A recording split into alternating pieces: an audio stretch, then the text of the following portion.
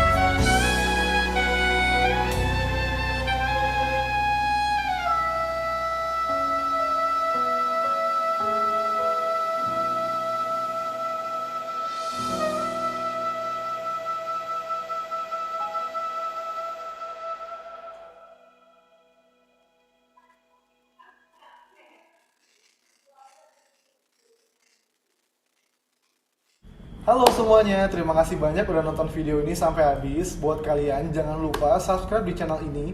Dan jangan lupa juga untuk nyalain lonceng notifikasi agar kalian tidak ketinggalan update video terbaru dari channel Desmond Amos. Terima kasih.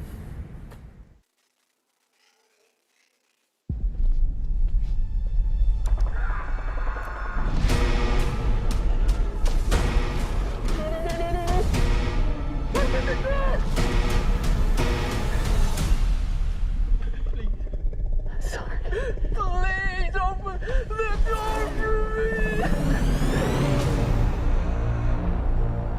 On the island we're headed to, 24 species have survived there alone. The theme park owners did experimental work, leaving only the worst ones here.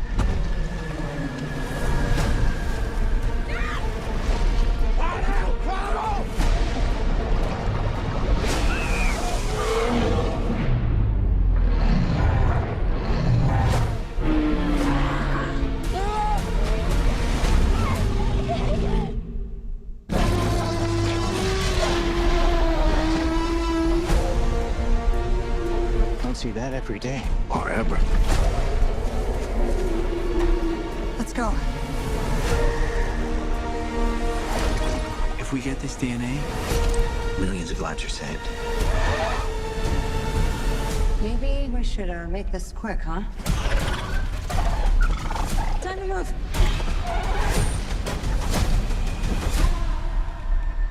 We put ourselves in a place where we don't belong. Survival is a long shot. That's kind of our specialty. She's scared. She's scared of.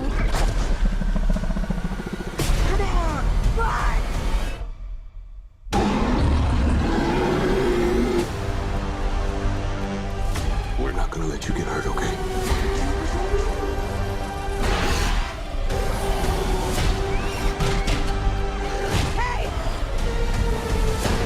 Then was the source. We found it?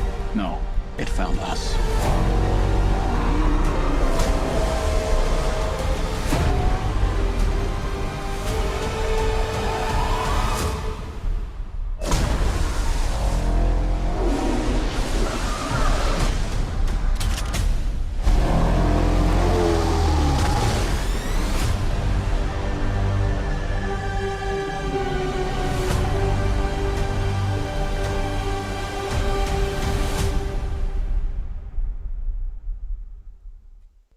Apapun bisnis dan profesi Anda, mulai online dengan domain di Hostinger. Klaim domain sekarang. Hostinger 3-2 online.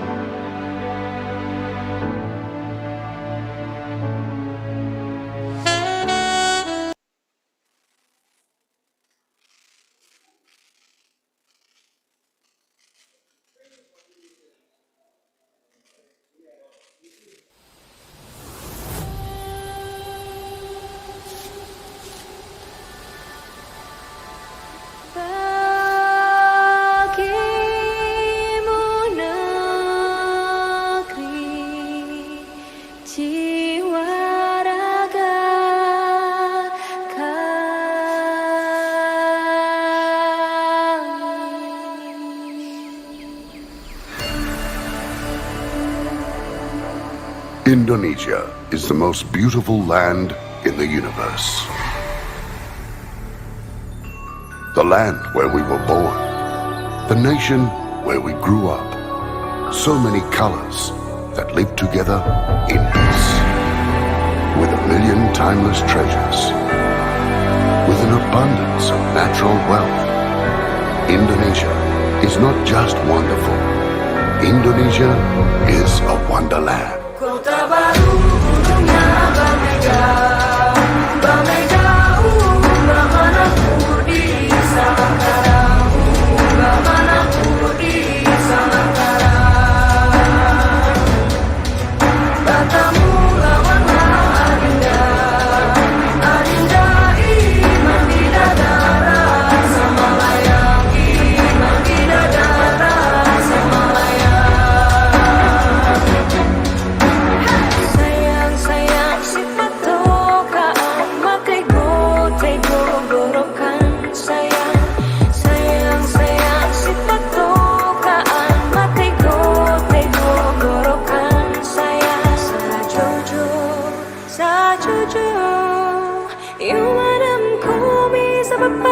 muna muna muna keke, sa muna muna muna keke. Soleram, soleram, soleram, anak yang manis, anak manis, janganlah dicium, sayang kalau dicium merah pipinya.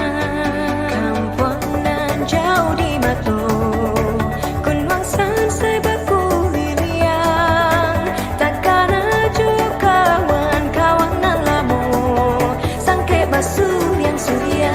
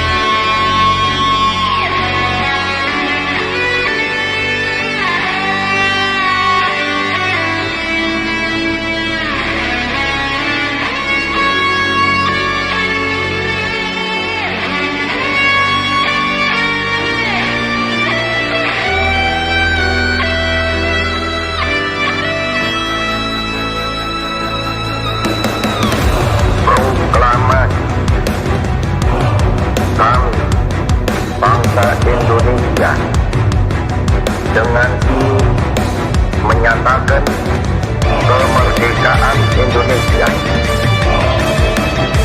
Hal-hal yang mengenai pemindahan kekuasaan dan lain-lain diselenggarakan dengan cara yang sama dan dalam tempo yang sesingkat-singkatnya. Jakarta, 17 Agustus 1945, atas nama bangsa Indonesia, Soekarno, Hatta.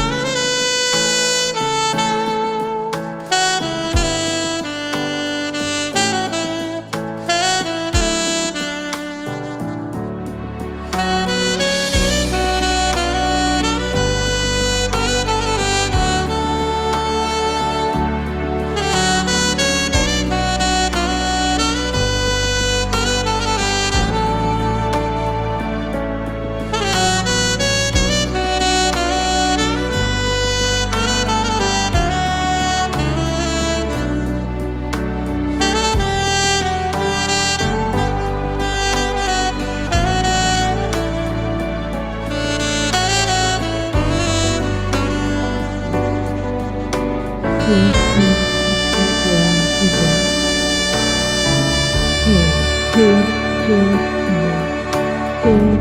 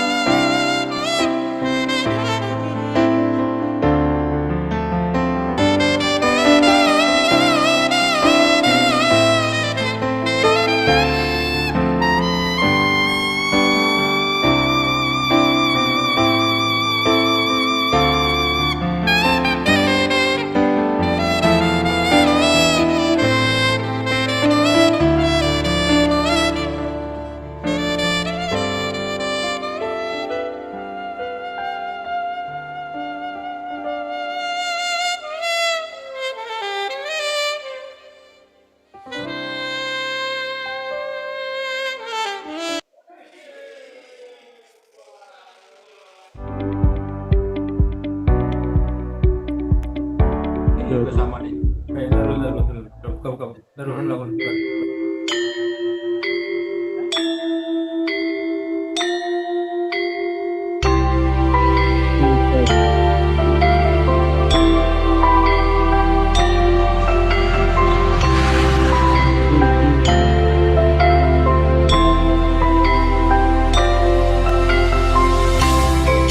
Welcome to Universitas Dirgantara Marsikal Surya Dharma, a university committed to shaping the golden generation of 2045, fostering competence, integrity, and readiness to compete on both national and international levels.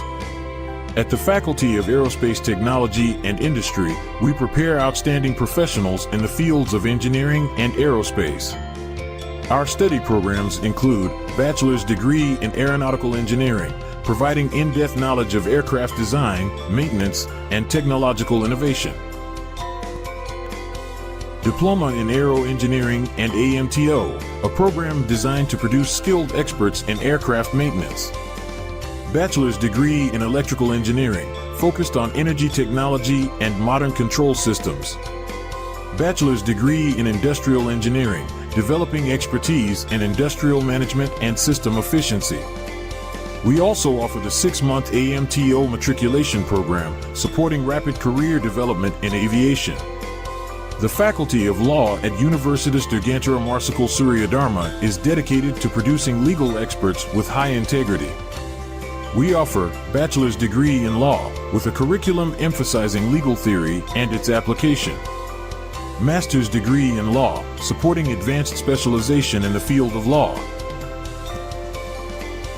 The Faculty of Health Sciences is committed to producing professional healthcare providers who are compassionate and competent.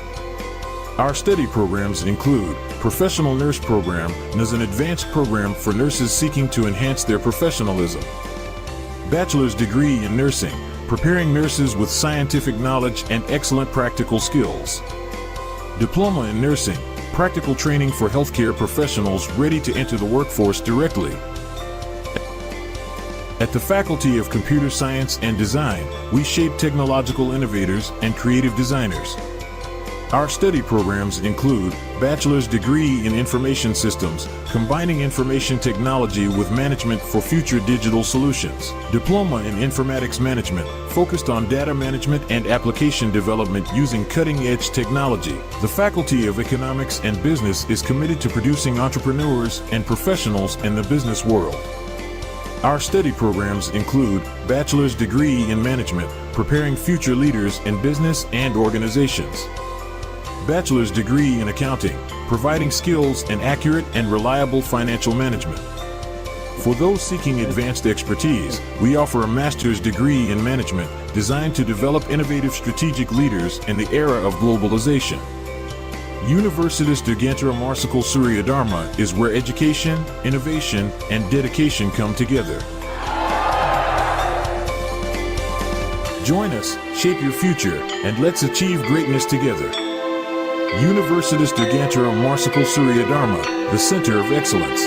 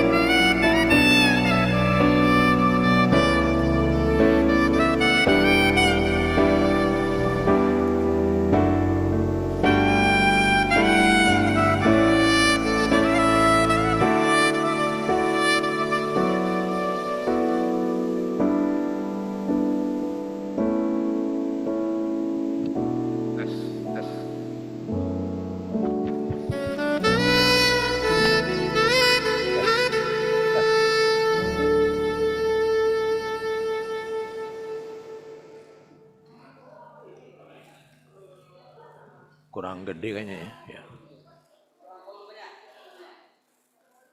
Tes 1 2 3 3 2 1. Bagaimana penerimaan ganti?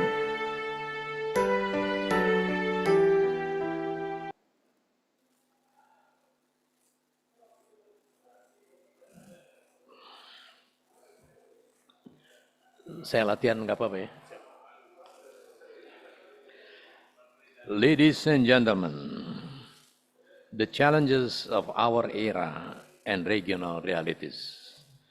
The recent air conflict between India and Pakistan in May 2025 should not be seen as a routine military encounter. Rather, it reflects an escalation in technological sophistication, decision-making velocity, and the growing centrality of air superiority in modern combat theaters. In South Asia, aerial combat now unfolds within minutes, and its reverberation extends far beyond the battlefield, impacting diplomacy, economic, and even global public opinion in real time. Pak Hikmahanto, as the world's largest archipelagic state, comprising over 17,000 islands, with the vast and vulnerable airspace, Indonesia can no longer afford to perceive air power as merely military asset. It is a core national instrument safeguarding sovereignty, integrating territories, defending the skies from foreign incursion, and critically projecting strategic deterrence across the Indo-Pacific, and not to delegate our airspace to Singapore. Air power today is not only a symbol of modern, but also a decisive determinant of tactical, strategic, and political advantage. We are witnessing India integration of drone swarms, artificial intelligence, and satellite-based infrastructure to create an adaptive aerial defense posture. Meanwhile, Pakistan, on the other hand, is leveraging the cost-effectiveness of its J-10C fighters and an aggressive early warning ecosystem. Both nations are wielding air power as extension of their respective grand strategies in a highly integrated system. Indonesia must transition from being a mere consumer of aerial technology to a strategic actor in its own skies. This calls for developing a sovereign and self-reliant aerospace industry, mastery of drones and unmanned combat systems, strengthening radar and maritime surveillance capacity, and crucially, establishing a modern adaptive and sovereign air doctrine. Air power today extends far beyond jet fighters soaring across the blue skies. It encompasses cyber domain dominance, AI-powered sensors and electromagnetic spectrum control. Global powers understand well that air superiority translates into superiority across all fronts: diplomacy, logistics, and national image. Thus, to build air power is to build multi-dimensional sovereignty in an age of technological convergence. Air power forms the backbone of joint force integration, linking ground, naval, and cyber operation. Only with full control of our airspace can we conduct near simultaneous reconnaissance, strike, and defense. Without sovereign air power, we risk becoming a mere air corridor for external powers with vested interest in our region.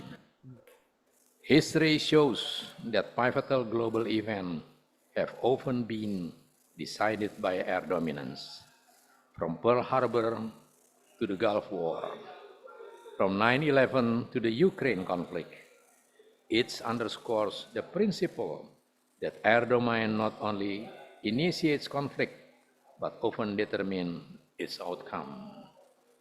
For Indonesia, developing air power is not merely about upgrading defense. It is fundamental reorientation of national policy from passive defense to credible deterrence. Air power ultimately is a hallmark of civilization advancement. A nation that commands its airspace is one that has matured technologically, politically, and strategically. We must no longer accept the role of passive observer in a global air power dynamics. Indonesia must emerge as a regional shaper, not just as spectators in the Indo-region air domain. This is the time to reclaim the skies above Nusantara, a strategic national space. Let me emphasize this. Indonesia's strategy must not be rich. We must not wait for conflict to erupt before taking action. We must be proactive. A credible anticipatory strategy should encompass an integrated early warning and air defense system, indigenous development of air combat platform, strengthen cyber defense capabilities within the aerospace domain, a comprehensive education and training for air warriors across multidimensional domain, and active defense diplomacy with the Indo-Pacific. Equally critical is the overhaul of our air defense command and control structure. Modern threats emerge in minutes, sometimes in mere seconds. Our command architecture must be lean, adaptive, and responsive, not bogged down by bureaucracy. Early warning is futile without the capacity for rapid, decisive, responsive. Furthermore, interoperability between the Indonesian Air Force, the National Cyber and Crypto Agency, the National Research and Innovation Agency, and strategic industries such as PTDI, LAN, LAPAN, and Depanri must be institutionalized. These entities must be woven into a unified aerospace defense ecosystem. There is no room for sectoral ego. In air defense, synergy is not optional, it is imperative. Just as vital is cultivating psychological resilience and public awareness of the strategic importance of airspace.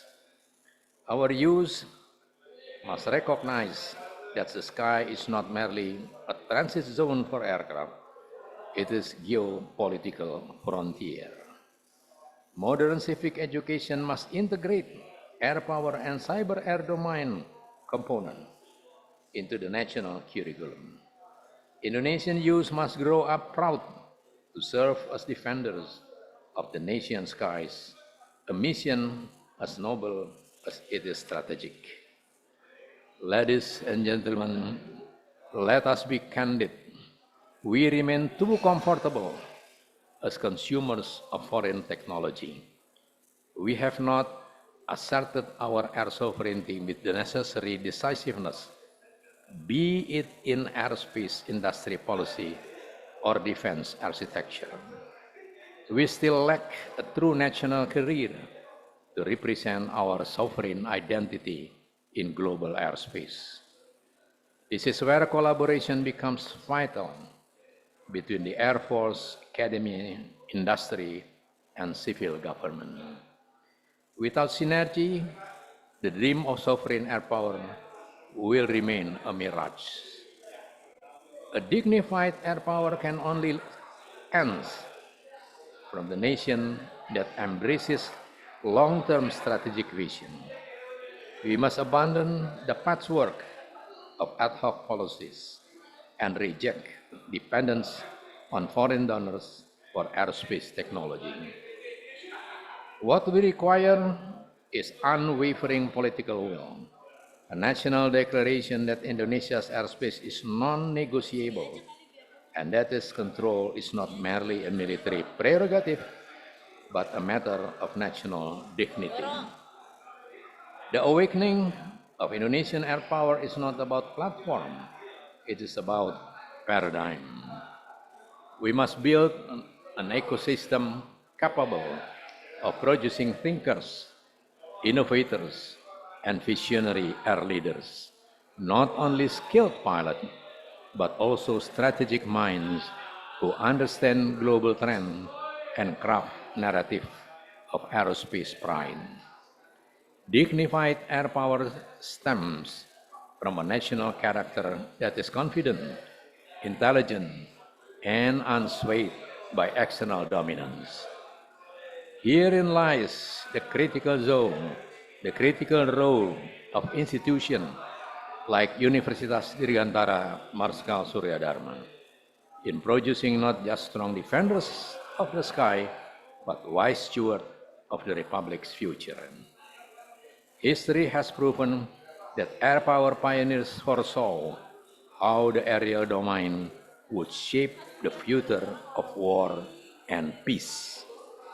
Julio Duhe, in his classic The Command of the Air, argued that air power would determine the doctrine of modern warfare, not only through speed, but via its psychological and strategic effect.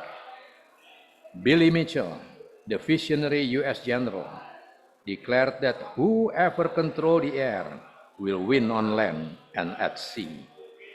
These two figures teach us the building air power is not merely about machine, it's about strategic foresight, courage against inertia, and a nation's determination to secure its future from the sky.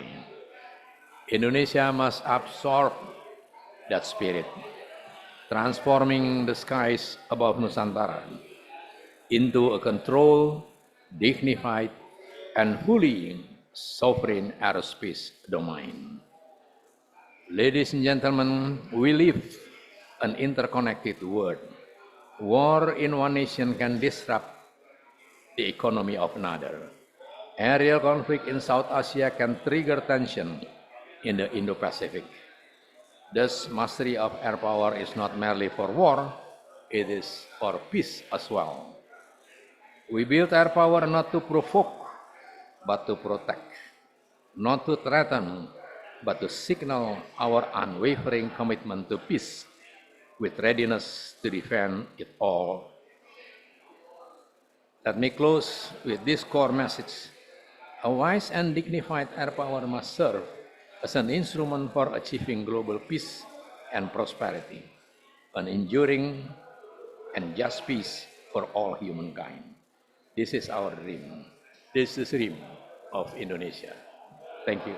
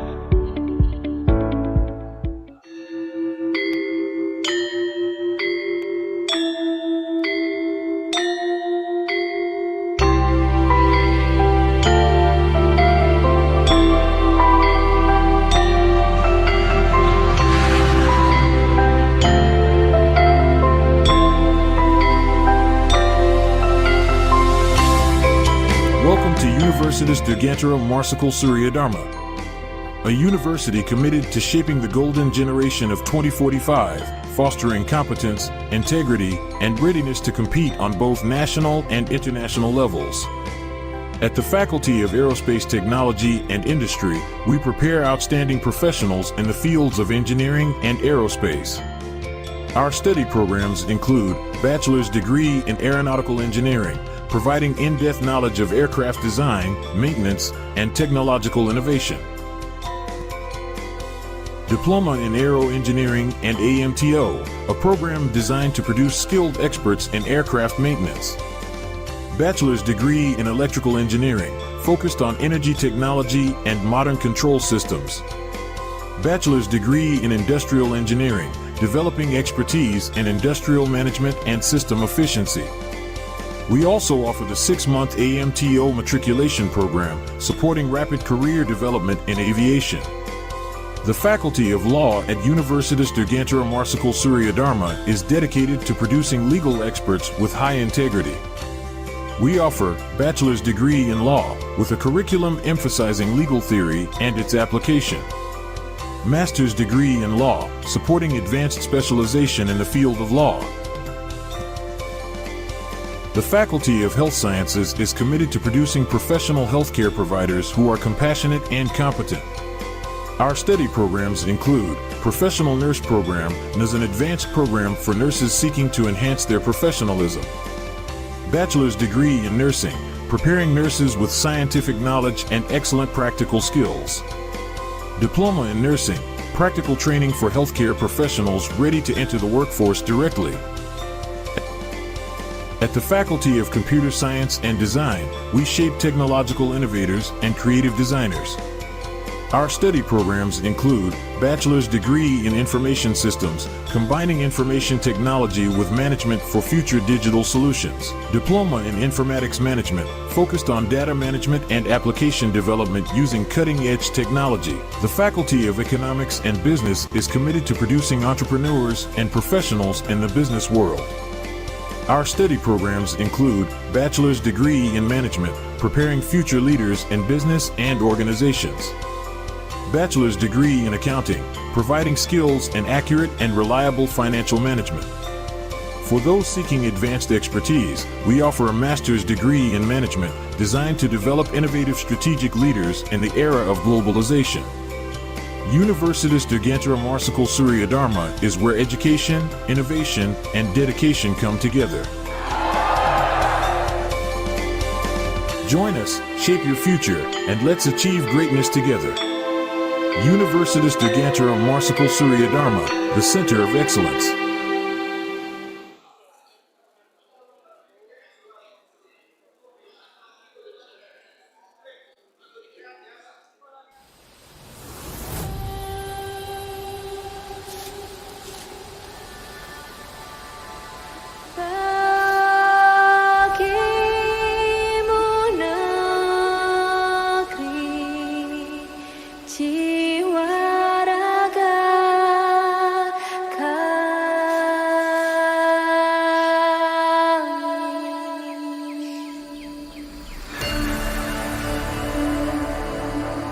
Indonesia is the most beautiful land in the universe. The land where we were born. The nation where we grew up. So many colors that live together in peace. With 1,000,000 timeless treasures. With an abundance of natural wealth. Indonesia is not just wonderful.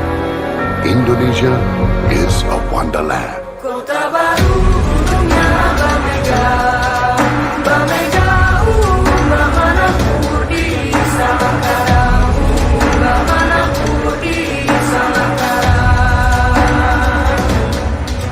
Katamu lawanlah adinda, adinda iman bidadara sama layak, iman bidadara sama layak.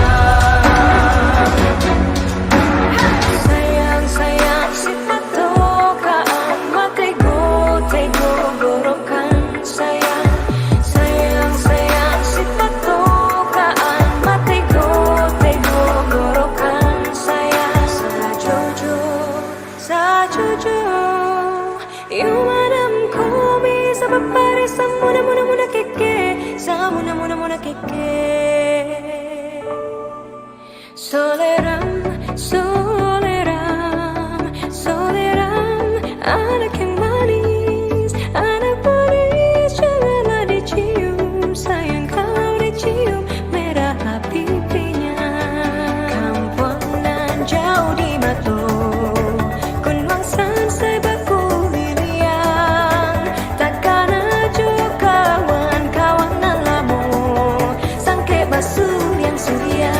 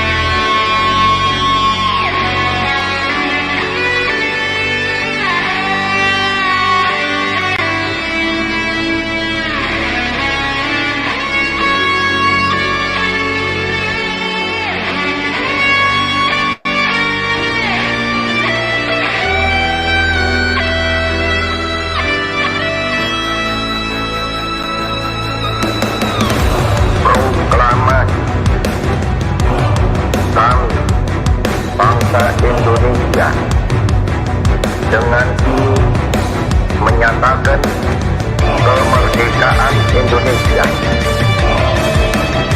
Hal-hal yang mengenai pemindahan kekuasaan dan lain-lain diselenggarakan dengan cara yang sama dan dalam tempo yang sesingkat-singkatnya. Jakarta, 17 Agustus 1945, atas nama bangsa Indonesia, Soekarno, Hatta.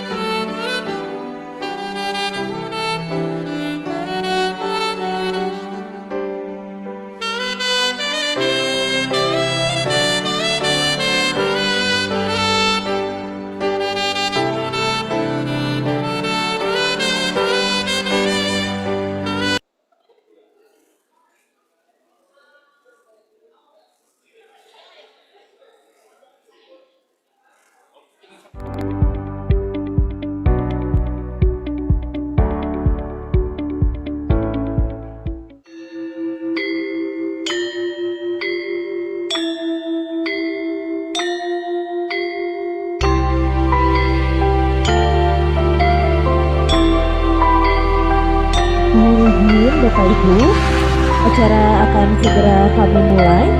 Mohon agar duduk di tempat yang telah disediakan.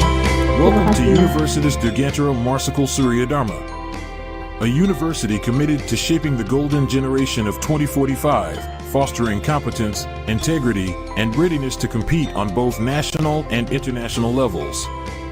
At the Faculty of Aerospace Technology and Industry, we prepare outstanding professionals in the fields of engineering and aerospace. Our study programs include bachelor's degree in aeronautical engineering, providing in-depth knowledge of aircraft design, maintenance, and technological innovation. Diploma in Aero Engineering and AMTO, a program designed to produce skilled experts in aircraft maintenance. Bachelor's degree in Electrical Engineering, focused on energy technology and modern control systems. Bachelor's degree in Industrial Engineering, developing expertise in industrial management and system efficiency. We also offer the 6-month AMTO matriculation program, supporting rapid career development in aviation. The Faculty of Law at Universitas Dirgantara Marsikal Surya Dharma is dedicated to producing legal experts with high integrity. We offer bachelor's degree in law with a curriculum emphasizing legal theory and its application. Master's degree in law, supporting advanced specialization in the field of law. The Faculty of Health Sciences is committed to producing professional healthcare providers who are compassionate and competent. Our study programs include Professional Nurse Program, as an advanced program for nurses seeking to enhance their professionalism. Bachelor's degree in nursing, preparing nurses with scientific knowledge and excellent practical skills. Diploma in nursing, practical training for healthcare professionals ready to enter the workforce directly. At the Faculty of Computer Science and Design, we shape technological innovators and creative designers.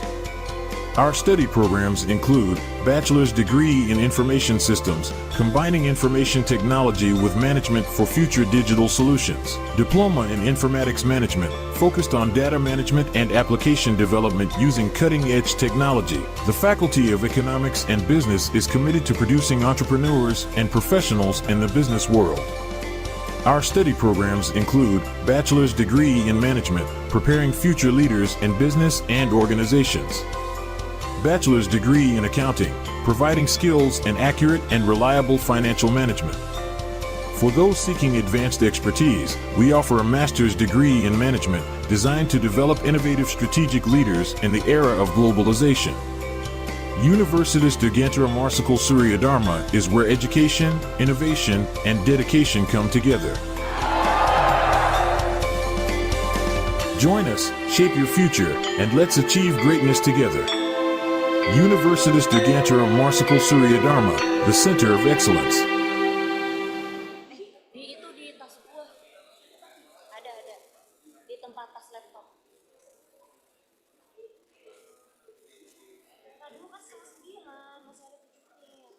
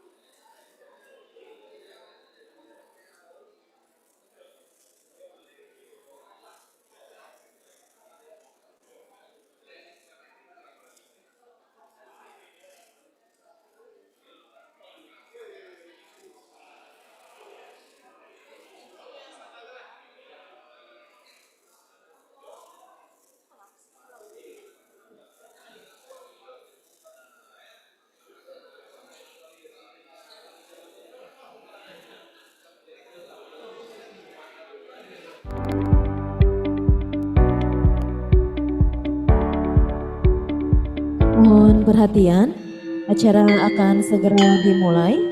Dimohon kepada Bapak dan Ibu agar menempati tempat duduk yang telah disediakan. Terima kasih.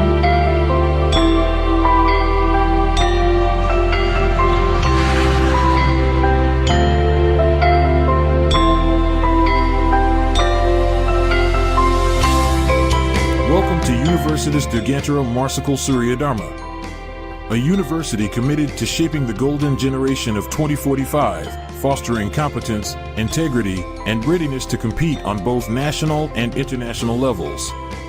At the Faculty of Aerospace Technology and Industry, we prepare outstanding professionals in the fields of engineering and aerospace. Our study programs include bachelor's degree in aeronautical engineering, providing in-depth knowledge of aircraft design, maintenance, and technological innovation. Diploma in Aero Engineering and AMTO, a program designed to produce skilled experts in aircraft maintenance. Bachelor's degree in Electrical Engineering, focused on energy technology and modern control systems. Bachelor's degree in Industrial Engineering, developing expertise in industrial management and system efficiency.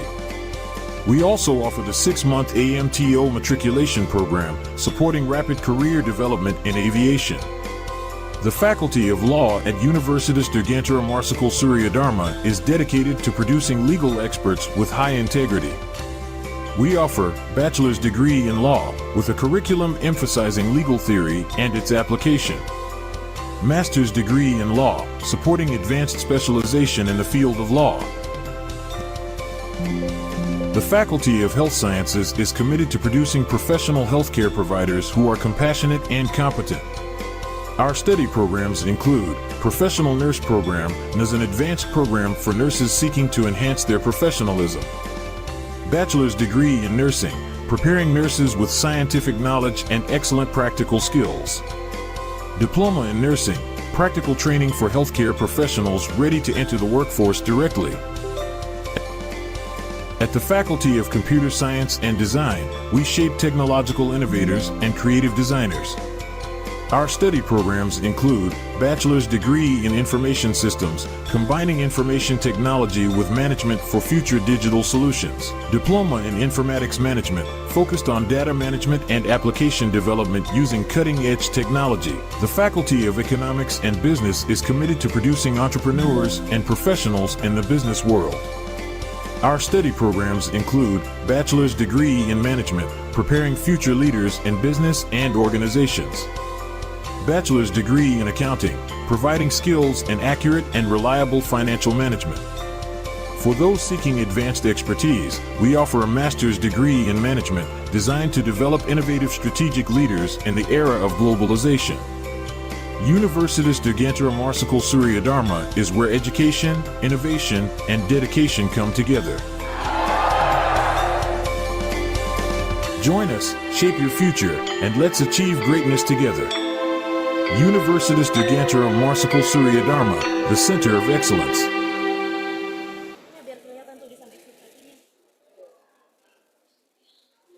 Mohon izin Bapak dan Ibu.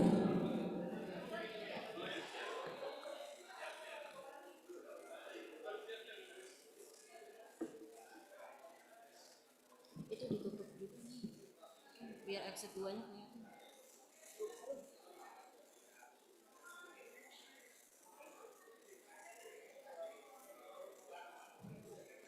Mohon izin sebelum memulai acara dimohon untuk men-silent atau menonaktifkan handphone terlebih dahulu. Sekali lagi, sebelum acara dimulai, dimohon untuk men-silent atau menonaktifkan handphone terlebih dahulu. Terima kasih.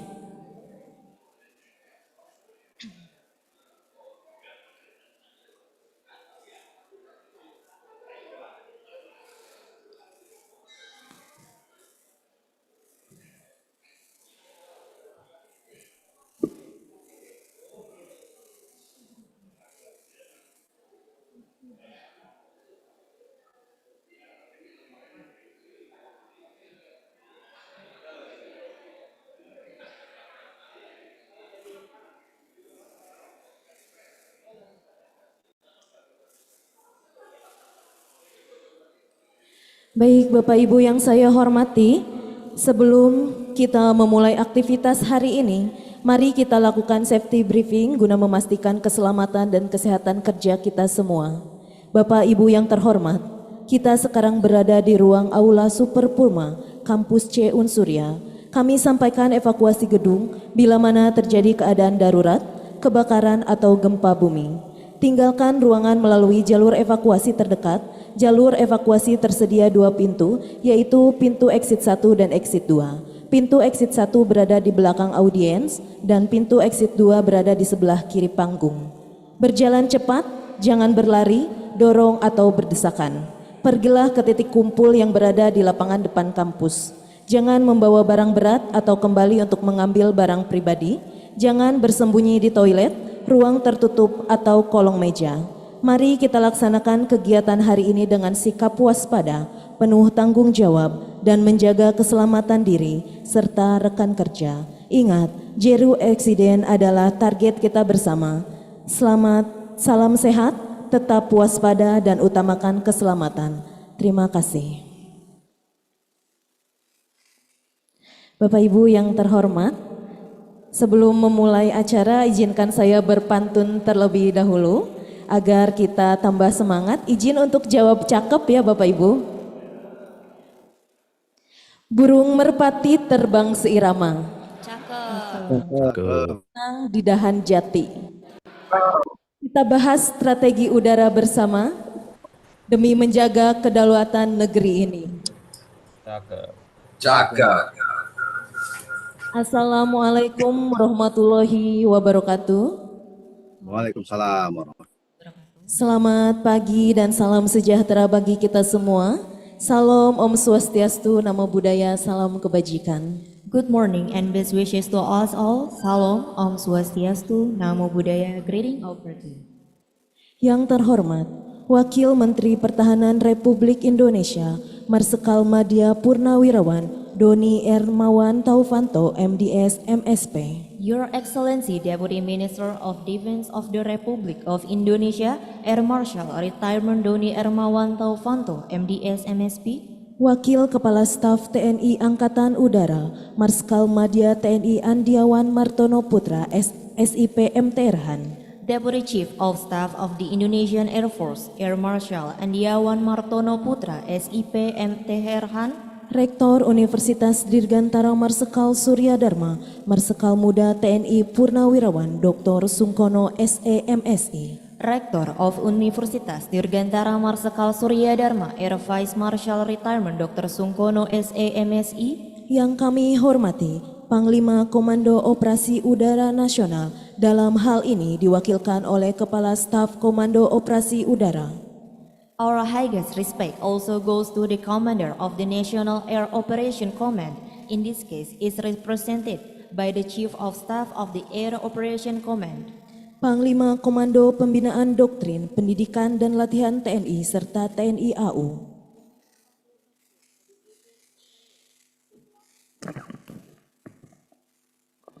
Panglima Komando Operasi Pertahanan Udara Nasional. Commander of the National Air Defense Operation Command. Inspektur Jenderal TNI Angkatan Udara. Inspector General of the Indonesian Air Force. Para perwira di lingkungan TNI Angkatan Udara. Officers of the Indonesian Air Force. Para rektor perguruan tinggi dan universitas. Rectors of various university and higher education institution. Yang kami hormati, Keynote Speech, Marsikal TNI Purnawirawan CP Hakim, Ketua Umum Pusat Studi Air Power Indonesia PSAPI. To our Honorable Keynote Speaker, Air Marshal Retirement CP Hakim, Chairman of the Pusat Studi Air Power Indonesia. Yang kami hormati para narasumber, Marsikal Muda Minggit Tribowo SIP, Asisten Operasi Kasau. Air Commander Minggit Triwibowo, SIP Assistant for Operation to the Chief of Staff of the Indonesian Air Force. Kolonel Chief Kumar, Atase Pertahanan Kedutaan Besar India. Kolonel Chief Kumar, Defense Attaché Embassy of India. Tommy Tamtomo, PhD, Wakil Ketua atau Kepala Litbang Pusat Studi Air Power Indonesia. Tommy Tamtomo, PhD, Vice Chairman and Head of Research and Development PSAP. Ardi Suteja, MBA PhD, Ketua Indonesia Cyber Security Forum. Ardi Suteja, MBA PhD, Chairman of the Indonesia Cyber Security Forum. Alexander Ludi, MBA PhD, Sekretaris Jenderal Indonesia Robotic Association. Alexander Ludi, MBA PhD, Secretary General of the Indonesian Robotic Association. Yang kami hormati Ketua Umum Yasau, Dr. Kandidat Marsikal Muda TNI Purnawirawan Insinyur Tribowo Budi Santoso, MM MTRhan, serta Ketua Dewan Pengurus Yasau dan Kepala BPH Unsurya. Our sincere regards to General Chairman of Yasau Insinyur Tribowo Budi Santoso, MM MTRhan, including the Board Chair and Head of BPH Unsurya. Ketua Senat Akademik Unsurya. Chairperson of the Academic Senate of Unsurya. Seluruh Wakil Rektor. All Vice Rectors. Para Kepala Lembaga, Direktur dan Dekan Unsurya. Heads of Institutes, Directors and Deans of Unsurya. Seluruh Sivitas Akademika Unsurya. All members of the Unsurya academic community. Seluruh mahasiswa Unsurya. All students of Unsurya. Dan seluruh tamu undangan yang berbahagia. And of course, all our distinguished guests joining us today. Let us express our highest gratitude to God Almighty for granting us health, safety, and countless blessings, allowing us to gather at this international seminar co-hosted by Universitas Dirgantara Marsikal Surya Dharma and the Pusat Studi Air Power Indonesia with the theme Analysis of the Pakistan-India Conflict and Indonesia Anticipatory Strategies from the Perspective of Air Power. In good health and high spirits, my name is Rizka and my partner is Resha. We will serve as your master of ceremony throughout today's event. Allow us to read the rundown of today's agenda. First, opening. Second, National Anthem Indonesia Raya. Third, prayer. Fourth, opening remarks. 5, group photo session. 6, keynote speech. 7, presentation. 8, discussion session. 9, certificate presentation and book distribution. 10, summary and closing remarks. 11, national song Bagimu Negeri. 12, closing.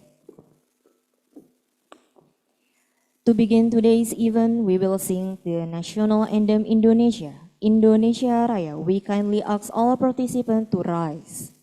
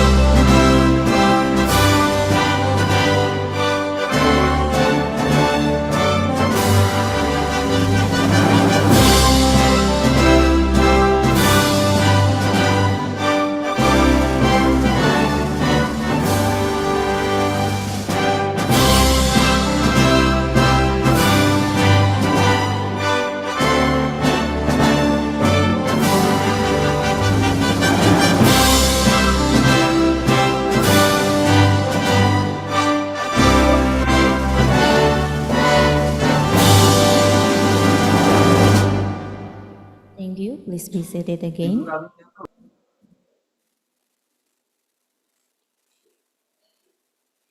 The next agenda is the prayer. The prayer will be led by Mr. Budi Aji Warsianto STMT. We kindly invite him to the stage.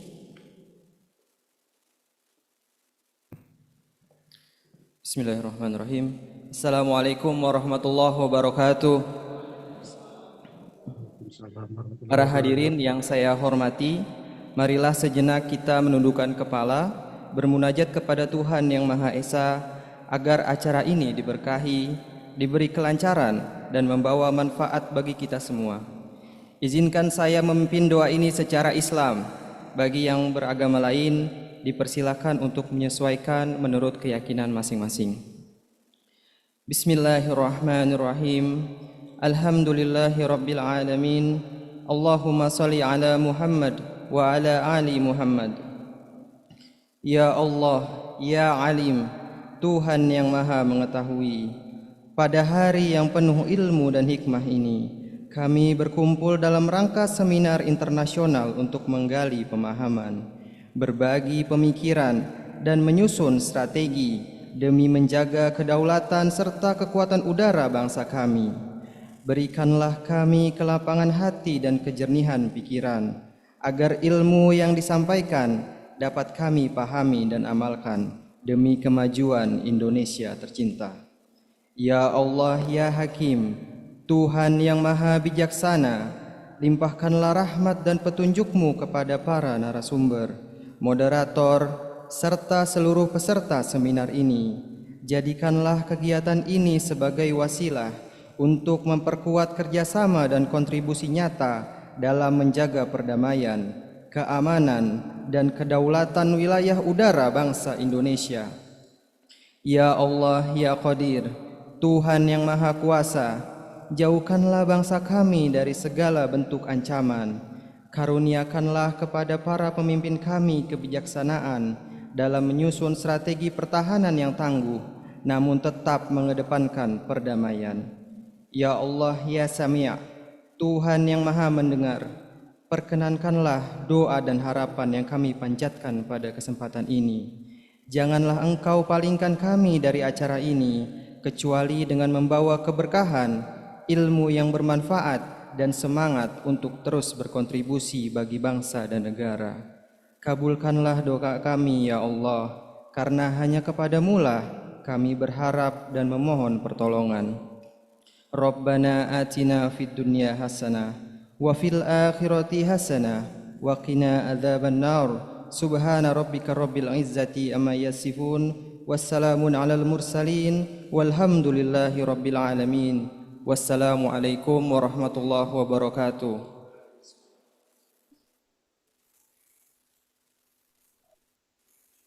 The next agenda is the welcoming remarks from the Rector of Unsuria. We respectfully invite Air Vice Marshal Retirement Dr. Sungkono S.A. MSI to deliver his address.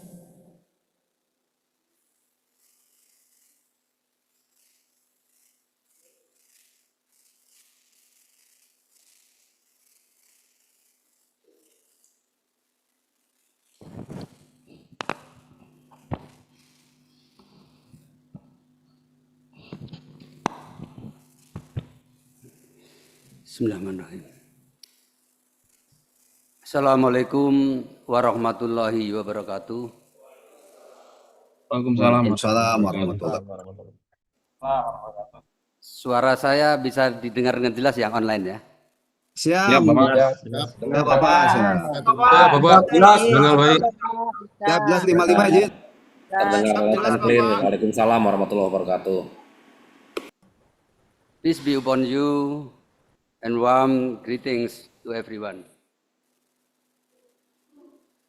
His Excellency Deputy Minister of Defense of the Republic Indonesia, Air Marshal Doni Hermawan Taufanto MTS MSP, Deputy Chief of Staff of the Indonesian Air Force, Air Marshal Andiawan Martono Putro, SIP, the Honorable Commander of the National Air Operation Command, represented by the Chief of Staff, Air Operation Command, Commander of the Indonesian National Armed Forces and Air Force Doctrine, Education and Training Development Command, Commander of National Air Defense Operation Command, Inspector General and Officer Indonesian Air Force, Rector of University and College, distinguished Keynote Speaker, Air Vice Marshal I say again, Air Vice Marshal Retired C.P. Hakim, Chairman of the Indonesian Air Power Study Center. Distinguished speakers, Air Vice Marshal Tribowo. I say again, Air Vice Marshal Minggit Tribowo, SIP, Assistant for Operation to the Chief of Staff of the Indonesian Air Force. Colonel Shiv Kumar, Defense Attaché Embassy of India. Thank you very much. Tommy Tamtomo, PhD, Vice Chairman, Head of Research Development of the Indonesia Air Power Studies Center. Ardi Stejo, MBA, PhD, Chairman of Indonesia Cyber Security Forum. Alexander Ludi, MBA, PhD, General Secretary of Indonesia Robotic Association, co-founder Idoluas, and ex-assistant CEO PT Frog Indonesia. Thank you very much.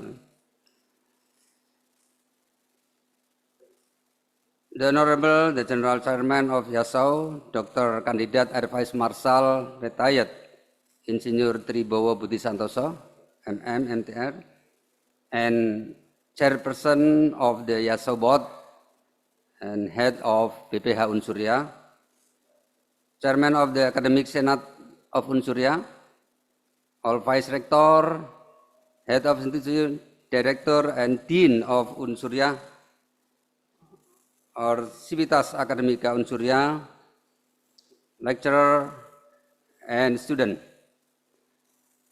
Unforgettable all the participants of international seminar and also by online. And thank you very much, Maskal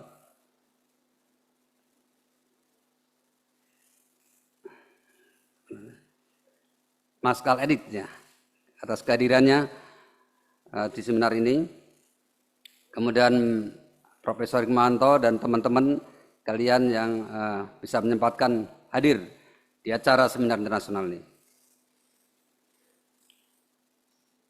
First of all, let us express our highest gratitude to Allah SWT, the Almighty God, for His blessing, grace, and good health, which enable us to gather here today at this international seminar. The theme, Analysis of the Pakistan-India Air Battle and Indonesia Anticipatory Strategies from the Perspective of Air Power. With deep gratitude and honor, I extend a warm welcome to Universitas of Dirgantara Marskal Suradharma. It is very important and strategy forum.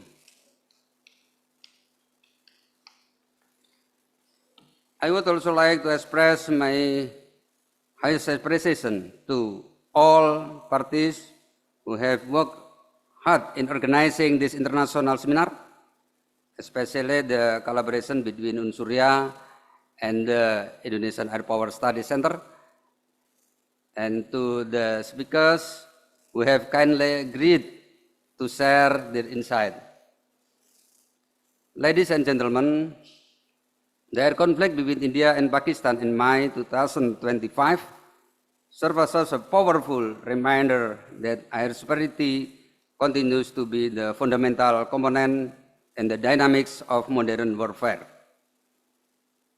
It encompasses not only aerial combat, but also critical elements such as technology capability, command and control system, information dominance, and the projection of power across borders.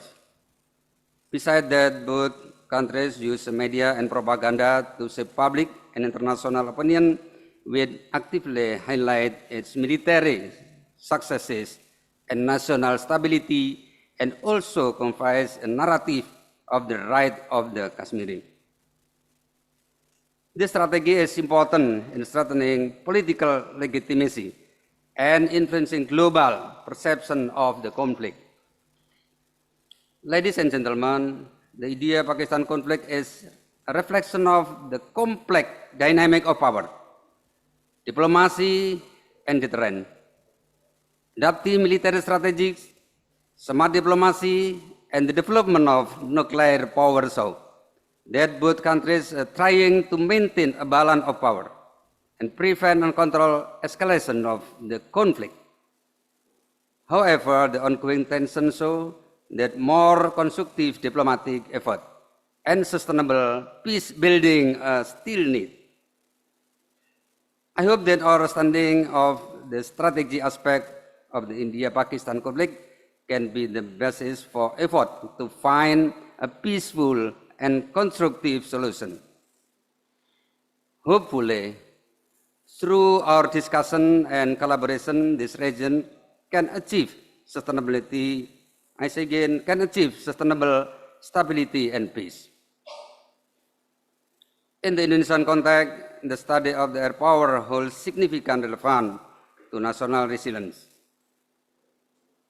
As the world's largest archipelagic nation, situated in a highly strategic geographic location, Indonesia is confronted with the complex challenges on maintaining sovereignty over an extensive and multifaceted airspace. Accordingly, a comprehensive understanding of both regional and global air power dynamic is imperative. Air power communicates not only through military, but also the lessons of politics, technology, economy, diplomacy, and international law. We believe that the expansion of the air power studies within the academic environment through interdisciplinary integration is a vital step toward enhancing Indonesian comprehensive defense capability. Ladies and gentlemen, this seminar constitutes a concrete manifestation, concrete manifestation of this effort. The collaboration between Unsurya and the Indonesian Air Power Studies Center serves as a distinguished example of the synergy among academic institutions, military organizations, and policy-making communities in generating research that is both strategy and vision and practical in application. I encourage all stakeholders to continue fostering and enhancing this collaboration ecosystem, ensuring that the knowledge produced extend beyond theoretical discourses and is effectively translated into national policy, an air defense doctrine that are robust, resilient, adaptive to the Indonesia defense doctrine. Finally, it is my sincere hope that today's deliberation will yield tangible outcomes and serves as a forum for meaningful, reflective, and solution-driven dialogues. And now, by saying Bismillahirrahmanirrahim, I officially declare the International Seminar of the University of Dirgantara Marskal Swadharma and Indonesia Air Power Study Center, the theme, Analysis of the Pakistan-India Air Battle and Indonesia Anticipatory Strategies from the Perspective of Air Power, formally open.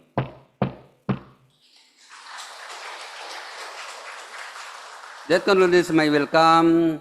May Allah SWT always bless our journey together. Thank you. Wassalamualaikum warahmatullahi wabarakatuh. Waalaikumsalam warahmatullahi Waalaikumsalam warahmatullahi wabarakatuh. Waalaikumsalam warahmatullahi wabarakatuh. Thank you very much for Mr. Sungkono as Rector of Unsurya. The next agenda is we will take a group photo session. Dimohon dengan hormat kepada para hadirin untuk berdiri dan tetap di tempat untuk sesi foto bersama, dan kepada petugas dipersilakan. Dipersilakan para hadirin untuk berdiri dan tetap di tempat.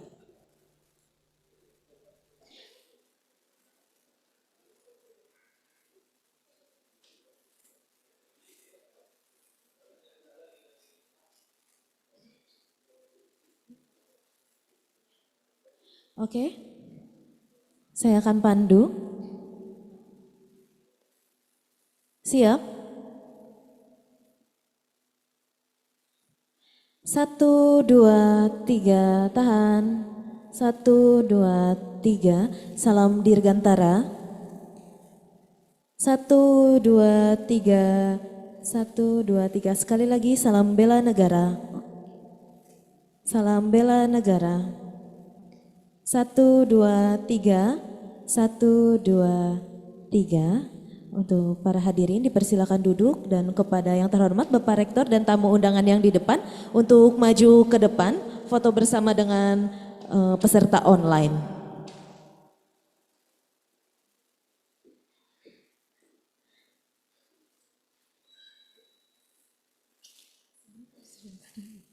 Peserta online. Full. Mana full screen atau full screen?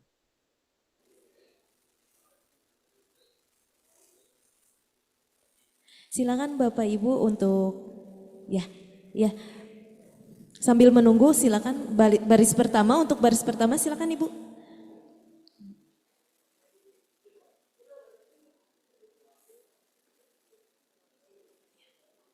Ya, mohon izin untuk menunggu terlebih dahulu Bapak CP Hakim dan Bapak Rektor. Untuk yang online silakan on cam ya. Silakan on cam kameranya untuk yang online. On cam-nya dimatikan dari sana, Bu. Ya, mohon menunggu sebentar.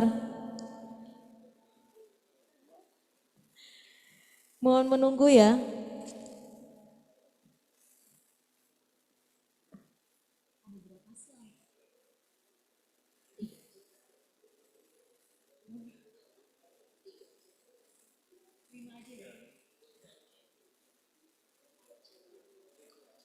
Ya, mohon ditunggu.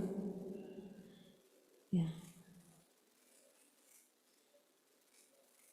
Sambil menunggu boleh untuk menikmati snack yang ada di meja, Bapak Ibu.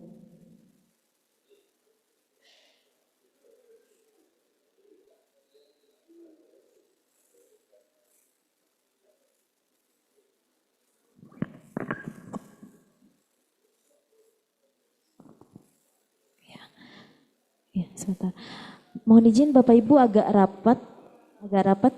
Bapak Ibu agak merapat.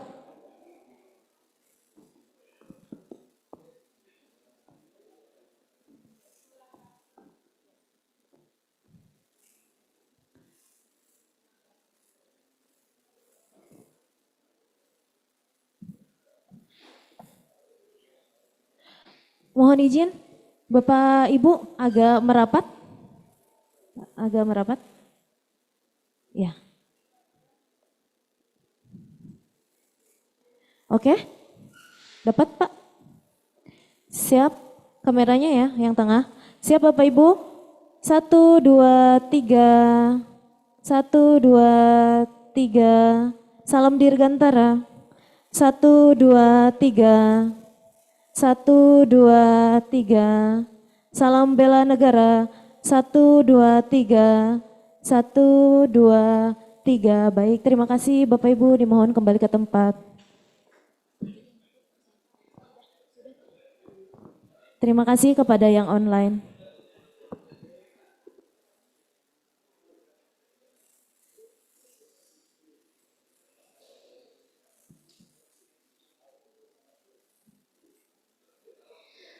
Next, we will proceed to the keynote speech which will be delivered by the chairman of the Pusat Studi Air Power Indonesia. Let me brief his short CV. Air Chief Marshal Retirement CP Hakim, born in Yogyakarta on December 17, 1947, is a former Chief of Staff of the Indonesian Air Force 2022 until 2025, and a distinguished graduate of the Indonesian Air Force Academy and Lemhanas RI with extensive military education both domestically and abroad. Post-retirement, he served as chairman of the Pusat Studi Air Power Indonesia and is an active writer and national speaker on air defense, aerospace sovereignty, and civil military aviation policy, having authored over 50 books on Indonesia air power and defense strategy. We respectfully invite Air Marshal Retirement CP Hakim to the stage. Please be welcome, sir.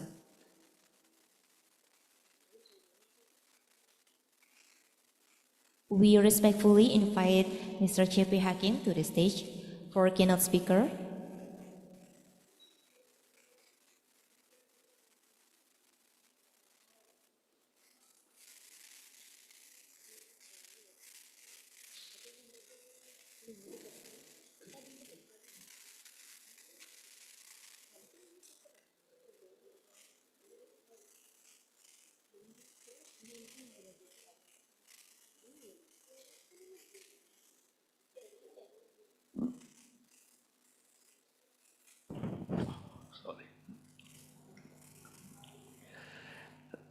Selamat pagi Ibu Bapak yang saya hormati,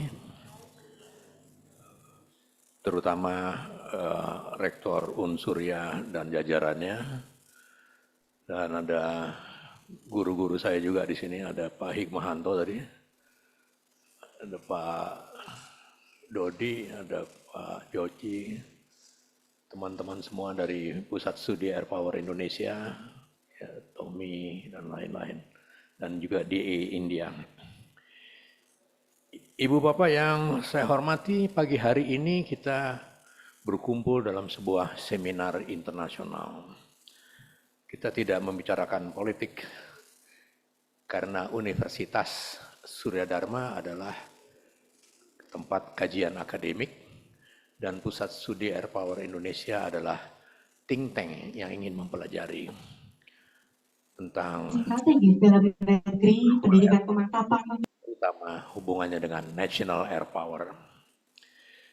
Hadir di sini di India, dan untuk diketahui, India and Pakistan is our close friendship since the long time. So maybe the topic that we want to discuss is very sensitive. Maybe something like scary because we're talking about the war. Yeah. Saya ingin menyampaikan dalam bahasa Inggris karena kalau saya sampaikan dalam bahasa Indonesia, English speaking participant mungkin kesulitan untuk mengerti. Tetapi kalau saya pakai bahasa Inggris, orang-orang Indonesia pasti mengerti bahasa Inggris. Orang Indonesia jago-jago bahasa Inggrisnya. Well, ladies and gentlemen, Profesor Kishore Mahbubani, former chairman of Security Council, United Nations Organization, once said, every presentation in US start with a joke. So I will start with a joke as well. As we know, we are in the environment that the aviation technology is very fast. And the world become too small to traveling. One among the international airlines whose position is in the top 10 in the global airlines, it's EVA Air. EVA Air, the airlines belong to China. I believe mostly of you are familiar with EVA Air, but nobody knows that EVA Air now become the widow. You know why? Because Adam Air has passed away several years ago.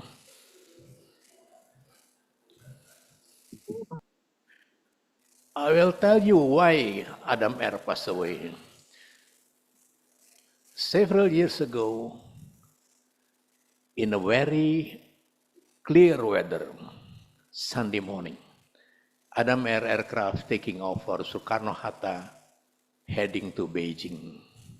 But unfortunately, the aircraft got one engine fail.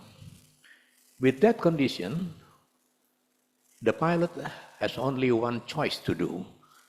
That's straight-in approach, emergency landing, and it means land in the water, called ditching.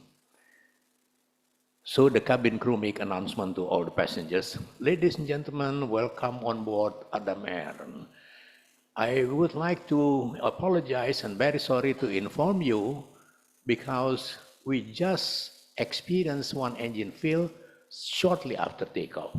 So with that condition, the captain pilot has only one choice to do, straight-in approach emergency landing. It means land in the water, called ditching. But don't worry, ladies and gentlemen. For those who can swim, please go to the left side. For those who cannot swim, please go to the right side. And for those who can swim, shortly after the aircraft touches the water, you can open the emergency exit door or emergency exit window, and the search and rescue team will pick you up. You can swim, and the SAR team will pick you up, okay? And for those who cannot swim, thank you for flying Adam Air. Okay, let's start. Ladies and gentlemen, the recent air conflict between India and Pakistan in May 2025 should not be seen as a routine military encounter. Rather, it reflects an escalation in technological sophistication, decision-making velocity, and the growing centrally of air superiority in modern combat theaters. In South Asia, aerial combat now unfolds within minutes, and its reverberation extends far beyond the battlefield, impacting diplomacy, economic, and even global public opinion in real time. Once again, I would like to say, this forum discusses sensitive material. So, in this forum, we carry out Chatham House rules, just for lesson learned in academic science and for the think tanks like Indonesia Air Power Study Center. Ladies and gentlemen, as the world's largest archipelagic state comprising 17,000 islands, with vast and vulnerable airspace, Indonesia can no longer afford to perceive air power as merely a military asset. It is a core national instrument, safeguarding sovereignty, integrating territories, defending the skies from foreign incursion, and critically projecting strategic deterrence across the Indo-Pacific. Air power today is not only symbol of modern might, but also a decisive determinant of tactical, strategic, and political advantage. We are witnessing India's integration of drone swarms, artificial intelligence, and satellite-based infrastructure to create an adaptive aerial defense posture. But meanwhile, Pakistan, on the other hand, is leveraging the cost-effectiveness of G-10C fighters and an aggressive early warning ecosystem. Both nations are wielding air power as extensions of their respective grand strategies in a highly integrated system. Once again, we discuss this matter today with the same final destination. That's global peace and prosperity. Ladies and gentlemen, Indonesia must transition from being a mere consumer of aerial technology to a strategic actor in its own skies. This calls for developing a sovereign and self-reliant aerospace industry, mastery of drones and unmanned combat systems, strengthening radar and maritime surveillance capacity, and crucially, establishing a modern, adaptive, and sovereign air doctrine. Air power today extends far beyond jet fighters soaring across blue skies. It encompasses cyber domain dominance, AI-powered sensors and electromagnetic spectrum control. Global powers understand well that air superiority translates into superiority across all fronts. Again, diplomacy, logistics, and also national image. Thus, to build air power is to build multi-dimensional sovereignty. In an age of technological convergence, air power forms the backbone of joint force integration, linking ground, naval, and cyber operation. Only with full control of our airspace can we conduct near simultaneous reconnaissance, strike, and defense. Without sovereign air power, we risk become a mere air corridor for external powers with vested interests in our region. History shows that pivotal global events have often been decided by air dominance. We see from Pearl Harbor to Gulf War, from 9/11 to the Ukraine. It underscores the principle that the air domain not only initiate conflict, but then often determine the outcome. For Indonesia itself, developing air power is not merely about upgrading defense assets. It is a fundamental reorientation of national policy from passive defense to credible deterrence. Air power ultimately is a hallmark of civilization advancement. A nation that commands its airspace is one that has matured technologically, politically, and also strategically. We must no longer accept the role of a passive observer in global air power dynamic. Indonesia must emerge as a regional shaper, not just a spectator in the Indo-Pacific air domain. This is the time to reclaim the skies above Nusantara, a strategic national space. Ladies and gentlemen, let me emphasize this. Indonesia's strategy must not be reactive.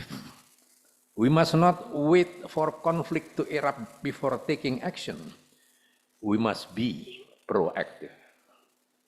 A credible anticipatory strategy should encompass an integrated early warning and air defense system, indigenous development of air combat platform, strengthen cyber defense capabilities within the aerospace domain, comprehensive education and training for air warriors across multidimensional domain, and active defense diplomacy within the Indo-Pacific.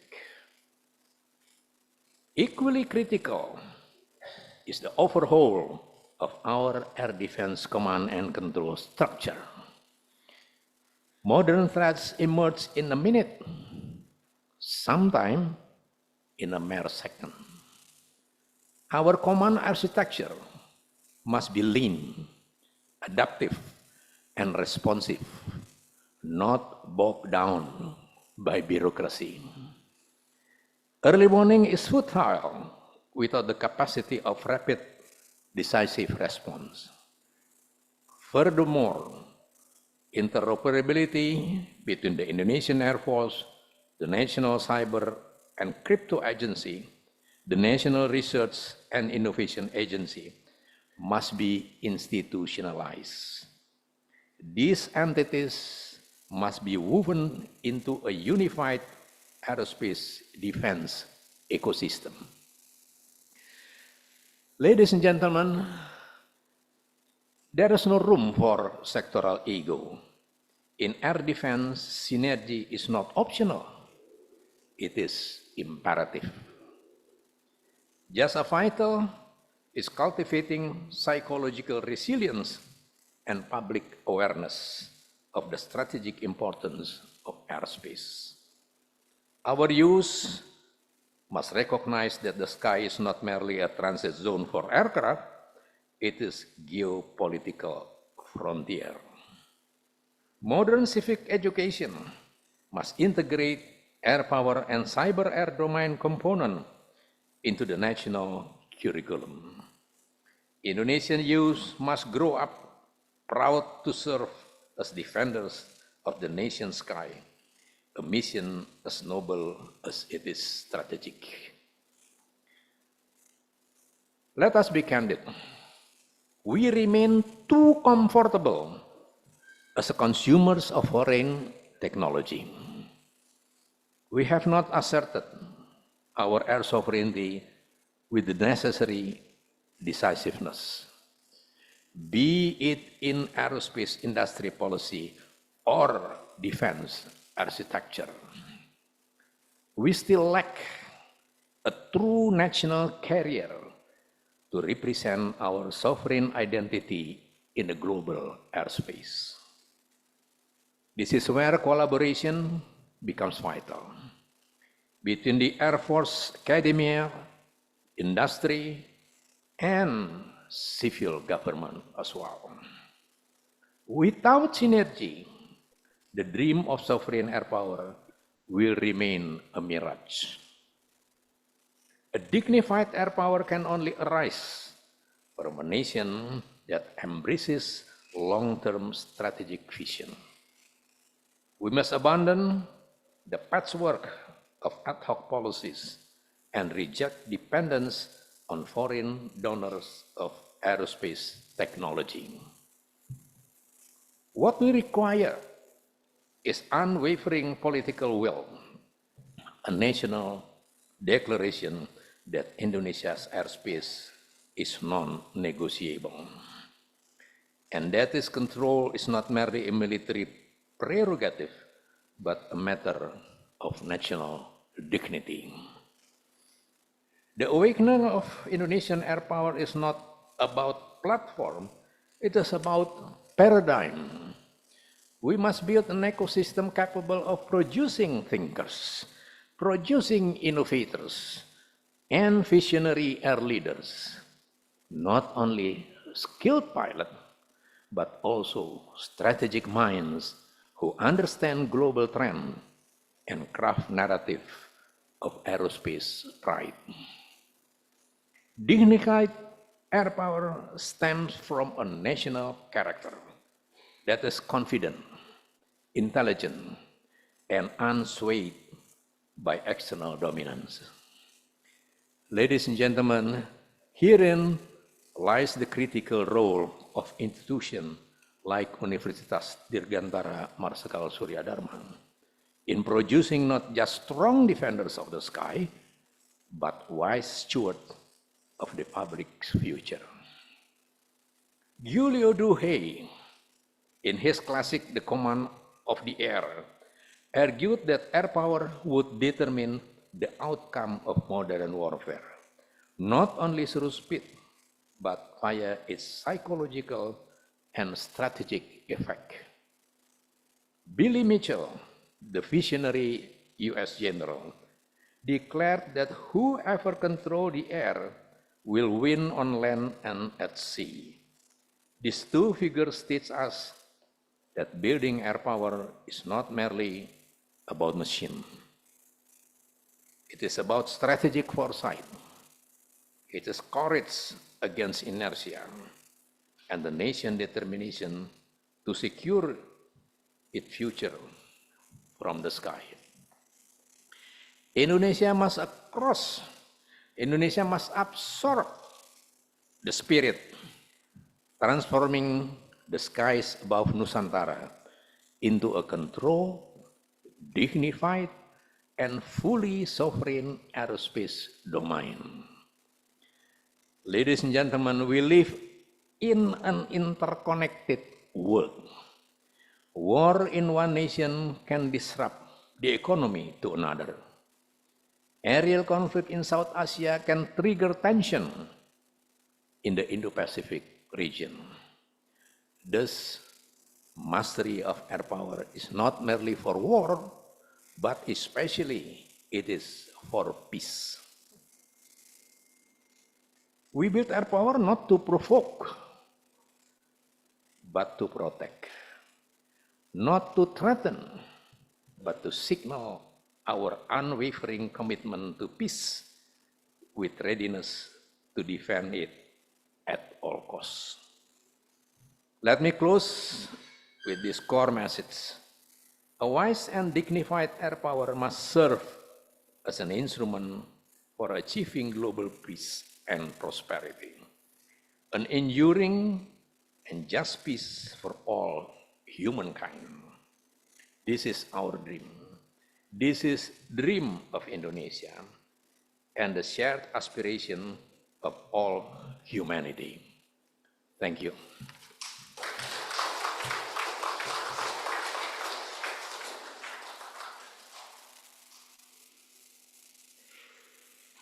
Thank you very much for Mr. C.P. Hakim, the insightful speech.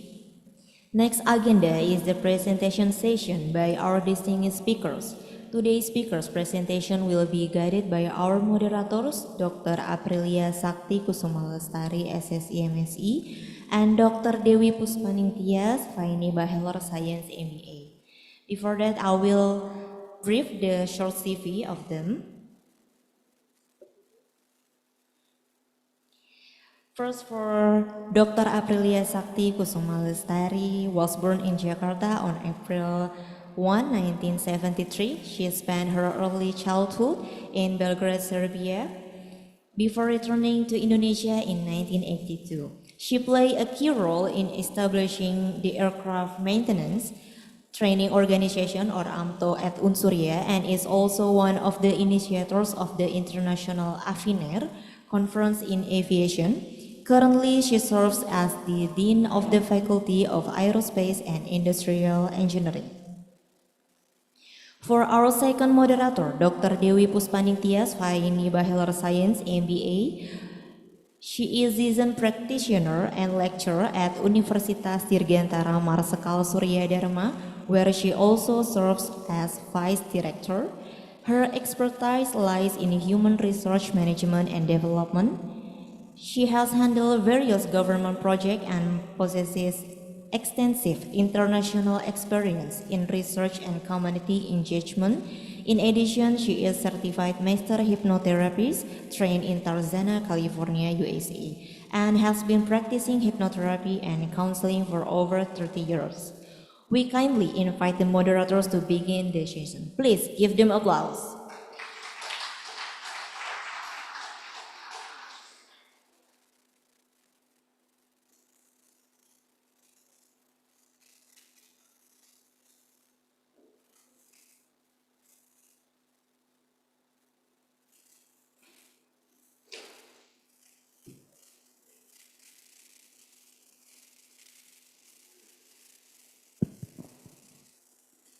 Good morning, ladies and gentlemen. Assalamualaikum warahmatullahi wabarakatuh. Salam sejahtera. Om Swastiastu, Namo Buddhaya. The honorable speakers, distinguished guests, and all participants joining this seminar both in person on site, and virtually online. We are now entering the panel session. I am Aprilia and this is my colleague, Dr. Dewi Puspaning Tias.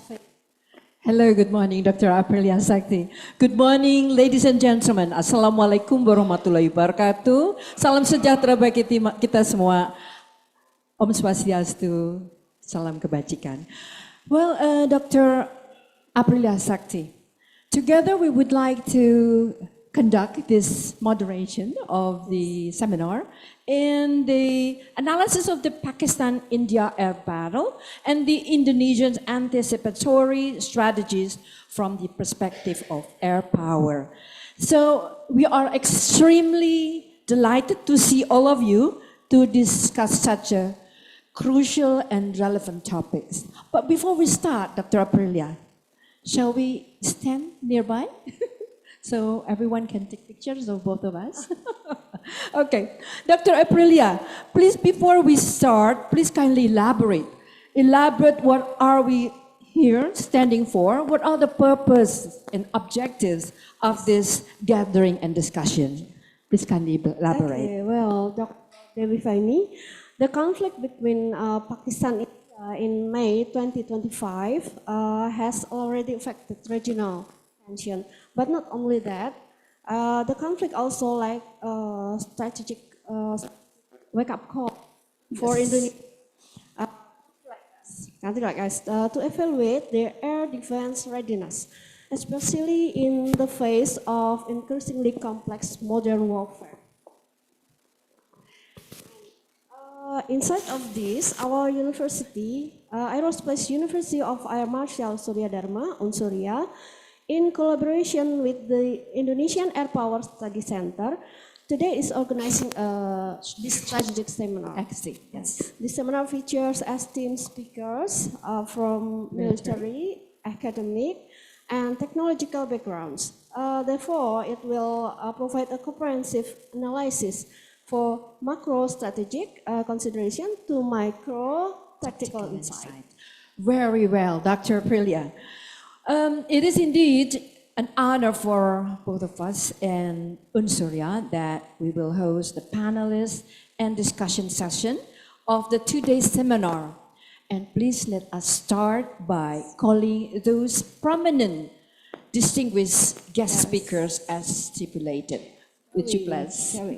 The first is Mr. Tommy Tamtomo, PhD, the head of research and development of Pusat Studi Air Power Indonesia.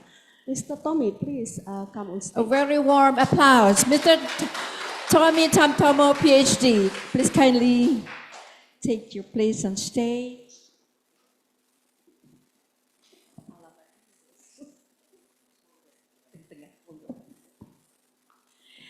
Yes, please. And secondly, I would like to welcome Mr. R.D. Suteja, MBA, PhD, and he's a chairman of the ICSF, or Indonesian Cybersecurity Forum.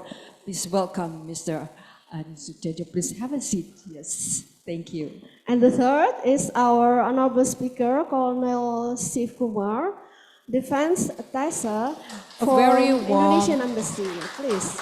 Very warm applause. Good morning, sir. Welcome to our stage. Please have a seat. The fourth speaker will be Bapak or Mr. Alexander Ludi, MBA. He is the Secretary General of IRA, the Indonesian Robotic Association. Please come to the stage, Mr. Alexander. Good morning. Yes, and our next speaker, who is from the Indonesian Air Force, Air Vice Marshal Minggit Tribowo, will come later due to his earlier agenda this morning. So please have a seat. Yes, Dr. Dewi.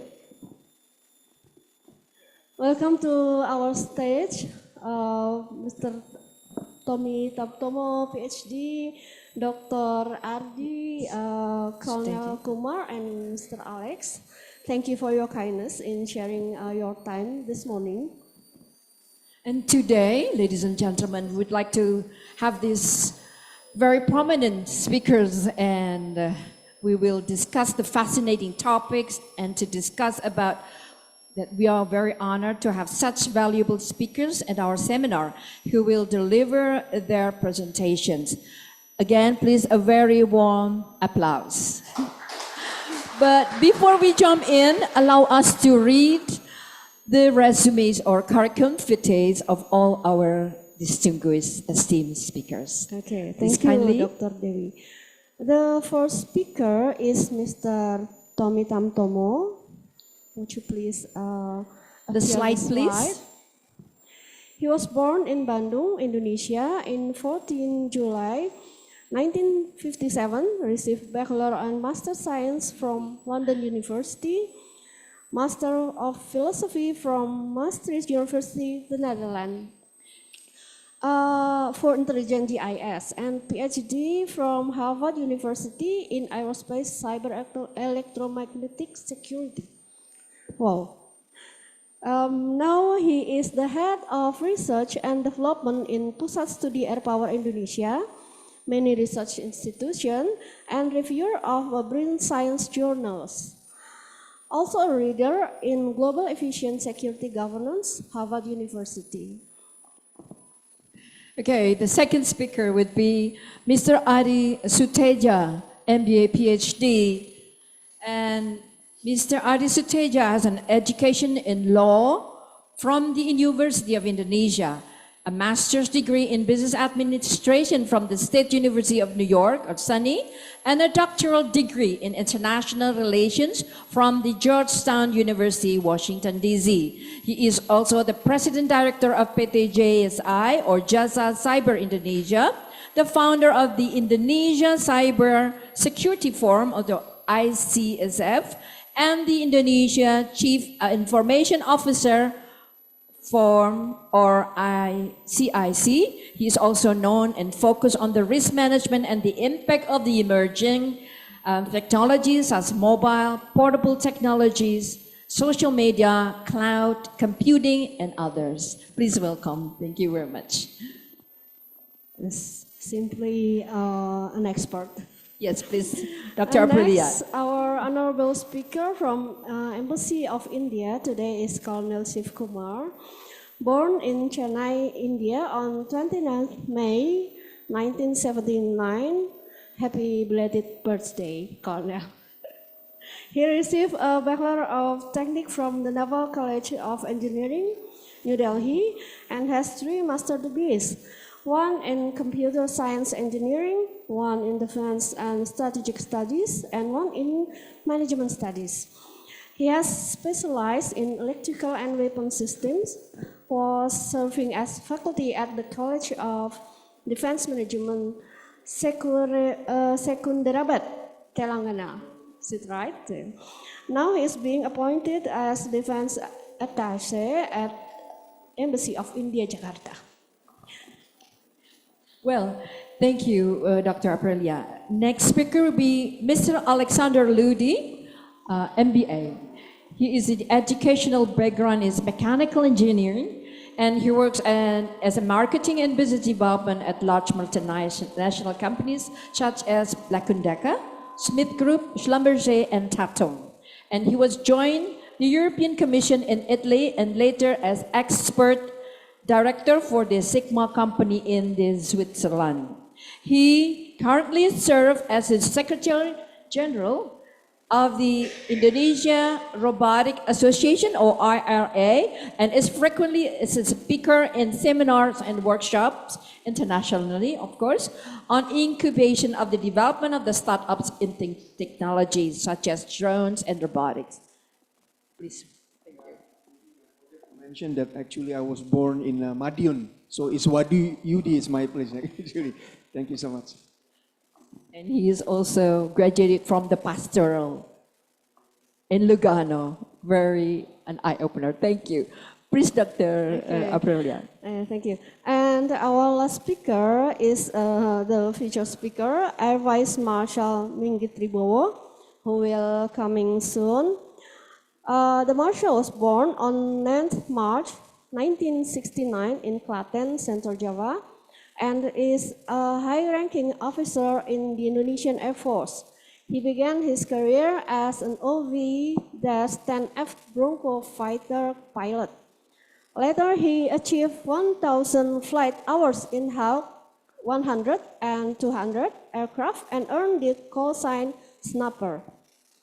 Throughout this career, he has held key positions such as commander of the 1st Air Squadron, head of operation at Supadio Air Base, commander of the 3rd Air Combat Wing, and assistant for operation to the Chief of Staff of the Air Force from 2023 to 2025.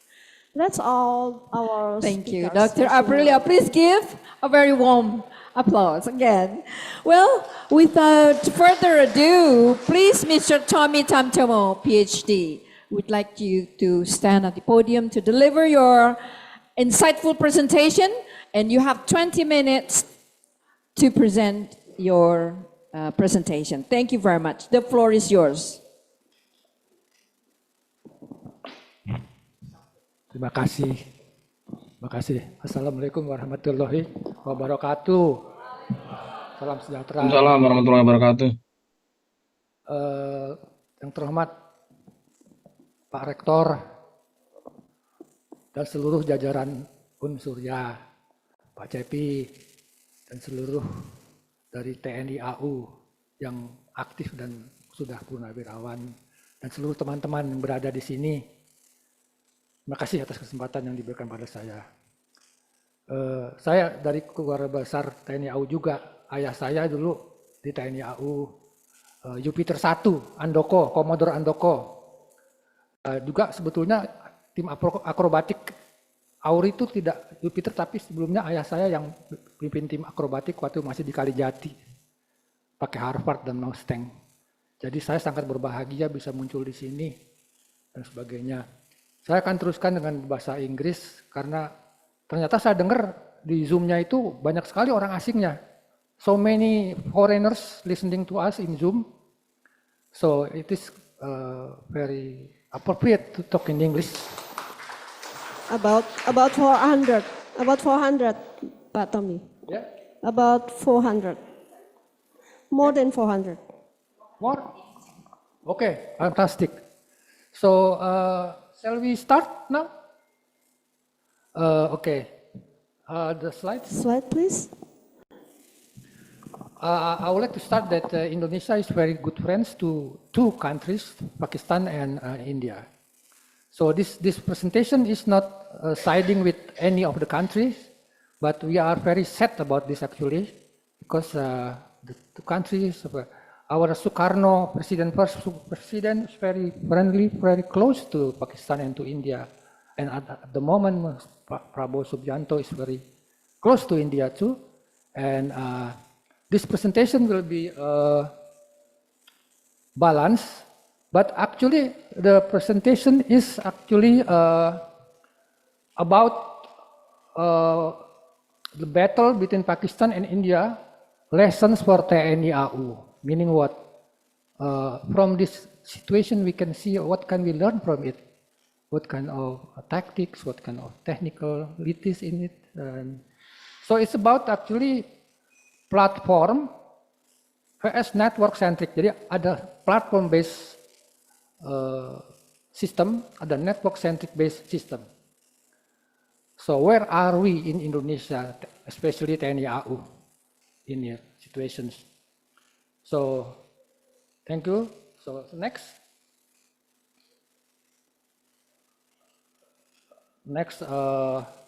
This is the cause. I don't have to read everything. The recent escalation between India and Pakistan began with terrorist attack in Kashmir. And then Operation Sindoor, attack terrorist infrastructure across the border. After that, tensions soared and both nations exchanged rhetoric and mobilized troops along the line. Next. I would like to talk about network-centric warfare overview. Both countries actually have gone into network-centric warfare or management. So I would like to first talk about it. A network-centric defense system integrates the Air Force, Navy, Army, and other security agencies into one connected framework using 3D diagram, we can see how these forces share real-time data for faster, smarter decision making.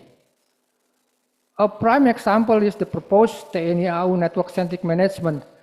It was, we were together with Professor Josaphat from Chiba University, was installing synthetic aperture radar in the Boeing Surveyor 737 a few years ago, side slammer. So it was successful, but it's not continued, I don't know why. It unites elements from air assets and radar to cyber units and decision support system into one coherent digital command structure for joint operations. So at the moment, TNI AU has not yet come to these situations because we need satellites and everything to become one centric. Continue. So this is just for an example. A summary table compares platform-based system with network-centric systems across key areas. Kalau platform-based safety work in silos, platform-based system work in silos, stand alone sometimes, okay?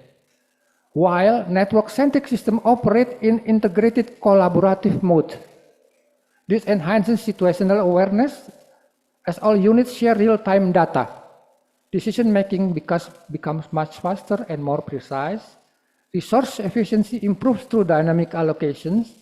Network-centric systems are also more resilient.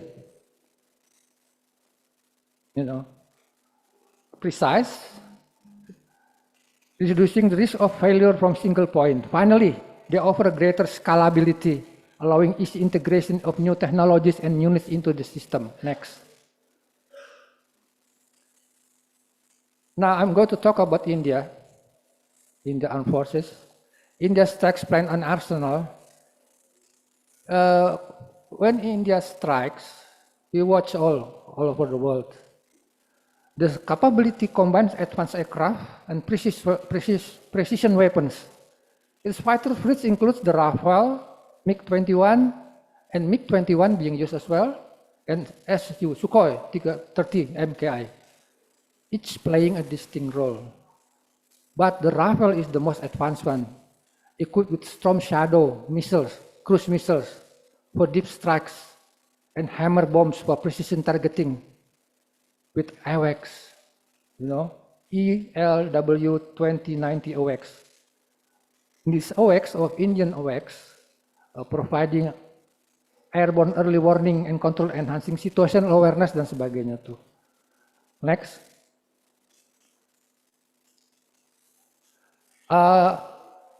I'm going to just say that this strike is very precise and calculated.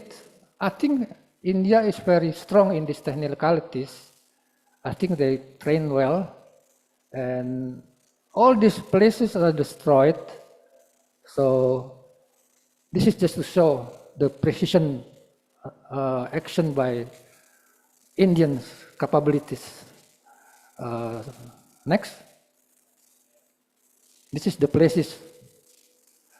Now let's talk about Pakistan's arsenals. Yeah? Pakistan has GF-17 jets, G-10C jets, and two kind of AWACS planes. They have so many. And the newest one, PL-15E missiles, which can reach 300 kilometers if it is belong to Chinese. I don't know whether the Pakistani receive a loan about this from China. So Pakistan air defense and strike capabilities rely on mix of G-7C and G-7 fighter jets equipped for multi-role missions. The JF-10, the G-10C with advanced radar and electronic warfare system is Pakistan's frontline jet. AWACS platform like the Saab 2000 and GDK 03, enhanced airspace surveillance and command coordination, capable of striking long distance. Next. This is the comparative. So the Rafale is actually far more advanced than G10C. But G10C has missiles which is more advanced than all the missiles that belong to Rafales. So they have so many advantage and disadvantage of the two. PL-59 missile capable of Mach 5 speeds of range up to 300 kilometers in its original unexported form. In contrast, the Rafale carries a wider array of advanced weaponry, including Meteor missile, and can be armed with nuclear-capable ASPPA, Shadow, Storm, cruise missiles, which is very precise. That's why the attack to the Pakistani land is minimal casualties. Next. Now, I would like to talk about this a bit more. This is using AI to simulate the situation why the PL-15 can strike Rafale. But it doesn't necessarily the pilot is bad. It is not like that. It is just what happened. So, in these situations, the jet, 10C, operates stealthily, jadi nggak kelihatan. Which is radar being off. Jadi radar dari G10 itu dimatikan. Ditembakkan dari BVR, beyond visual range. Ya. Nah, he relies on the Saab 2000 AWACS, which provides up to 500 kilometers radar coverage and sends both targeting and navigation data directly to the PL-15 missiles. After the pesawat China itu G10C itu being silenced, it's like puppets on a string, you know. So the AWAC controls the jets to direct itself towards Indian jets from the AWACS while it's being silent, so it cannot be detected. And this G10C fly below the AWACS, Indian AWACS, so in the hilly section and so on. So when all the data arrives at the G10 and also arrive at the 15 Chinese missiles, they both work together and the missiles go on itself, but it's received direct data of navigation from the AWACS. And after that, it goes and it turns on its own radar and homing system. So the PL-15 missile is not only chasing hit signature, but also making other planes a target. So that's what happened. So this is very important to talk about because after you see is the plane is hit, you know. We'll talk about it later. Continue.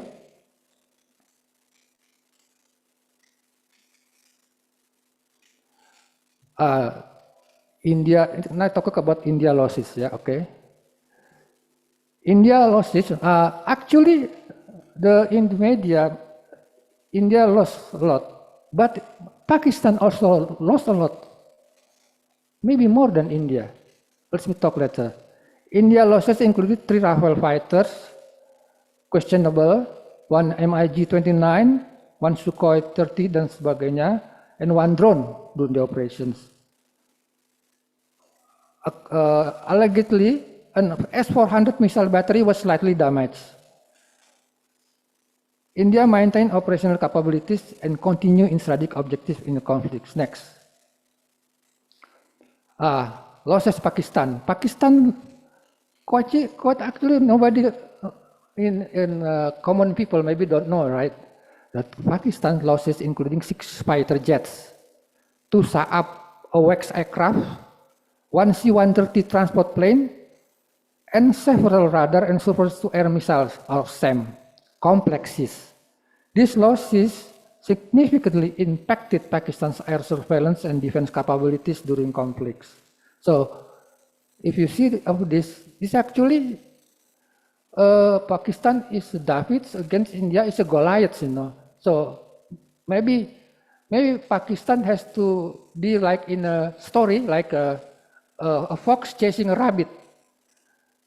The fox chased for his dinner, but the rabbit run for his life. You see, so that's the parables. Next. You have 1 minute more. Okay. Pak Tommy. Okay, let's go next.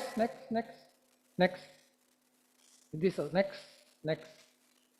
I will talk about this. This done by one of the RAN institutes. They quickly do some analysis. As we can see from this drawing, this is the comparison between the two network-centric. Can you see the Pakistani is a little bit more advanced or more operational than the Indians. You can see all this like this, if you can see from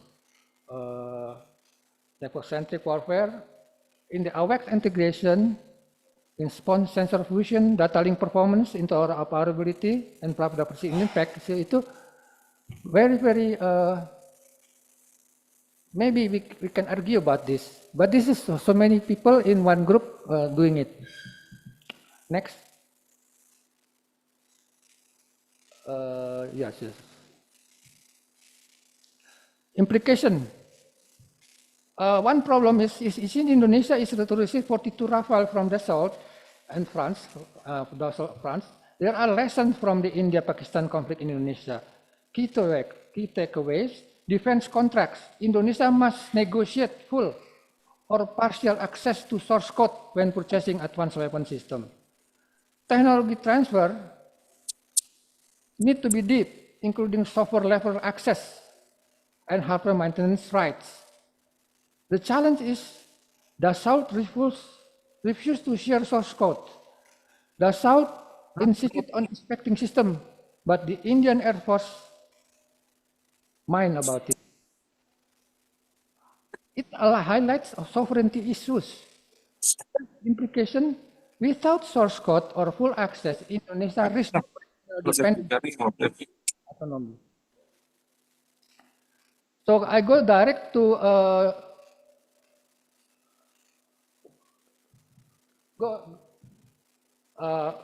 the end.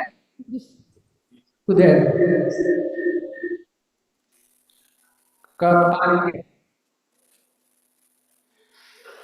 Ini waktu kita di Cina ini. Jadi TNI AU atau sebelum satu lagi. Jadi yang TNI AU perlu mendalami, what TNI AU needs to deep dive is doctrine, ya, teknologi, human capital. Kalau doktrin, adaptive, multi-domain, cyber, electronic warfare integrated. Teknologi, advanced C4ISR, resilient communication, AI-enabled fusion. Human capital, skilled operators, cyber warriors, joint operability. Nah, TNI AU needs to help satellite coverage gap limiting precision ISR, intelligence, surveillance, reconnaissance, and so on. So path forward, joint investment in space assets and communication infrastructure must develop secure layered architecture for resilient data flow, enhance cross-agency training, and unified command protocol. So I think we know about this. The TNI AU is quite advanced and sophisticated, but we need AWACS. We need defense satellites. We need all this to be in to become one system, unified whole. So this is the latest requirement that we need to do in Indonesia for TNI AU. I think that's it all. Thank you very much. Wassalamualaikum warahmatullahi wabarakatuh. Waalaikumsalam warahmatullahi wabarakatuh. Thank you. Thank you for your presentation, Mr. Tommy Tamtomo, PhD. That was an outstanding speech. Okay, we jump into the next presentation, Mr. Ardi Suteja, PhD. Please take your place on podium, or you may stay on your seat. You need this, Pak Ardi?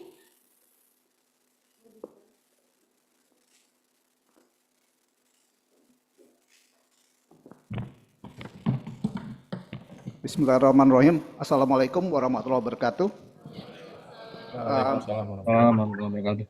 Everyone, it's quite challenging this morning to do the presentation in bilingual. Yeah, I think due to we have a foreign audience attending this seminar, so I will do a bilingual presentation.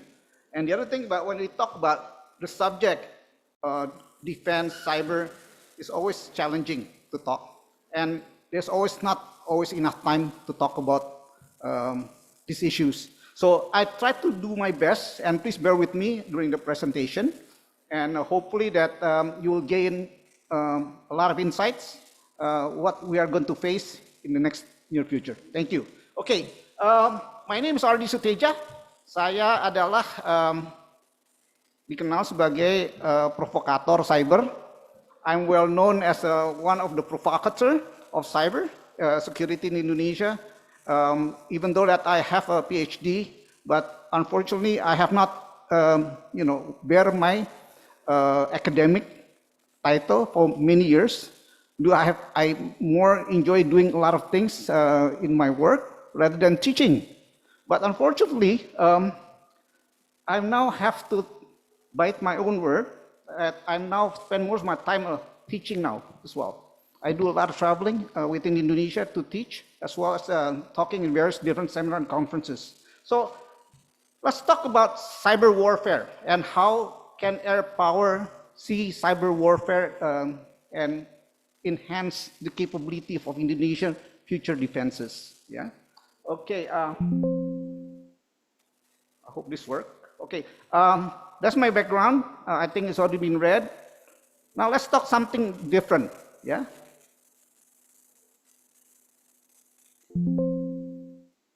Doesn't work. I think it's been cyber hacked. Huh? Yes. Can we take 1 second? So replace this with mine.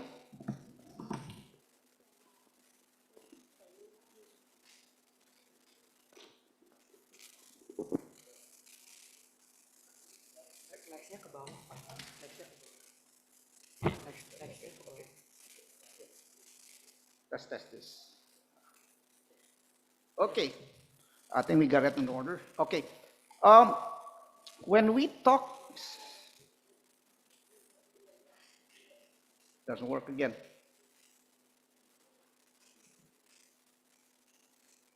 This is one of the issues when we talk about technology. It doesn't work.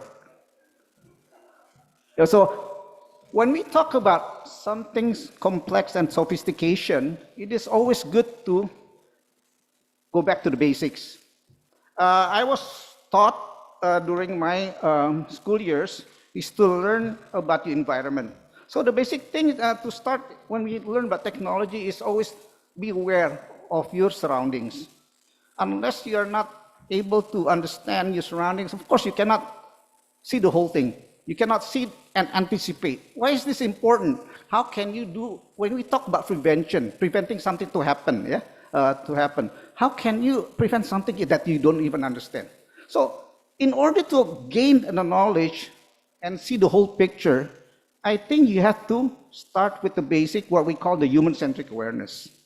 And as a Bluebird taxi driver always mentioned, when we do something, when we ride a car, the meter, the taxi meter starts. Same thing with technology and same thing with cyber. If there is an incident, something serious happen, it's going to be very expensive. Yeah. So it's better that we understand and how to prevent rather than encounter incidents Because when you go into incident, it's going to be very expensive. Yeah.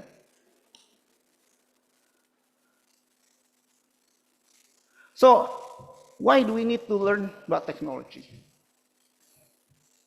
So we only know how to use, enjoy, and use technology. We don't actually learn about the technology. For example, your cell phone. Have anyone in this room ever learned, or somebody have taught you how to use your cell phone? I'm quite sure that majority in this room will answer no. Most of you learn how to use cell phone on your own. I think that's true in fact. But this is the issue. If you don't learn what's inside your cell phone, how to use it properly, of course, you will not know the weaknesses of the technology. And I think this is also applied to various different technology. And what we're facing now is quite advanced. The technology is developing very rapidly. Sometimes we don't even have time to learn the technology. The new technology is already in front of us. So it is very important to understand, think ahead, and anticipate so that we can also strategize how to implement the defensive and the mitigation strategies. Next. And what have we learned from the COVID issues? That the world is changing. Yeah. COVID is a disease that we know nothing about, and we were not prepared, and the toll on human life is so big. This is the same thing when we talk about technology, same thing that we talk about cyber. Everything that we talk about is something that's already there. As if when we talk about influenza, it's very simple. You go to the pharmacy, apotek, pergi apotek, kita beli obat ada di situ. Tapi apa yang terjadi dengan COVID? COVID itu dulu tidak ada obatnya. Yang kita lakukan, yang kita lalui adalah vaksin. Tapi sampai detik ini tidak ada obat yang tersedia di apotek. Sama apa yang terjadi dengan teknologi. Di cyber kita hanya bicara sesuatu yang kita sudah kenali. Nanti saya akan tunjukkan kenapa.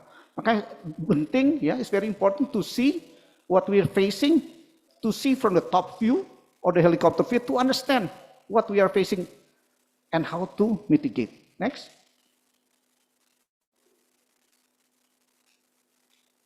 Now, this is what I'm talking about. We are actually committing this on the daily basis. We talk about something that everybody's talking about. We talk something about that we know about, but unfortunately, we're not talking something what's below the iceberg. Yeah. Why? The problem in electronic, the problem in electronic warfare, the problem in cyber is now here. We only talk, most of us only talk the top. Seeing top of the mountain very easy is there. But you're not seeing the big picture, which is down here. And this is where all the problem that we're facing now. Next. Most of us, again, we only use technology. Kita ini semua penikmat, kita consumer, ya, consumer teknologi. Tapi kita tidak benar-benar mempelajari teknologi. Bahkan handphone kita sendiri kita tidak tahu fungsi sebenarnya, ya, seberapa jauh, ya. Makanya sekarang masih kita menghadapi banyak persoalan-persoalan. Kita kena tipu dan sebagainya, itu gara-gara handphone kita. Karena apa? Kita tidak pernah belajar. Nah, ini menjadi problem ke depan, ya. Next. Sekali lagi COVID mengajarkan kita untuk belajar lebih dalam, ya, lebih lebih peka, lebih sensitif dan menyadari lingkungan yang kita hadapi, ya. Jadi ini juga mengajari kita sesuatu yang lain, bahwa kita tidak terlalu hebat juga di dalam dunia ini, ya. Ada yang lebih hebat yang kita juga tidak tahu siapa, ya. Next. Nah, kita kalau bicara intersection, if we talk about intersection between in cyber, technology, security, modern warfare is a very complex evolving field. When I talk about cyber security, the basic, the fundamental, it took about 2 semesters of academic semester to just learn about the basic about cybersecurity. But unfortunately, at an event like this seminar, I'm only given a time about 20 minutes. Mohon izin Bapak, Yes? sebelumnya kita mengucapkan selamat datang kepada Bapak Marskal Muda Minggir Tribowo SP yang baru saja bergabung bersama kami. Selamat datang Bapak kami ucapkan.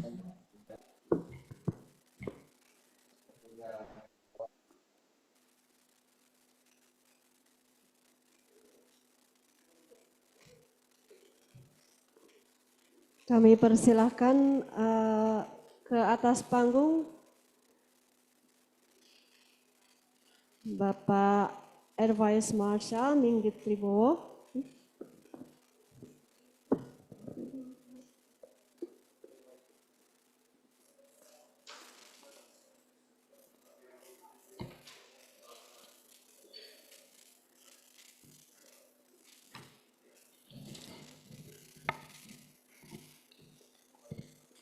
Selamat datang Pak Tribowo, salam hormat. Dan izin saya melanjutkan paparan saya. Jadi tadi kita bicara tentang intersection ya. It's very complex when we talk about intersection in security, technology and modern warfare because it involves many issues ya. Jadi within cyber domain, cyber security domain, again, we have to look at this issue from the helicopter view. Sangat luas, it's very wide, it's very big. And we cannot understand everything in very short time. So the complexity is also pushing us to learn more, to understand more the impact, and to anticipate before it can happen. Unless we understand these issues, of course, we know nothing. And this is what we're facing now. A lot of the incidents occur when we talk about cyber incidents, breaches, infiltration, and so on. We came to know about it only when it happened. But we have no way how to prevent the incident to occur because we don't have the capabilities to anticipate. Most of the incidents that happen in Indonesia, major incidents that we have experienced, like the ransomware, the breaches, it happened, we know about only when it happens. There was no indication, early warning is going to happen. Why? Again, we don't have the capabilities to understand. Next. Next.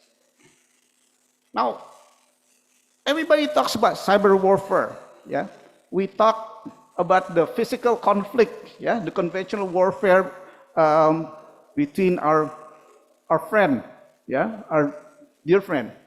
But do we ever see the conflict involving cyber capabilities?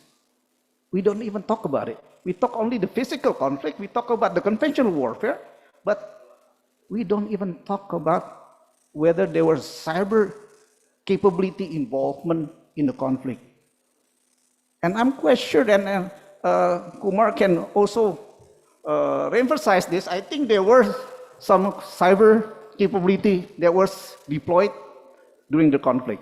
And I think he will tell us more later on his presentation. Next. Now again, cyber is everywhere. We live with cyber, we live with cyberspace, we live with cyber-enabled technology. From 0 hours until 24:00 hours. Jadi kita hidup dengan teknologi cyber itu dari pagi sampai malam, 24 jam, 7 hari seminggu dan seterusnya. Dan ini yang jadi masalah, kita sangat bergantung. Nah, kita bicara air power, we talk about air power. All air power capability rely on technology. Yeah, this is the problem. Everything involves technology, high technology. It involves telecommunication. It involves satellite communication.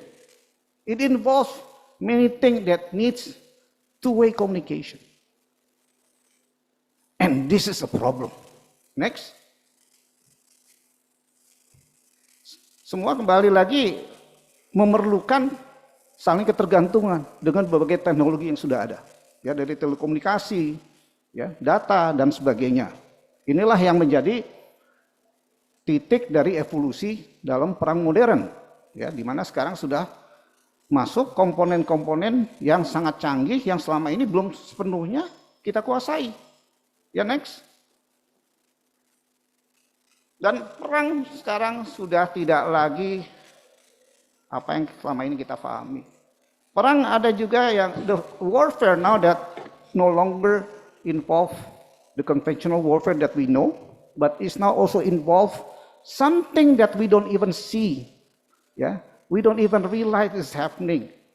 Ada faktor kognitif di dalam perang. Ya, sekarang there is a phrase that now frequently being used. The weaponization of technology, the weaponization of information, weaponization of data. This is the new warfare that we are facing now. Yeah. Next. And again, most technology are hyper-connected, is relying on another technology that we cannot avoid. And again, this is the challenge and also becoming a potential problem. Next. This is what happened when we fail to understand all these activities now is using what we know is cyber capability warfare. Ya.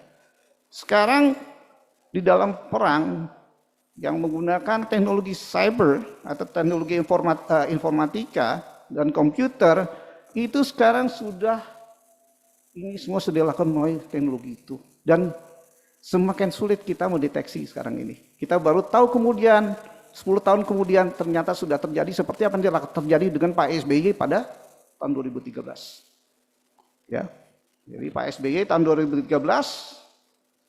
dihack. Baru ketahuan setelah ada informasi di media, pembicaraan-pembicaraan tertentu di dalam rapat kabinet itu bocor di media Australia.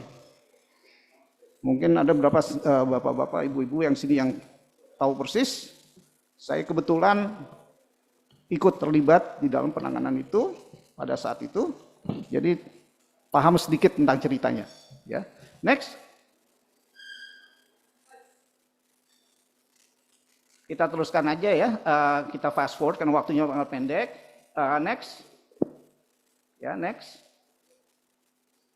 Sekali lagi saya ingatkan, again, let me remind you that what we are now facing, yeah, how to mitigate, how to overcome, and how to anticipate, we always rely on technology. It's unavoidable. Unfortunately, a lot of the technology that we're using is not being produced, not developed, nor created by us. So we know nothing about who makes them, what's inside, yeah.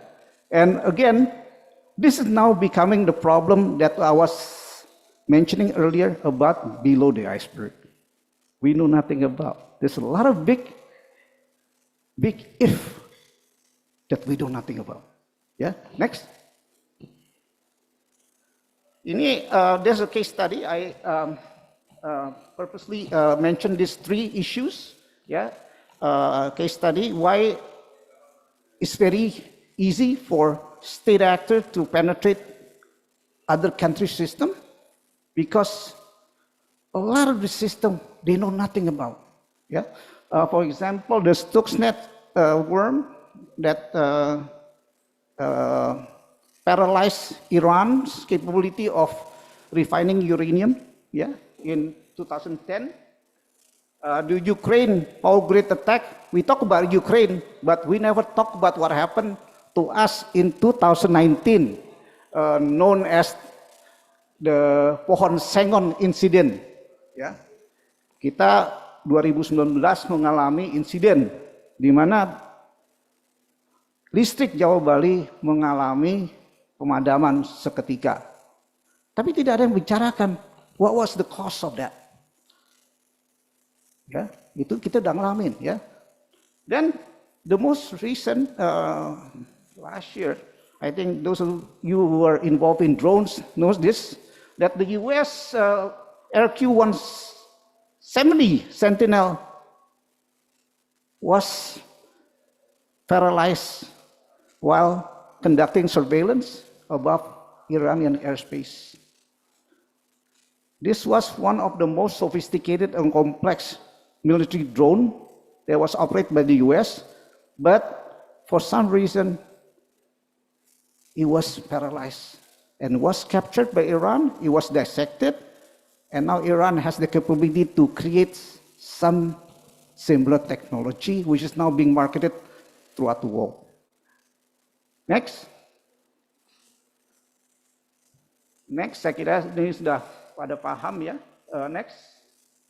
Next.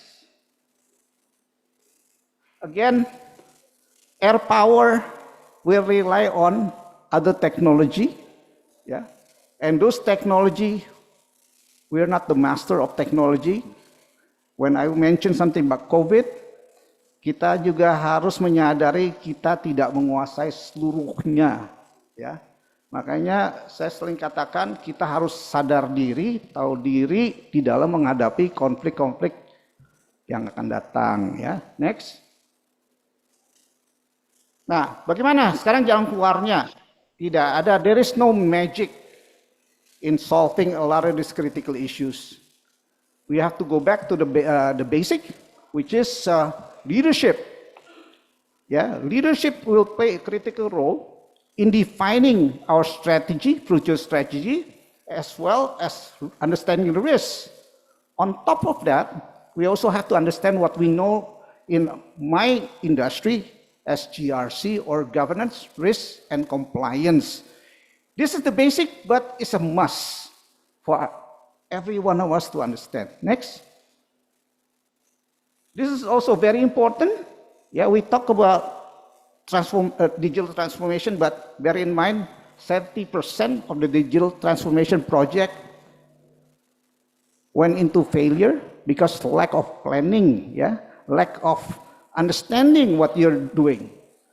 And of course, in cybersecurity, when you talk about cybersecurity, you have to understand there is a framework, yeah, which we know called the cybersecurity framework developed by NIST. Next. And of course, what other parameter that to measure? My colleague, Prof. Rudy Gultom, wrote this very important book, yeah, and he developed a concept called the 6 square cybersecurity framework, yeah. And again, one very important thing, when we talk something very, very impactful, of course, there has to be a budget, yeah. Without any budget, of course, we cannot do anything at all, ya. Jadi kembali lagi isu besarnya, kalau bicara yang canggih-canggih, punya keinginan, ingin mencapai sesuatu, tetap harus ada anggaran. Kalau tidak ada anggaran, kita hanya omon-omon doang, ya. Next. Ini juga, this is one of the key issues for us in the private sector now. When we deploy, implement, and procure technology, now we have to design the technology according to our needs, what we call secure by design. And we have to also implement what we call the zero trust. And we have now to understand also there is a risk from our supplier, vendor, etc. Yeah? Can we go faster, Pak Arti? Pardon? Can we go faster? Yes. Because time this is a few slides more. Yeah. Okay. Okay. Sorry about that. And of course, yeah, the security awareness program must be in place for sustainability. And the bottom line, everything that we do when we procure implement, there has to be some third-party liability, what we call cyber insurance. Without this protection, we have no protection at all. Ya, risknya kalau terjadi insiden, kita semua gigit jari karena tidak ada perlindungan pihak ketiga. Ya, kembali lagi karena semua yang kita lakukan dari pengadaan teknologi, kita kembali lagi ke konsumen. Ya, kita tidak kenal teknologi itu, bukan kita yang mengembangkan. Kita membelinya dari pihak ketiga. Dan tiga-tiga itu belum tentu juga adalah mereka yang menguasai ya rantai pasoknya dan sebagainya. Next. Ini bicara tadi karena disinggung Pak Cepi masalah geopolitik, hubungan internasional menjadi penting di dalam mengatasi isu-isu yang saya sampaikan, sampai adanya kerjasama, kolaborasi. Without collaboration with other countries, other industry, other expertise, we cannot mitigate what we're going to face. Ya, next. Kita percepat aja. Next. Ya, percepat. Kita next. Ini juga saya sampaikan, kita bicara we are entering the AI age, and of course AI, there's also risk. Yeah, there's potential threat in AI. Again, it's not a technology that we're developing. It's not indigenous technology developed by Indonesia. It's something that we talk about it, we buy from other people, but we know nothing about. Yeah, we are still in the premature stage where we talk about artificial intelligence. Next.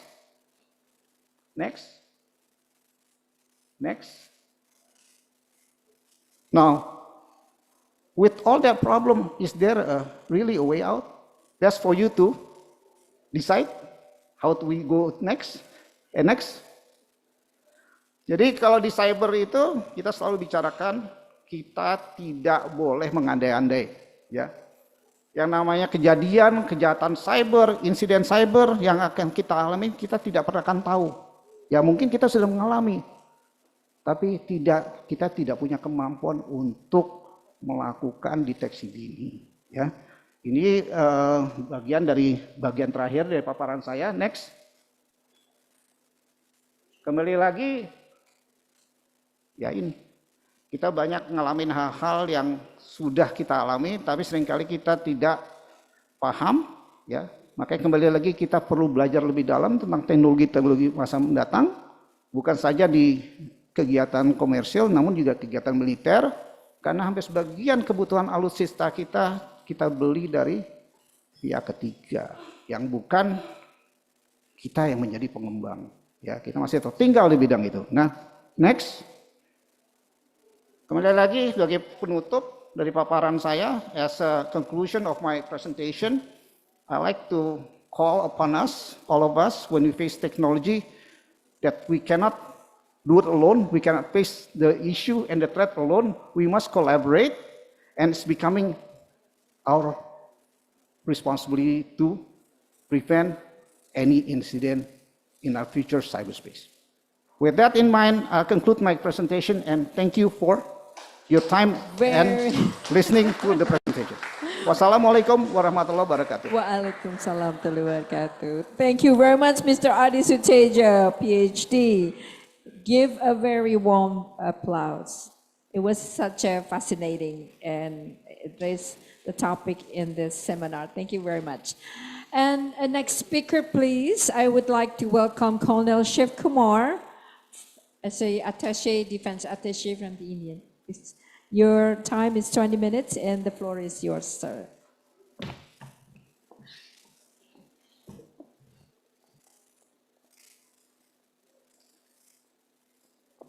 My presentation, please.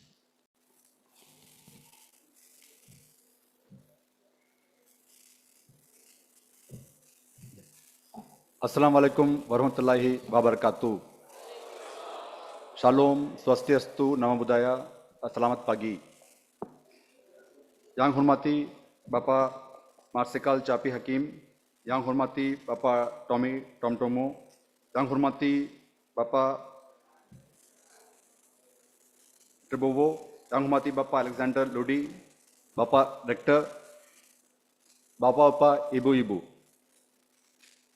At the outset, I want to thank University of Surya Dharma and Indonesian Air Power Studies for the absolute privilege to be sharing the dais with such senior officers and giving me an opportunity to present my views. It is with great honor, humility that I have this onerous responsibility of a professional military diplomat to convey our points as professionally as possible.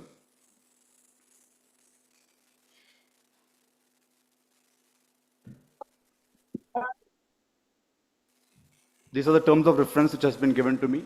Indian strategic perspective and doctrine objectives. India's official and strategic view of recent air skirmish with Pakistan. Evolution of Indian air doctrine, nuclear environment, cross-border operations and lessons applicable to ASEAN defense context.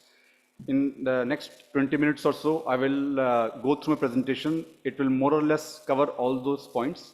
In case there are some points that I have not covered, please feel free to ask me during our discussion. Before we go ahead, background. So India was also a colonized country by the British. We were exploited for 200, 300 years. And thereafter, just at the time of independence in 1947, very close to Indonesia, India developed a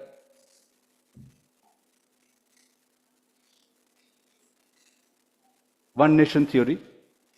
So one nation theory, it is important to know the background why India and Pakistan keep fighting. So this is very important for us to understand what happened at that time and why we are still basically in a case of heightened tension with our neighbor. So India had a one nation theory which basically conveyed that, that a country is unified by shared history, geographic and cultural heritage. Next. There is unity and inclusivity across all communities. Next.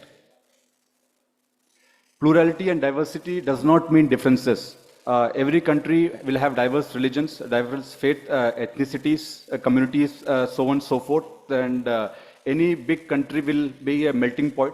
That doesn't mean that there needs to be differences. There is unity in diversity. Next. All religious communities can coexist peacefully. Next. And India became a secular republic. It is still not a Hindu republic, despite being around 80% plus Hindu population. Next. And our main belief system is Vasudhaiva Kutumbakam, which essentially means that entire world is one family. Next. And the background of Pakistan at that time, just before our independence, somewhere in early 1940s, they had propounded a concept called the two-nation theory. Next. So the two-nation theory means, next, Muslims and Hindus cannot coexist as single nation. Next. Muslims in undivided India will be marginalized. Next. And to safeguard the Muslim political, culture and religious rights, next, there has to be partition of India into divided India and Pakistan, West and East Pakistan, which were the Muslim majority at that time. So, which led to, unfortunately, the largest forced migration in human history. Around 14 to 15 million people had to migrate. So, a lot of Hindus had to move from East and West Pakistan into, at that time, divided India. And similarly, a lot of Muslims, very few Muslims went to Pakistan. I'll show you that. Next. So this theory was rejected by the Indian Muslims. India still has one of the largest population of Muslims in the world. Until around 10-15 years ago, India had the maximum Muslim population in the world. And the census is quite old. If we take a new census, we are going to be close to 230 to 250 Muslims who are living in India peacefully.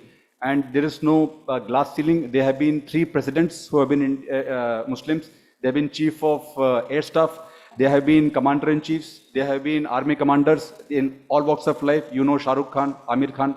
So they are loved in India. So basically, there's no differences because of diversity of religion. We all are kind and path to the Almighty is many, but we all go through the same process. Now, while this happened, there was an option at the time of partition, which again was very actively encouraged by the British, because that was the concept of divide and rule. And unfortunately, they succeeded in dividing India and brainwashing some people. So at that time, Kashmir province did not choose to join either India or Pakistan. And thereafter, early after the independence in October next, it was invaded by Pakistani-based militia supported by the regulars next. And then the Kashmir rulers sought support of India and joined Indian Union by an instrument of accession. So these are all not something I have made out. It's open source, and it can be brought out with simple research. And the Indian army then defended Srinagar and the remaining part of Kashmir. Next. United Nations at that time was new.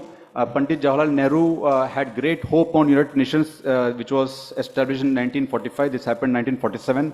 He thought it will get resolved. He went there and they mediated a ceasefire, which eventually led to the dividing of large portion of Kashmir. Around 37% became now the Pakistan-occupied Kashmir. Next.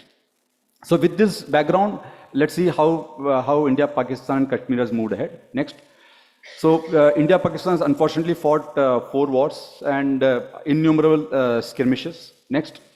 In 1971, it was a decisive victory because like the skirmish which happened in May, everyone says that I won. We don't know. It's become more like a media war. But in 1970, it was very clear Bangladesh was created. There was instrument of surrender by the Pakistani army commander. 93,000 Pakistani soldiers had surrendered. And so thereafter, Pakistan realized that because there is asymmetry with India, India is geographically bigger, technologically more advanced, and we also had edge militarily. So a full-scale frontal confrontation with India is not going to be fruitful. So they developed a doctrine called Bleed India with 1,000 cuts. And in 1989-90, after the Mujahideens fought the Russians out of Afghanistan, some attention was then given to Kashmir. There was persecution of Kashmiri Hindus and militants that led to exodus, and there was a general atmosphere of violence and unrest. Next. And the 1990 onwards, India is actively involved in anti-militancy operations until now. Next. So this is what has been happening. So militancy or terrorism is not new to India. It has been happening for last around 4 decades. These are the latest, events from 2001. It is flashed. So you can see that there have been assembly bombings, then parliament attack. They attacked the Indian parliament, which can be actually sufficient to go to war with any other country. And then Akshardham Temple, Uri attack.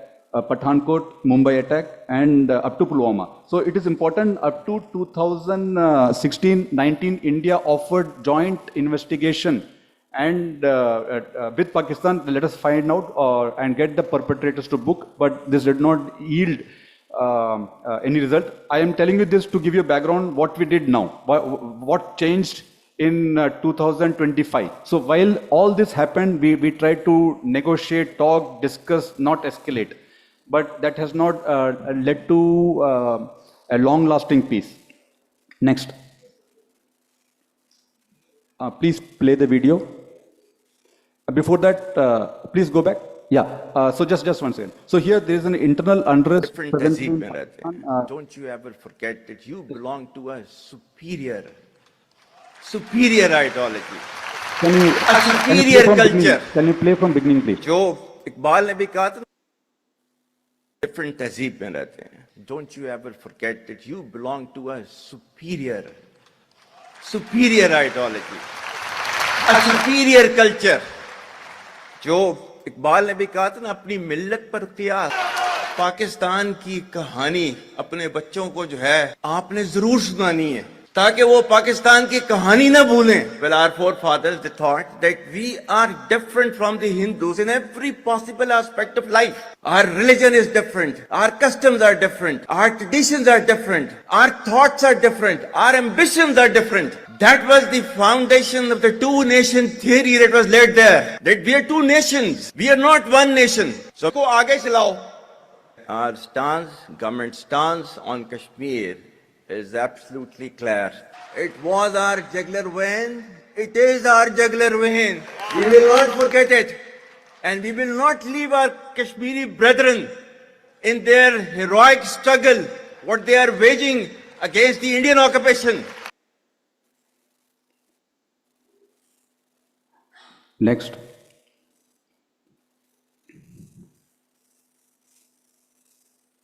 Yeah. So that was the speech given by Pakistani Chief of Army Staff on 16th April 2025. And this is the present state of Kashmir until that Pahalgam attack. Article 370 was abrogated. It is this article by which Kashmir joined the Indian Union. And this allowed tourism, investment and development in that state. Next. Assembly elections have been going on earlier. Even this year, assembly elections were held. It had a voter turnout of around 64%. Next. There was elected government. Next. Record tourism, 3.5 million tourists. In the history of Kashmir, this is the largest tourism. And then exemplary progress in infra, education and healthcare. Next. So, as you can see, Pakistan Army Chief gave that speech on 16th April and 22nd April, 26 innocent tourists were killed in Pahalgam. And the killing happened on the basis of religion. The tourists were singled out and they were asked their religion. And only the men were killed in front of their wives, in front of their children. And in case they had a doubt if the person is Muslim or not, they were asked to undress and they were checking for circumcision mark. If he is not circumcised, then they killed him. So this is what happened, and this was a very, very big trigger. And I had showed you the earlier terrorist attacks, what happened from last 4 decades and what has happened now. So by this stage, India's populations had enough, and it was no more that we can continue discussing with the neighbor who is always using terror as an instrument of state. Next. Please play the video. But you do admit, sir, that Pakistan has had a long history of backing and supporting and training and funding these terrorist organizations. Well, we have been doing this dirty work for the United States for about 3 decades, and West.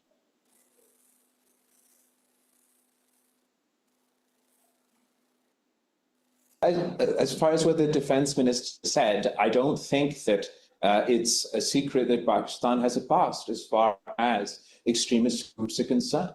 And as a result of this, we have suffered. Pakistan has suffered.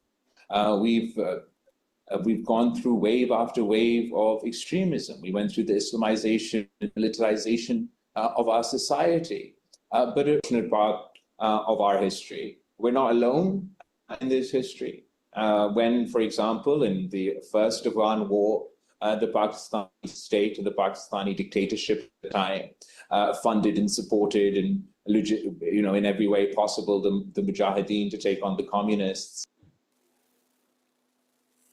Created these jihadi groups in the 80s. We had indoctrinated them in the idea of jihad, that foreign occupation in Afghanistan, it was a religious duty to fight them. So all these groups, including Al-Qaeda, had arrived in Pakistan. And not only that, there were linkages between these groups and the Pakistani security forces, because they had created them. 30 to 40,000. That's the number of terrorists which Imran Khan has conceded that are still active and operating from Pakistan. The previous governments claimed Imran Khan did not have the political will to act against these terror groups. When you talk about the militant groups, they still have about 30 to 40,000 armed people who have been trained and in some sort of a theater who fought either in Afghanistan, maybe in Kashmir. Next, please. So like I had brought out earlier, the army chief wanted to get back his relevance, and this is presently the hierarchy of Pakistan and their spokesperson. Yeah, please play the video. Are there telltale signs of So this is Major Pakistani Adil Raja. establishment's He is former involvement in ISI this attack or and not? I would stand Pakistani by army. my And information, even which he is mentions that. provided to me So by this my is sources in unfortunately a the live Pakistani recording by a intelligence tourist who did community, not know who that the claim terrorists that were the attacking Pahalgam the terror attack was civilians orchestrated, down. ordered He is by in the he's Pakistani Army rappelling, Chief but General Asim Munir for his by own sheer personal coincidence, he interest. covers That is this what live. I still, I still say the same thing. But there are many other factors behind it. What are his personal Yeah. interests? Next. Those needs to be addressed. Yeah, so this Pahalgam terror attacks, it was very clear. India has been seeing it for last 4 decades, so it was very easy for us to make the linkages and know that it had come from Pakistani trained terrorists. And by this time, there was also evidence that there are going to be some more attacks. So it was very clear, and then we also realized that no action will be taken by the Pakistani state. Next. Yeah. So India's initial response was to use diplomatic, economic, and political steps. We had suspended the Indus Water Treaty, which again, surprisingly, despite all the water flowing from India, 70% of it goes to Pakistan, only 30% to India. So this was being kept alive so long, for last 75 years, despite 4 wars, so many skirmishes, and the terrorism. But this, at this stage, has been suspended. This was the first step that the government has taken. And thereafter, of course, the checkposts have been closed, withdrawn our military attaches, expunged the Pakistani military attaches, and revoked the visa given to Pakistan citizens who are living in India. So we realized when we revoked the visa, more than 50,000 Pakistani citizens were living in India. So, which means India is a good place to live. So there was again no concrete measures taken by Pakistan. So India waited for more than 2 weeks to escalate into the kinetic domain. Next, please. Yeah, and that is when India had initiated Operation Sindoor, which Sindoor is vermilion, which Hindu women wear on their forehead once they are married. And since their men were killed in front of them, it was as a mark of respect that the operation was named Sindoor. Next. And we already have a list of around most of the terrorist camps. A list of 21 terrorist camps were shortlisted, and then depending on the intelligence, we decided to attack 9 of them. Next. So these are the 9. Out of that, 5 were in Pakistan occupied Jammu and Kashmir, and 4 are in actually Pakistan. So these are the prioritized, looking at the intelligence, how many people are there. And all this attack was carried out at 0100 hours to minimize any collateral damage. Because night 1 o'clock, the expectation is there will be no civilian, no children, no other movement. So those who will be in the building are the residents of the building, and those buildings have been known for long to harbor terrorists. Next. So basically, the color scheme is slightly light. So what I want to convey is that this was an act of political signaling, and medium of choice of attack was air power. So earlier we had done surgical strikes using our special forces army, and also sometimes just sending our missiles and shelling. But this time air power was very clearly used. So air to surface missile, BrahMos, Scalp, and all that. And they were long-range precision missiles. BrahMos, both the surface variant and the air variant were used. It included jamming, deceptions, and only constraint the government gave to the armed forces was not to target anything but the terrorist camp. So no military installations, of course no civil installations, and nothing which is not connected to terrorists. Only terrorist infrastructure were to be targeted. That was the only constraint given, and again which was achieved. Next. So 9 terror camps were targeted, and like I have mentioned, these happened, and we had our satellites right on top to capture the images after the strike for battle damage assessment. Next. And so here you can see there are no just verbal assertions. These are all images taken by satellites. They are available even now. For people to do independent research, they can pay and get satellite images of 7th May, 8th May, 9th May, and 10th May, and they would know. So they are not just some something I'm just speaking out of thin air. These are substantiated. So this is the terrain infra. Next. So this is before and after. Next. Next. Next. Next. Next. These are the high value targets killed. Next. Next. This is a very important slide. So here you can see there's a global terrorist already has been condemned by the US, and he is Lashkar-e-Taiba commander Abdul Rauf. He is leading a funeral prayer to the terrorists who have been killed.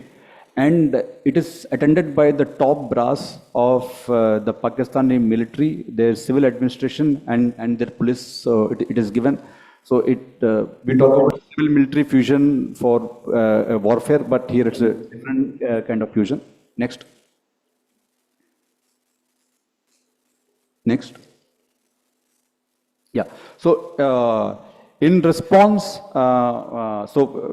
while this attacks were carried out on the terrorist targets, DGMO of India and also the spokesperson of MOFA India conveyed that we have only targeted the terrorist camps and we do not wish to escalate further. And this can be conclusion of the skirmish, and we have got our vengeance and we don't want to escalate it. However, if there is any more attacks from Pakistan, that will be taken as the second basically escalation, and then India will retaliate. So in response, Pakistani targeted everything: military, civil, places of worship, hospital. So all that is given. So all these places were targeted. Next. So a Gurudwara was damaged. So the drones found here. So all these things are already available in open source. You have seen. But what I wanted to convey was the attack was quite indiscriminate. Next. But it's also natural. There was disinformation campaign. It's natural and it's not surprising. It is bound to happen in any skirmish. Next. So India's counter response was again swift, precise, non-escalatory. So here again, there is one point I will make later too, that there was the issue of separation of enemy air defense and destruction of enemy air defense, which was not undertaken earlier because the constraints given by the political leadership was to only target the terrorist camp. However, still it went on, and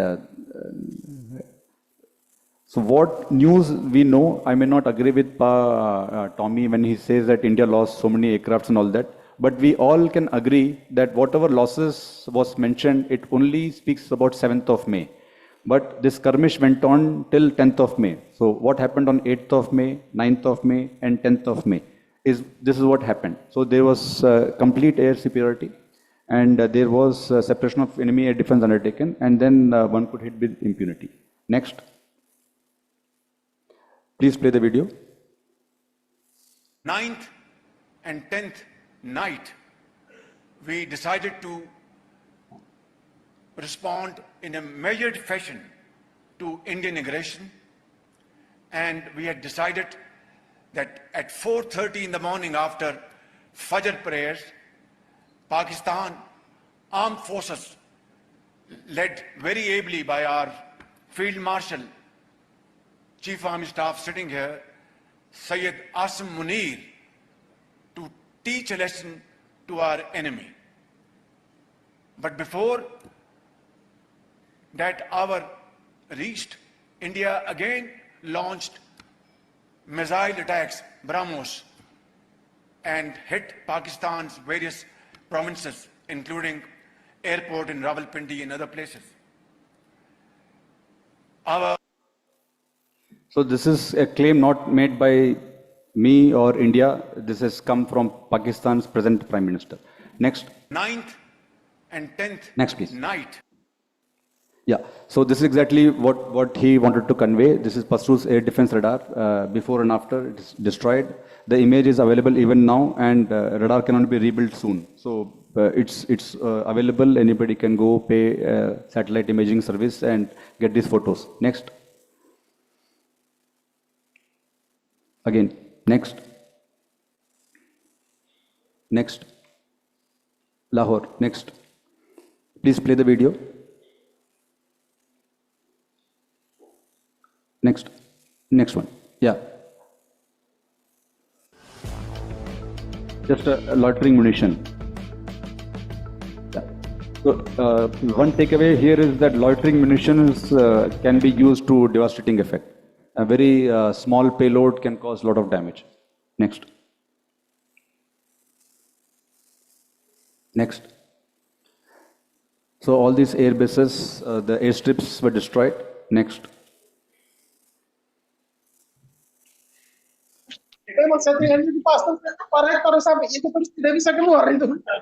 Next.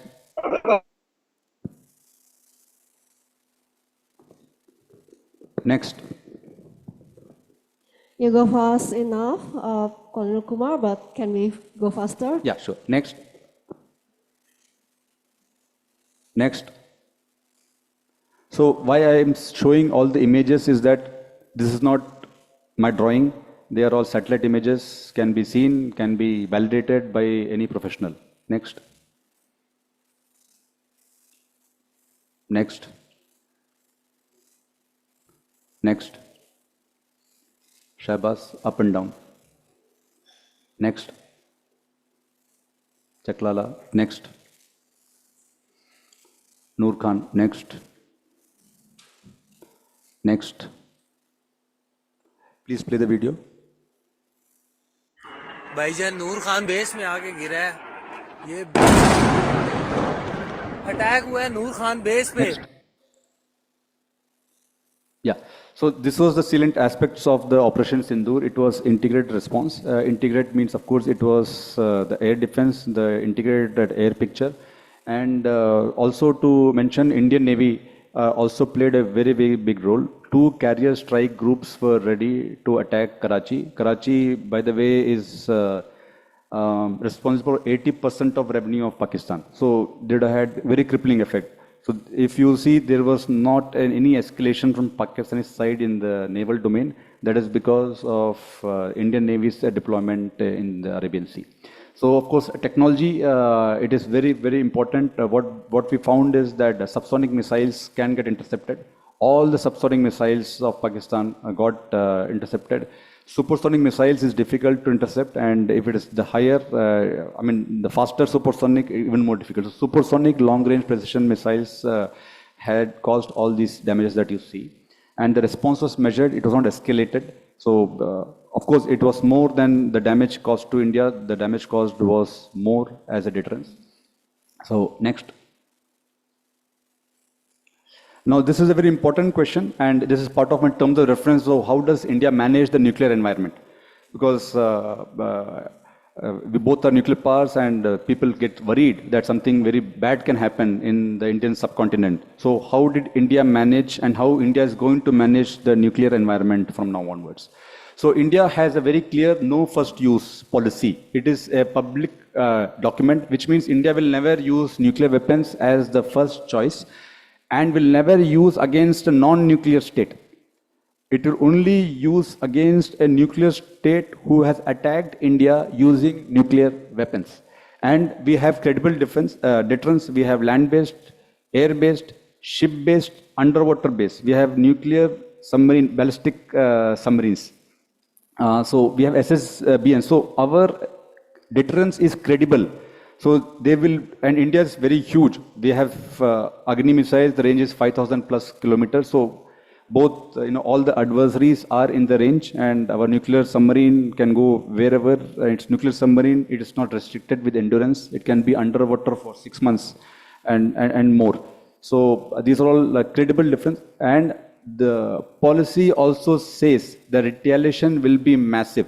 So in case of a nuclear attack on India, retaliation will be extraordinarily high. So this is our stated policy. No first use. We will not attack using nuclear weapons ever as the first choice. We will never attack a state who doesn't have nuclear weapons. But if we are attacked, this will be the response. Pakistan has first use policy. Is the reverse. They have first use, that we will use first in case of certain red lines. Those red lines are very ambiguous. So they have a strategic ambiguity. So why they use first is open, it is subjective. So somebody may feel because of financial or instability, political instability, military failure or whatever, they can use. Okay, next. Will Pakistan use nuclear weapons? So if it uses, it will be mostly towards India.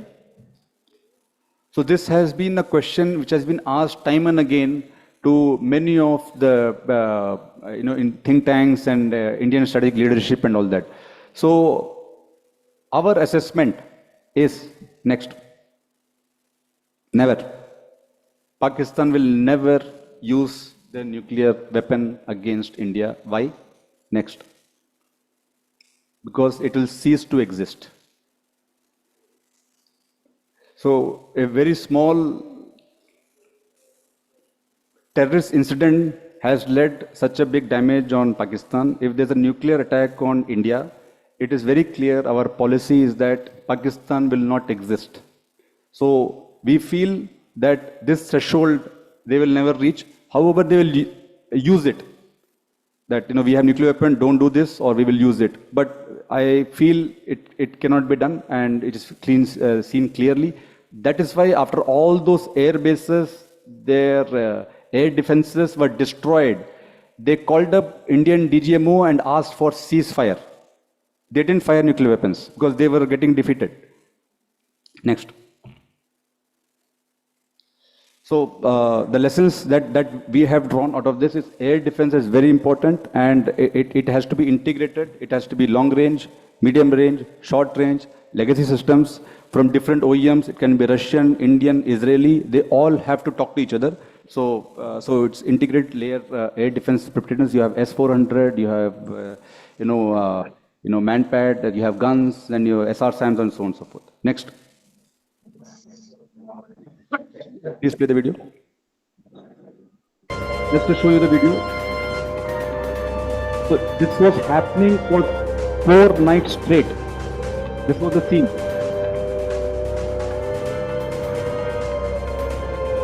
Not a single projectile hit a target in India. All of them were intercepted. 3 fell with very minor damage. One window pane was broken in a MI room. There was, it fell into one football field and some other place. So it did, 3 or 4 came down, but it was hardly of much value. Next. And at the same time, this is what we found. Next. Yeah. So this Operation Sindoor, war against state-sponsored terror, will continue. Pakistan has asked for ceasefire. India has agreed for cessation of hostilities. We have not agreed to ceasefire. We have agreed to cessation of hostilities. In case there's any other provocation, there will be retaliation. Next.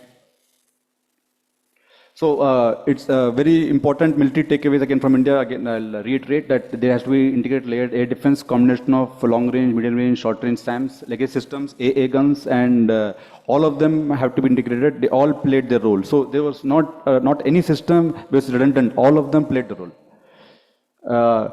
Because you want to use the cheaper option to kill a cheaper missile.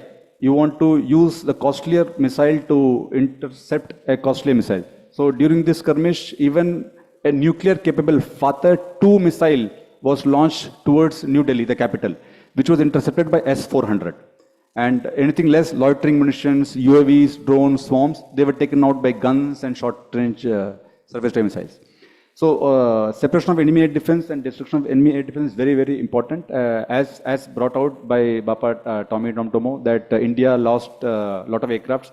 I may not agree with him that India lost so many aircrafts, but I do agree that we did lose some aircraft, and that happened only because of the constraint given by the political leadership to not attack the military establishment or their air defenses.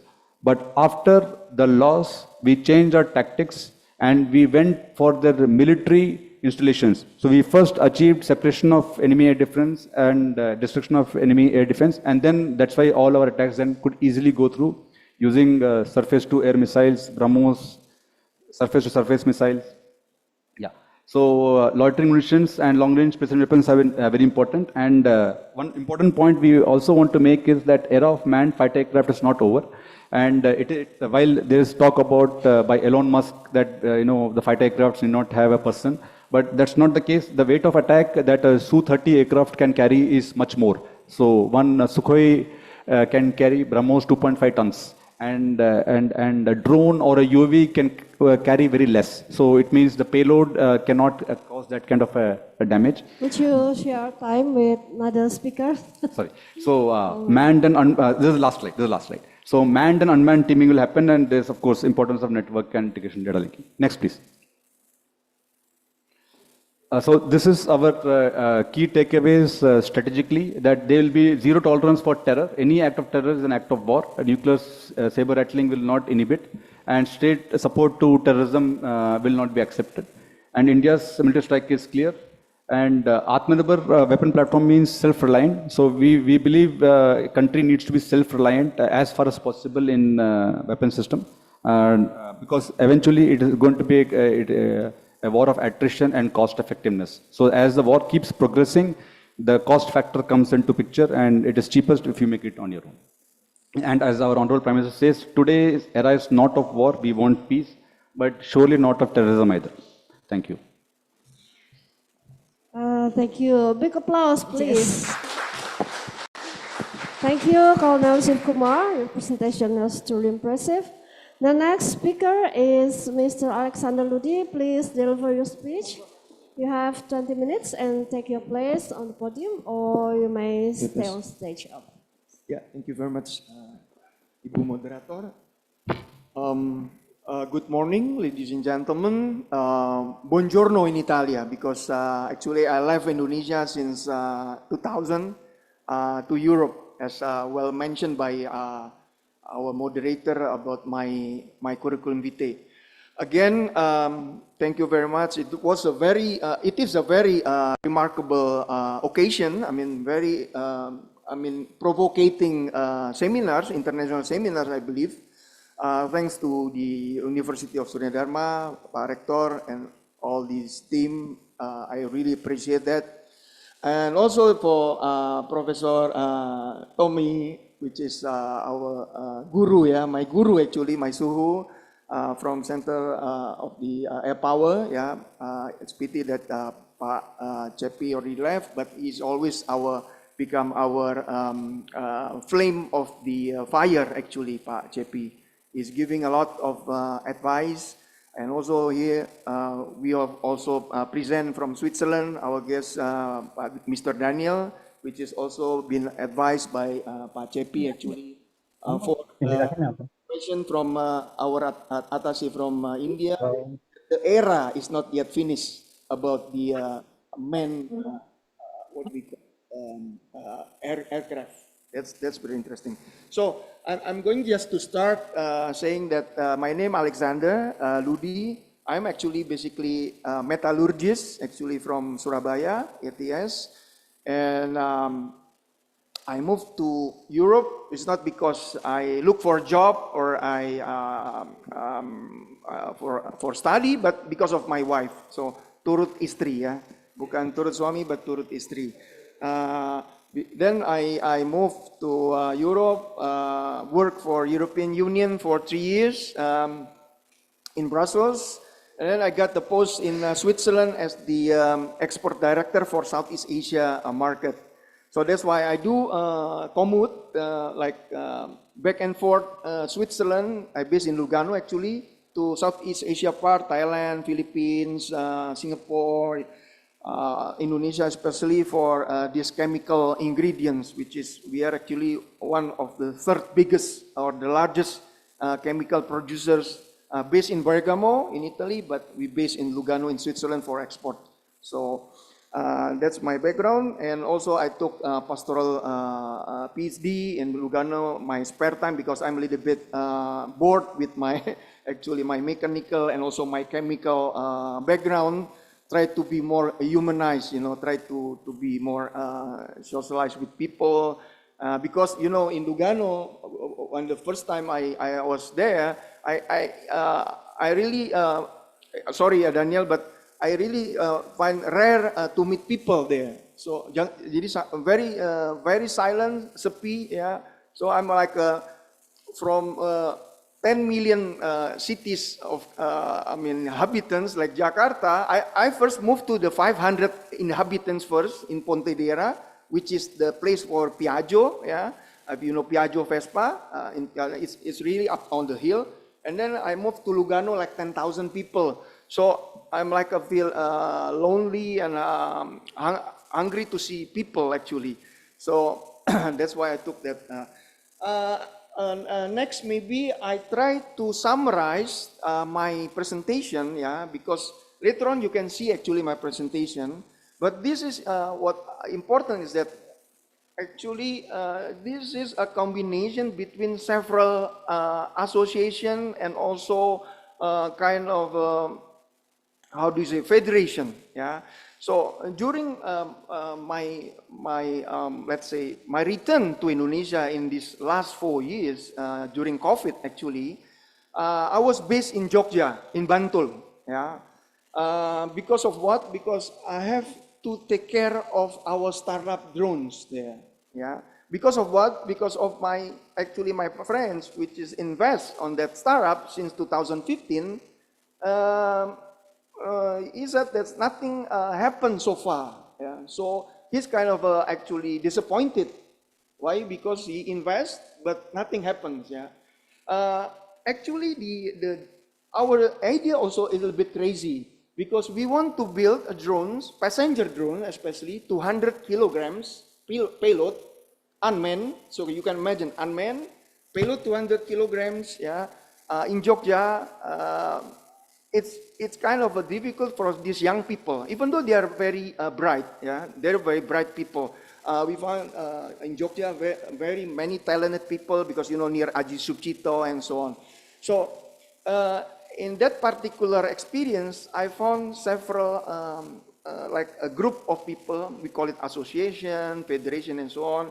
Like I was involved in ASTA, which is the Association of System and Technology Unmanned Association for System and Technology. I also work with APDI, which is Marshal Farjar here, Association of Pilot Drone Indonesia. It's become our friends, the ecosystem. And also FASI, which is Federation of Aerosports of Indonesia in Aldiron, which is becoming my what we call it, my angel that helped me to go through this experience. You can just next, please. Because actually, during that experience, I was being caught by the colonel in Adi Sucipto because I flew this drone. I don't know if I can play this. This flight, maiden flight, the first flight from Frogs. Frogs actually is the brand of our, what we call it, passenger drones. And it was early February in 2020. And all of my team saying that, oh, Pa, this is the time that we can fly after so many years, yeah. So I said, oh, come on, this is, why not? So we just fly it, Well, we don't know that actually you need to apply for NOTAM, yeah, to the authority, and then the guy or the authority from Anticipatory called us, and we almost get what you call it, being close, and yeah, basically our startup. You can fly. You can be our first maiden flight.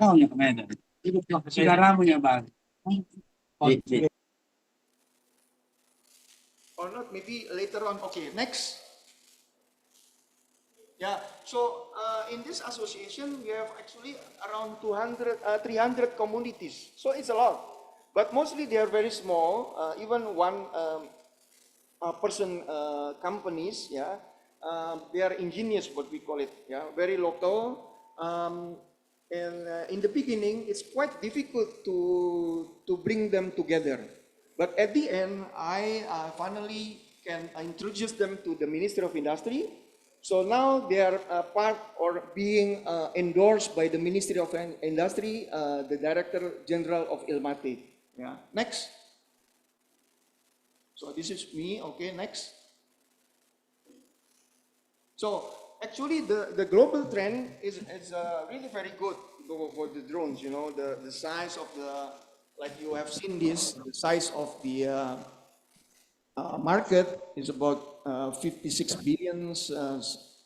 CAGR is very good, 8% until 2030. Yeah. So the China also try to stop their export drone, while actually recently we got also kind of a training from Sandia from US because there is a case. Let me tell you frankly that one of our let me say it's not member, but one of our people from the community just find out that they export the servo motor, yeah, to Dubai, and then it's been ended to Iran. Yeah. So you know that since we are mostly young people, we don't know how to procure. There is no a standard of procurements, purchasing, and so on. So they don't know exactly how, if there is an inquiry from abroad, for instance, they just import it and then try to sell it to these people without doing any checks. Yeah. So that's why from the US trade, they come here and then they freeze the account. Yeah. But not just that, just not like that. They also even come here and then train us to become more experts. So we have like 2-3 times training from them, from the US trade representative, to teach us how to become ini aja Pak. To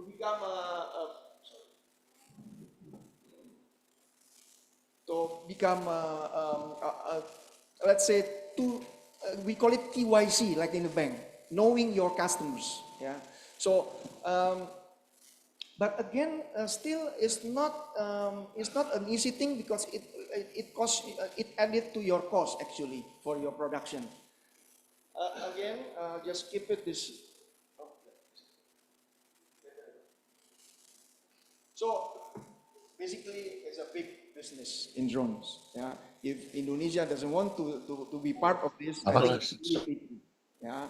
And you will see at the end of the presentation, basically Indonesia is still far behind from our colleagues from India or even Pakistan.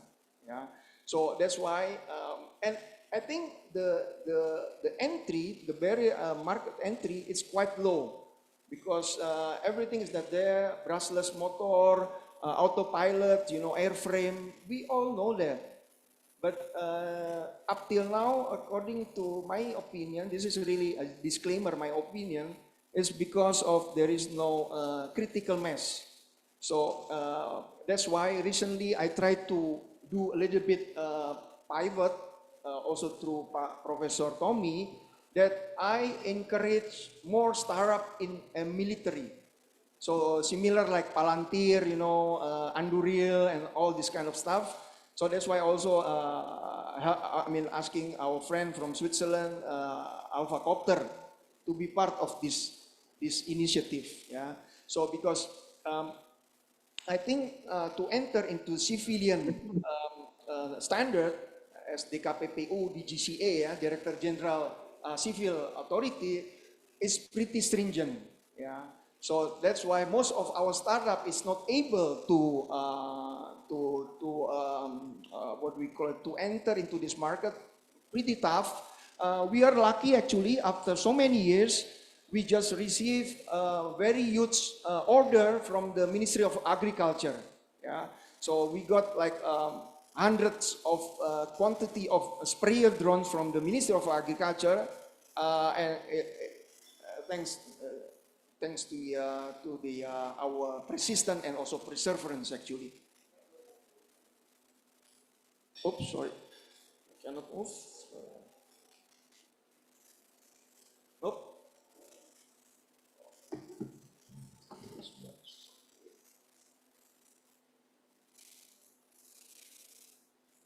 Again, as you will see, the future is autonomous. Of course, like mentioned by the attaché very well, that non-autonomous or manned is also pretty much interesting with this new approach. Yeah, I mean more robust with higher payload, longer range of flight. Yeah, but I still remember when the now is Marshal Sharkey helped me to tweak or to change my presentation in front of the GCA, Ministry of Transportation.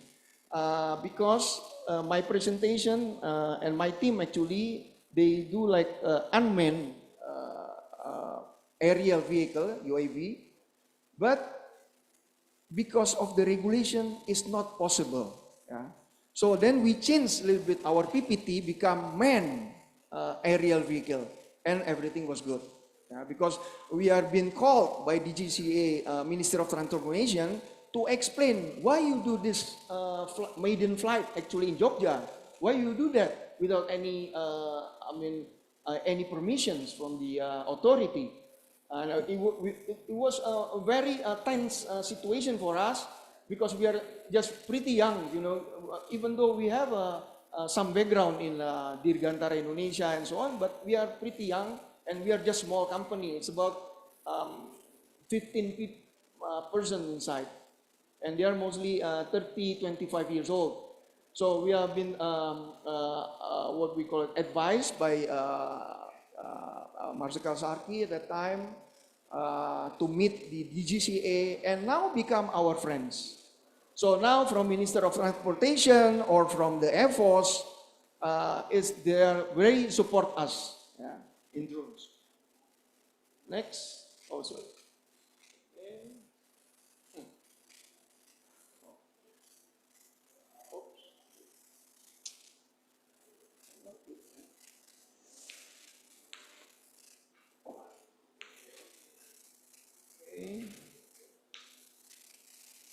Yeah, this is actually, there is already some law in the, when you procure the, what we call it, the weapon in Indonesia actually, yeah. So there are some laws in 16 for 2012, also the laws of 8, 2021. So there is actually a support from the government.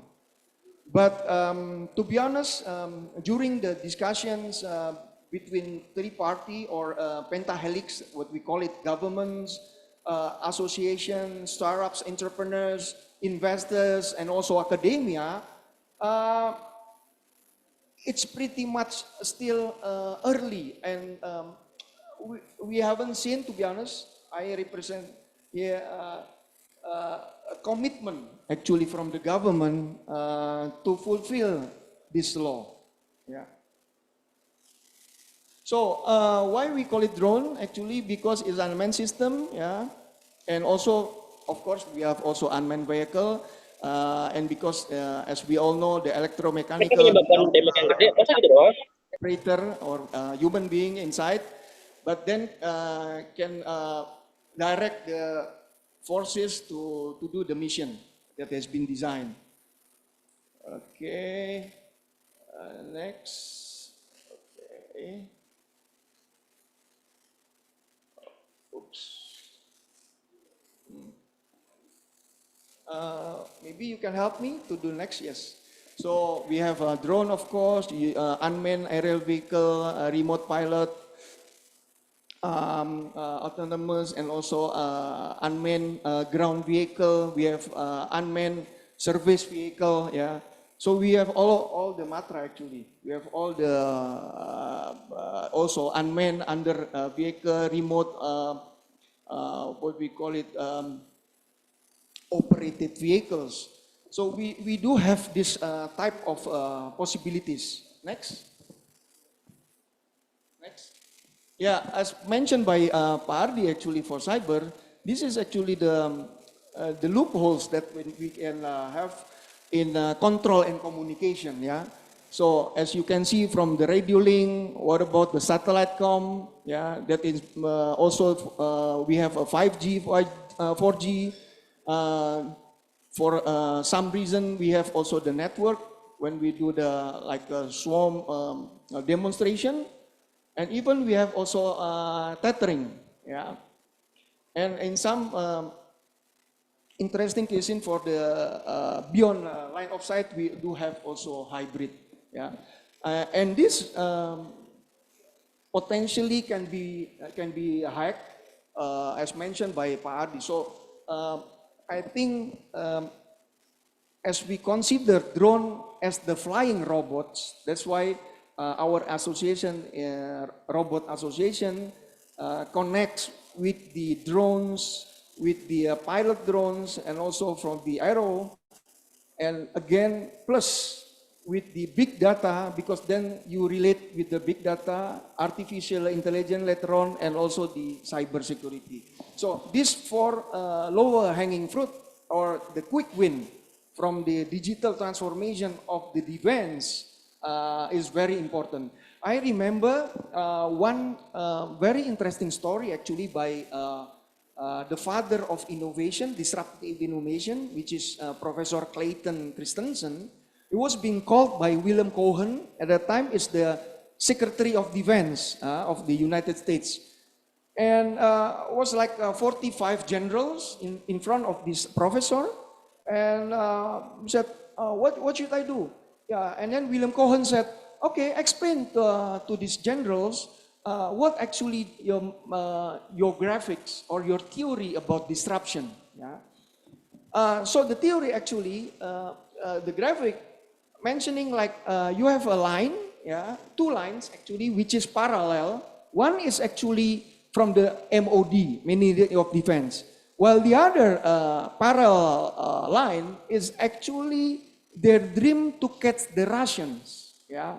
So this parallel line, it's really difficult to get in touch at the end. So to catch the Russians for the MOD at that time is just like a dream. Yeah, they never connect. Yeah, because this is parallel. Well, on the other side, you have like terrorism. Yeah, that is very small from down, go straight, cutting your line, and then also at the again like Afghans or Libya is like the nation of the non-nations. Yeah, so this particular line cut you silently, and because of what? Because of the Ministry of Defense is so big that they don't. I mean, they do have to have a big effort to touch this small insurgent actually. So at the end of the conclusion of this meeting, actually he introduced a small task force, but it consists from different what we call it from different forces, air forces, from the army, from the navy, yeah. So it's all Matra. And this small task force that can curb the terrorism and also insurgent. So if you're doing the same thing like this, you will not what we call it able to see this terrorism, or like what mentioned by very good by our friend from India. Oh, sorry. Okay, this is another category. You can have a look here. They categorize as 150 kgs for the what do you call it? The contact drones. Also the tactical 150 above. 600 kilos is for the attack drones. I'll just speed it up. I skip it because it's for civilians. You will see here that, as mentioned by Pak Ardi also, for the intelligence surveillance recognize AI tracking, you can use with AI actually, for laser rangefinder also, thermal and infrared, and also for signal trackers. Yeah. And for the tactical telecommunication, you can have a communication relay that you can bypass through these hindered actually the mountains or any other what do you call it, barriers. Interesting that I think Norwegian built a very interesting drone, very small, that now being acquired by American drones factory, that this drone can be fly light and then to have a connection for the telecommunication. And this is actually thanks to the startup company in Norway. So there's a lot of, I think one of the exhibitor will be in Indo Defense tomorrow. I think Kongsberg also will be there. This is also like mentioned by Pak Tommy, yaitu loitering munitions. We have also our friend Beta from Bandung doing the assault drones. You will see also the Indo Defense. Munition droppings we do have, and especially for target we work with Dahana, which our what we call it, our state-owned company for doing the bombs and so on for missiles. Oops, sorry. Yes. How many minutes I still have? 3 more minutes. Okay, I'll just run it very simple. We do have a logistic. Actually, this one we proposed it through Lapan at that time before it's being merged in Brin.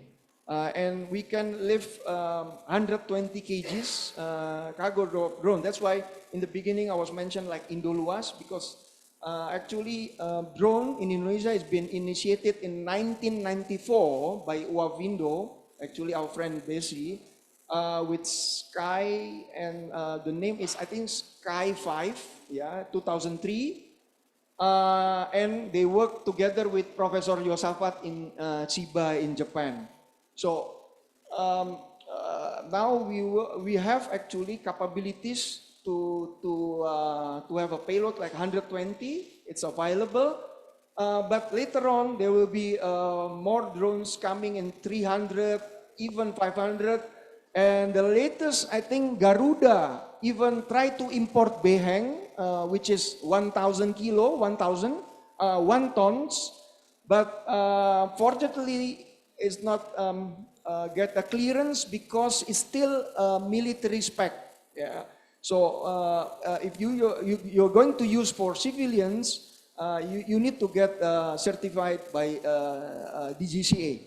So that's why they stopped this, and then they are not able to enter into our territory. Yeah, kamikaze I think is the most useful function for these drones. Let me check. Sorry. Again, I'll just specify. Okay, this is all the other what we call it usage for the drones. Yeah. You see, also even artificial intelligence, we have one, I think it's from Bandung, the kamikaze is using they inject all the pictures, and then with this artificial intelligence, they can just track and then lock the pictures that it's been injected to these drones. So they are not using any more GPS, for instance. Yeah, I'll just make it faster. Okay. Sorry. This is the. Okay. Oops. Sorry. Can I have help from me? because I think it's gone too far. Yeah. Before the swarm. Oh, sorry. Okay. Yeah, this is also, we have a swarm operation. Oops. Sorry. Yeah. So this is, of course, AI-driven coordination. You have seen a lot for what we call it entertainment, actually, also, but we can do it actually for military purposes. Okay, next. Sorry. Okay. Okay, we have this one also, jamming radio frequencies, like what we mentioned by communication, GPS spoofing. This is for anti-drone actually. We do have a startup very good in Jogja doing this anti-drone or jam also.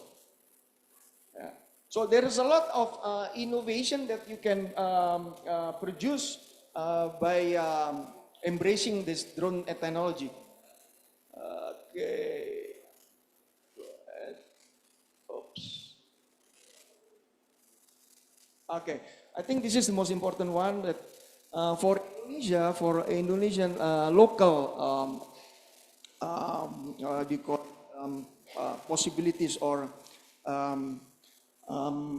the challenge why in local we still don't have our ecosystem for drones. Yeah, because what I found personally, that even though in Jogja or Bandung, yeah, it's difficult to find a cluster nearby. Yeah, if I remember in Italy, we have in Romagna Valley, which is they have Ducati, Lamborghini, you name it lah, Pagani, everything, yeah, all together in one cluster. Yeah, and you can just put to this cluster with your own brand, and they are able to fulfill to you. Yeah, without having afraid that your design is being copied. Yeah. But in Indonesia, we still have difficulties. I mean, remember Tanggul Angin in I think in Sidoarjo, the cluster for leather, now is almost gone. Or maybe Cibaduyut for our shoes is almost gone. Yeah. If the cluster is not there, then the final product will be very expensive, and then you cannot compete with the imported goods. I think this is the most challenging situation for our industry, yeah, our manufacturing.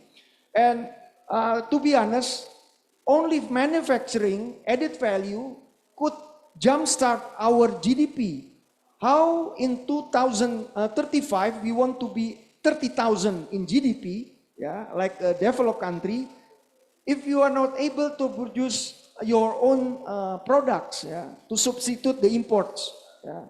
So this is only 20 years, next 20 years, 2 decades. So I think I try to provocate you with drones. We can receive this. Okay. So you will see the red one is still imported, yeah, for drones. So I think almost 90% imported, yeah. So local, you just can see very little local, yeah. And this is what we found. There are only these things that can be produced now, or possibly can be produced locally, yeah, like battery, brushless motor, autopilot, cable, and pretty much simple, yeah. And I believe that our president, even Pak Prabowo, is really pushing for the. That's why we thanks God we got this order for the spraying, but we still have to see if later on there will be more and more what we call it application in the drone, especially. Of course, we do import from Turkey, you know, Bayraktar, Anka, and so on. But what about our own industry?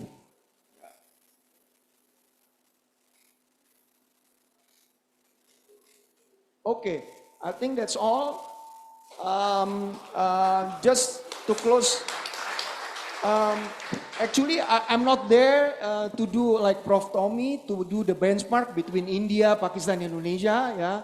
But I can do later with Chat GPT. Very impressive, because it's really true that our drone technology is still far behind. Yeah, India is starting with their own indigenous product like Marut. I know some from India. They're very good. While Pakistan, it's more practical. They're doing a lot their own practice. Yeah. So while we are afraid, to be honest, and then I close. Now even our young people not brave enough to do like what I've done in Bantul, when I said, okay, just fly it. And then the colonel from Adi Sucipto called us, oh, I will close you, yeah, because you don't ask any permission, yeah. But I'm just almost, not 60, but I'm already 55. I'm not able to do everything, we call it pasang badan here, yeah, to provoke it every time. I mean, the young people has to do that, yeah. But they are now afraid. If they do it, the regulator or the authority will catch them. Yeah. So my proposal, just to give a kind of a sandbox. I think in Papua you still have a place to do this flight, with cargo, or maybe in the north, in the eastern part, basically daerah 3T, yeah, or Sulawesi, or maybe Sangar Talaut. I got an inquiry to bring like a shrimp from Sangeta Laut Island to Manado and so on and so forth. So that's all. Hope that we can have a discussion later. Thank you very much. Assalamualaikum warahmatullahi wabarakatuh.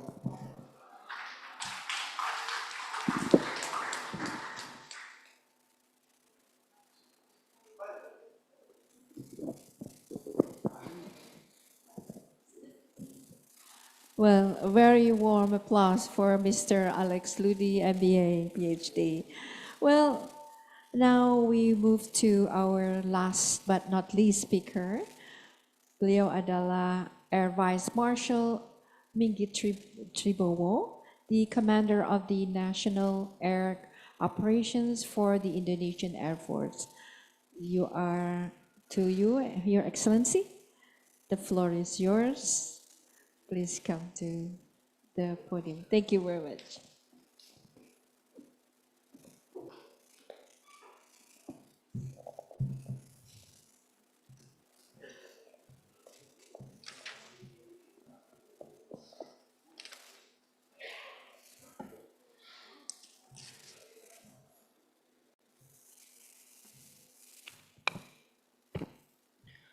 Assalamualaikum warahmatullahi wabarakatuh.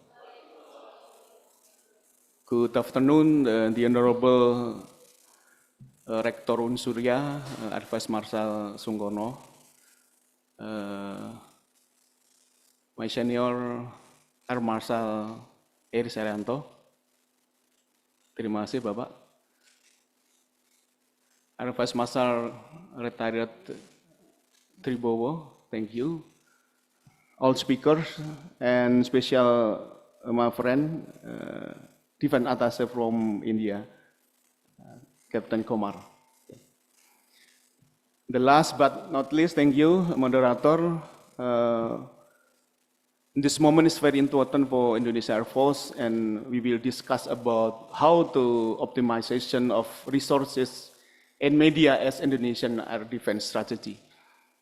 For me, this is a good topic, but not easy to explanation what the media use for air defense strategy. Next.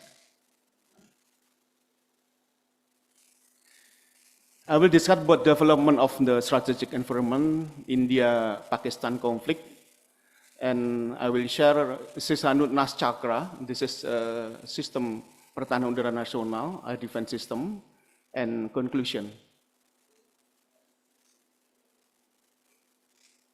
Next. Next. Development of the strategic environment, we see the global and regional We know polarization of power and competition, US and China, not only trade, but military. Russia and Ukraine still war, and Israel-Hamas conflict. And the last is Pakistan-India conflict.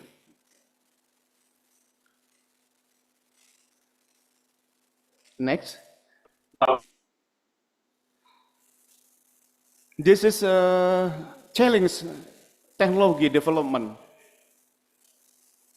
from, hypersonic missile, Iron Dome, air dominance, new generation air dominance, swarm drone and kamikaze,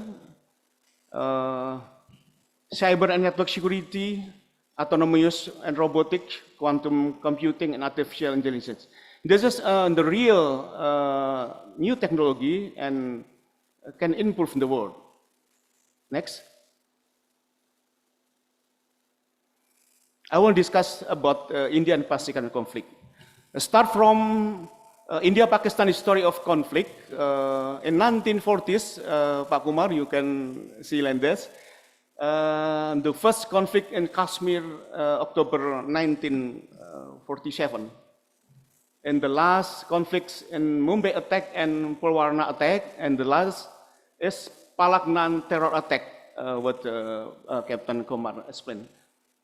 And respond with Operation Sindur and Operation Bunyamin al Masuds. We will discuss about that. Next.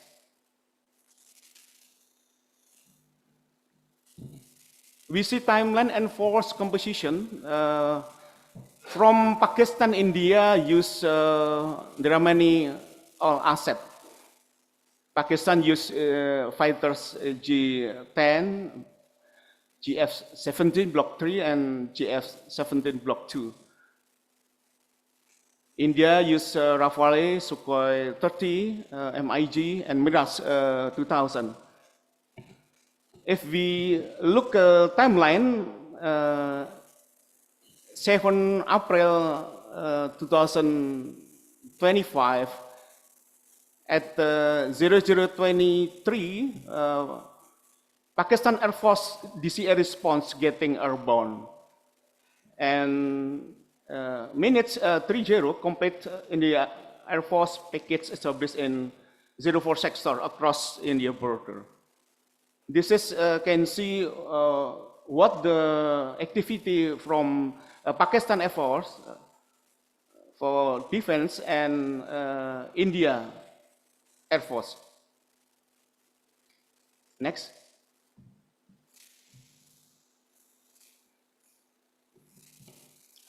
I will explain a little Operation Sindur, India. Only 23 minutes duration, 100 until 2,000 kilometers from border. India used BrahMos to select a precision target for terrorism. Next. How about some system in India and Pakistan? Use, as we know, S-300, S-400, and low altitude ammunition for short range, 25 kilometer, and use ballistic and cruise missile. Next.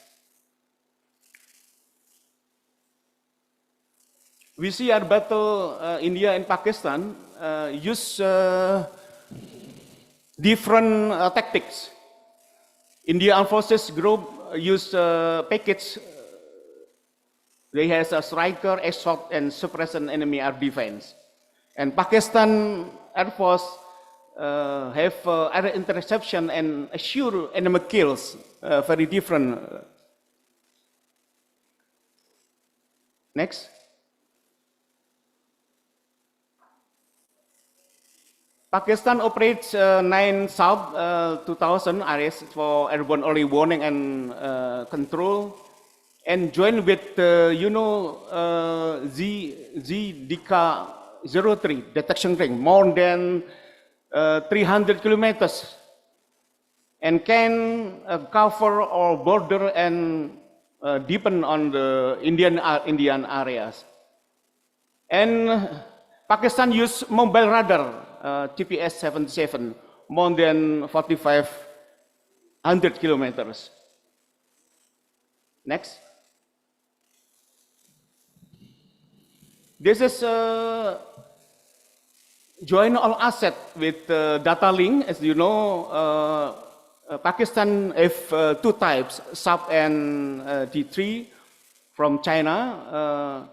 Can join link with satellite and G10 and all asset and ground radar.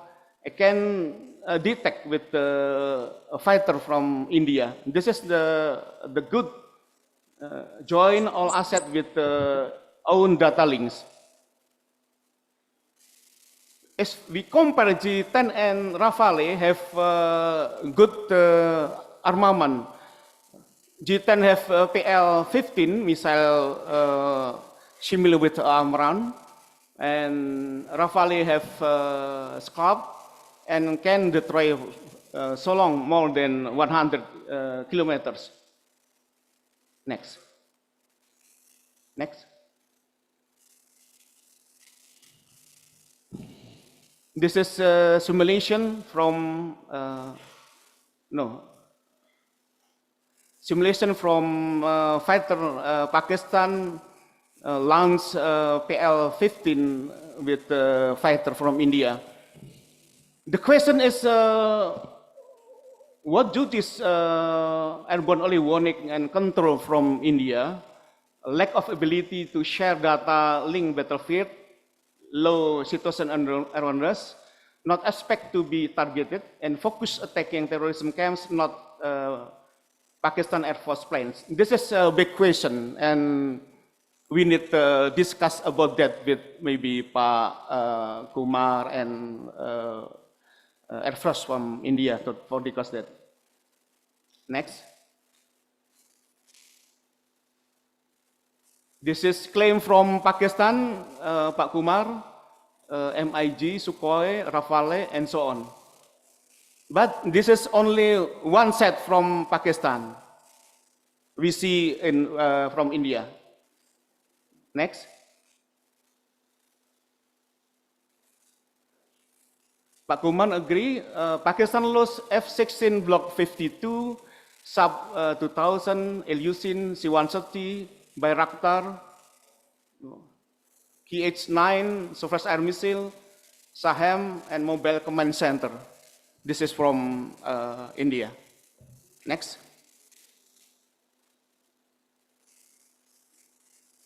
The objective of India and Pakistan mutually claiming victory.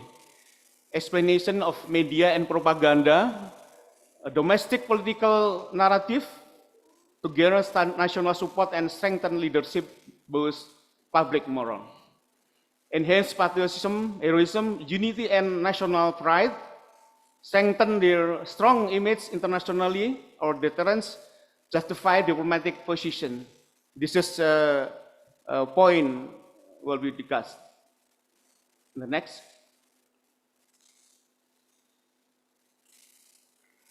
What is the lesson learned can we take? The one is integration of a defense system is essential, not just aircraft, but collaborate early warning radar, airborne early warning and command control, ground-based defense, and collaborative effort. No single asset claims credit for a successful strike. Collaboration and integration, uncoordinated air defense and strike system will be ineffective even with the best aircraft assets. Aircraft crew competencies very important and war readiness are highly trained. This is a point lesson learned for Indonesia. The next. This is a standing position from Indonesia, neutral. Next. I will share about the National Air Defense System Chakra sesuai Perkaso 2023. Lanjut. This is adaptive, modern, professional, unggul, humanis. 5 words, but we must prepare about that. The next.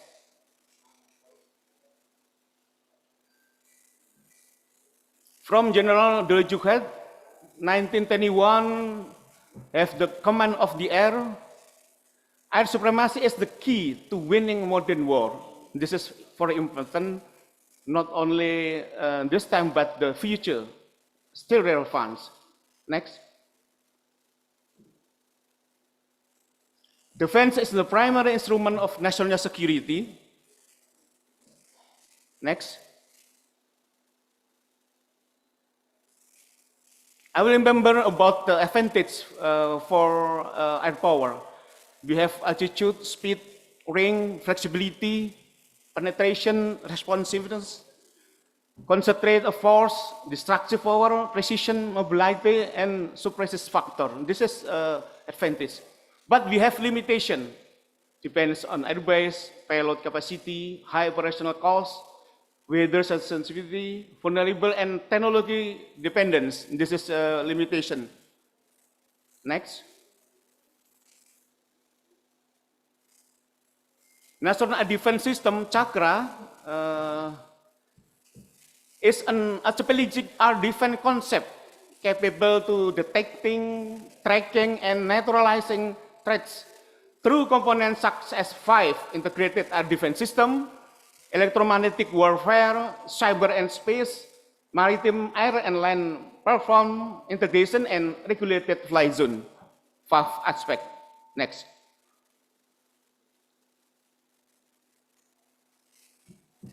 We have potential vulnerable threats in the new IKN, Natuna, Java Island, and Papua Island. So we will join all to cover strategic. Next. This is 5 components from Indonesia strategic air defense system. The one is integrated air defense. We must combine sensor, shooter, and C2 to make integrated air defense.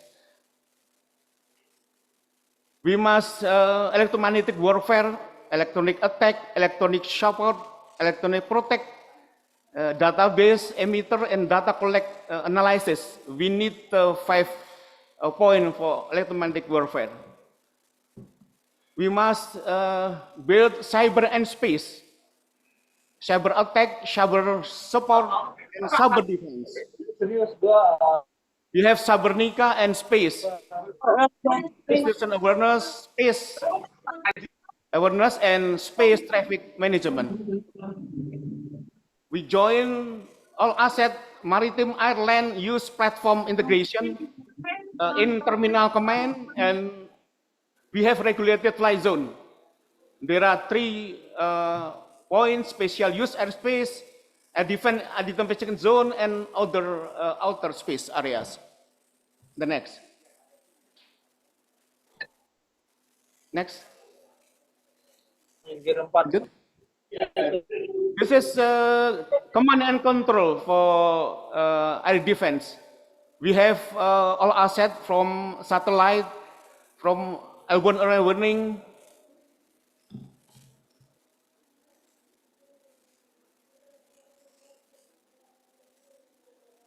and also asset. We have network. Next. Oke. Kembali dulu. We have all asset from satellite, from airborne early warning, fighters, command and control from ground, use indigenous system to join and share in air operation center until execution in terminal communication and COSEC. Next.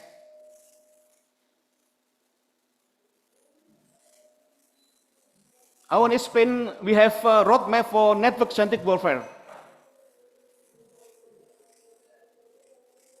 We separate range, we call Rensra first, second, third, and fourth. We hope can control of the air, autonomous system, and space of center in Rensra 1. After that, in Rensra 2, integration system multi-platform, satellite, satuan ruang angkasa. And the third Rensra, interoperability, all Matra, artificial intelligence, and wing space force.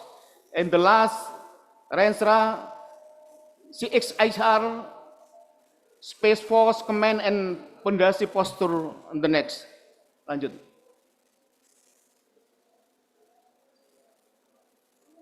We need collaboration pentahelix. The first is government has a political power. Not only government, House of Representatives, public service, political party, and so on. The second is academy, has knowledge power, university, schools, consultants, scientists, and so on. We need community, has a social power. We need business as a capital power to grow up. And we need media as an information dissemination power, news, TV, social media, and so on. Pentahelix is collaborates need. Next. For improved human resources, from basic education, general science and technology education, qualification education, strength building training, use force training, joint exercise, combined joint exercise, integrated joint exercise. This is to improve human resources. Next. I talk about a little role of media. Next. The role of media in defense strategy, I see shaping public opinion, war of information and psychology operation, can use media for intelligence and situational awareness, and security operation and the fog of war. Media can use diplomatic channel and deterrence, and very important for recruitment for media. Next. As conclusion, next. Current and future conflicts employ sophisticated technology, necessitating rapid adaptation to these advancements for balancing of power and capability. The India-Pakistan air conflict provides a critical lessons. Effective total weapon system integration is essential to guarantee kill chain's effectiveness. Technology platform superiority alone is sufficient without optimal system integration. Achieving safe relations in platform integration technology under the network-centric warfare concept requires pentahelix collaboration. And media plays a strategic role in national defense to achieve objective aligned with political policy. Next. This is presentation for me. Thank you, and we can discuss about that. Terima kasih. Wassalamualaikum warahmatullahi wabarakatuh. Thank you, Air Vice Marshal Ringgit Tribowo. You've delivered an excellent presentation. What a great topic today. A big applause to all esteemed speakers.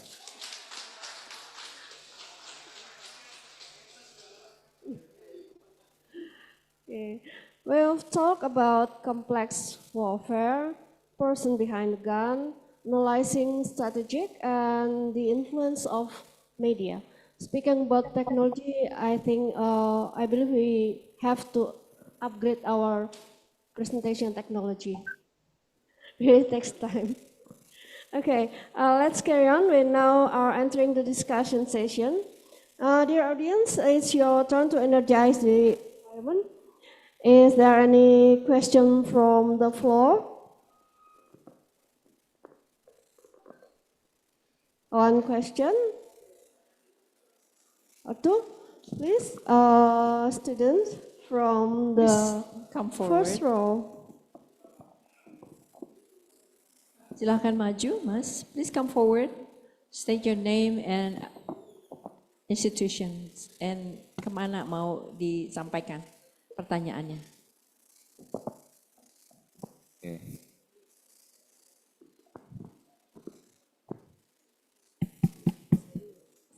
Okay. Good morning, ladies and gentlemen. So, my name is Edgar David. I'm a 2024 undergraduate student from the aerospace engineering. I want to, before I ask my questions, I would like to explain a few things to explain the context. So, the Indonesian Air Force has a diverse source of the fighter fleet. We have the American F-16s, we have the Russian Su-27 and 30 flankers. The Dassault Rafales that we ordered are going to arrive in 2026. And then there are plans to acquire the new F-15EX from the United States and also the Chinese J-10C, which has been in service with the Pakistan Air Force. And also, Indonesia is still officially in partner with South Korea Indonesia is still in the joint development with South Korea to develop the KF-21 fighter jet. So again, with this a very diverse source of fighter fleet, how will the Indonesian Air Force maintain data link capability to enhance the network-centric warfare, not only between the fighter jet fleet, but also in other military assets, such as ground intercept radars, airborne command and surveillance platforms, and even other branch of the Indonesian armed forces, like the Navy or even thing is what has been concerning, that has been expressed by the Indonesian military forums, is that how to prevent logistical nightmare, because it's impossible to integrate American weapons to Russian or Chinese fighter jets. And that's it. Thank you. Thank you, Edgar. I think I saw you in my class. Another audience? Or we can, Maybe we can answer. Yes, okay. Bapak-bapak, mohon izin, siapa yang mau menanggapi? Would you like to? Thank you. The good question from who is name, sir? Edgar Div from Aerospace Engineering. Actually, not easy to use tactical data link system because Indonesia we operate. There are many type of aircraft and fighter, especially. We operate F-16, we operate MiG. The next, we operate T-50I from South Korea. There are many platforms, but this is a good chance for use indigenous network-centric warfare. So we offer a pentahelix system. We must cooperate with academy, with government, political will, with technician and so on. This is not easy because every producer of aircraft not easy to give a protocol to join. For example, USA use Link 16 cannot join with another aircraft from America, you know. And lesson learned from Pakistan can join G10 and G17 with SAP and with KD3 from China. This is advantage for Indonesia. If we can collaborate our system, we cannot maximize all assets. This is a big problem. But we start to improve the own data link system. This is for me opinion. Thank you very much, Air Marshal Tedowo. I would like to welcome one of another, ladies and gentlemen. Would you like to address the questions? Maybe we can pick from online. Very relevant. Question. Okay, let's do this. The operator. Okay. Oh, what is? We have 2, 3. Can we take them, sir? Okay, silakan. Please state your name and your affiliations, please. Okay, good afternoon. My name is Wahyu Gunawan from Aeronautical Engineering student. I would like to ask, in the India-Pakistan air battle, will the aviation work in Indonesia, especially the military sector, be affected? And if it is affected, what are the quick response from the air military sector? Thank you. Please, louder, please.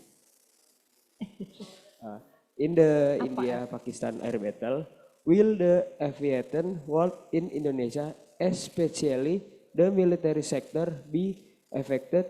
And if it is affected, what are the quick response from the air military sector? Thank you. Would you like?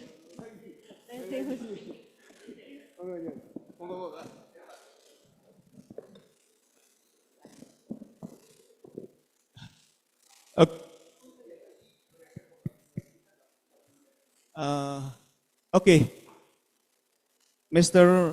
Who is name? Wahyu from electrical engineering. Oh, electrical engineering. Okay, the same, yeah. Yeah. Lesson learned from Pakistan and India conflict.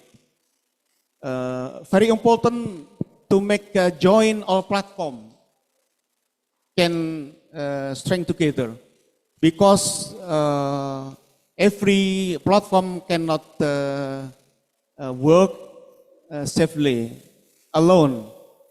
This is very important for Indonesia. And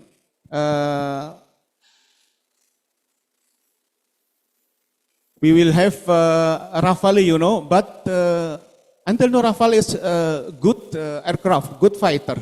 It's no problem for Indonesia. Okay. Yeah. Thank you. Maybe I can add some. I don't want to promote my drones, but basically in the asymmetric warfare right now, it's like you mentioned, like you've seen like in Afghanistan or in Gulf or also in what we call in Vietnam. Yeah, actually they can win the battle, but not the war. Yeah. If I just learned from my friend here, Daniel from Switzerland, every war like Vietnam or Gulf or also in Afghanistan, it costs you like 2 trillion something US dollars. So it's very costly actually. Yeah. And it's like you fight with horses, with the Black Hawk, you know, or like during our Independence Day, like bambu runcing with the Holland, Kenil and so on at that time. That's why actually why we came to the point of pardon for the drones. I mean, like we propose as also by the commander here that the pentahelix ecosystem. Yeah. Again, then I close. I have one experience actually in Strasbourg when we visit the AeroCorps. At that time when I worked for the European Union, actually the general of the Eurocorps also confused, Pak. Yeah, they have a lot of soldiers, but they don't have the equipment. That's why in NATO, mostly it's been supplied by the US, yeah, because Italiano, like, io parlo italiano, no? If I have to use Leonardo, for instance, it's all instruction is in Italian language. Can you imagine? Well, in German, they use German language. Yeah, of course, UK, they have UK, France, they have. So how you, like what the commander said, how you connect the platform? It's not easy for the European to connect. So for that reason, up till now, they don't have a common equipment, and then they pledge to the US to supply. Yeah. So I agree with Indonesia, since they have a lot of this system. I think we try to find the what we call it, teknologi tepat guna. I think, no. The most efficient, most productive, but then you save costs because you're not having burden to spend the cost. Of course, this is protecting your territory, but again, they have a calculation. It's real money that you have to spend. Thank you so much. Thank you, Marshal Minggit, for your answer. And Mr. Alex, you don't have to pay to promote your drones here. Thank you. Can we take the two other? Enough? Okay. Yes, our time is up. Okay, time is up. Okay, thank you very much. So what we do we have to read some of the... Yes. Summary. Conclusion. Okay. Sure, I have a question for the very interesting. Sorry, can I ask? Because I saw that in the roadmap, you put AI in 2034. Yeah. The AI is now. It's now. Because in AI startups, next year is just red ocean, Pak. So this is now blue ocean, but the next year is already red ocean for AI. So like 2035, it will be too long. Thank you so much. Thank you very much, Pak Commander and Bapak Alex. Okay, may I please, and we are very lucky that our speakers represents all the queries, pertanyaan-pertanyaan, Bapak. Bapak Profesor Tommy menjelaskan about the concept of conflicts and how to deal with the technology. Bapak Ari Suteja, Pak Ari, he had explained about cyber technology, what is the important, how to rebuild and choose, differentiate mana yang penting bagi kita, which are, and we cannot only purchase, Pak, but one day we have to really think critically to also produce by ourselves. And this is also remaining also for the drone. And Bapak, our Colonel Chief Kumar, thank you very much. It was an eye-opener. Definitely, we know exactly what was the Pakistan-India air battle conflict was all about.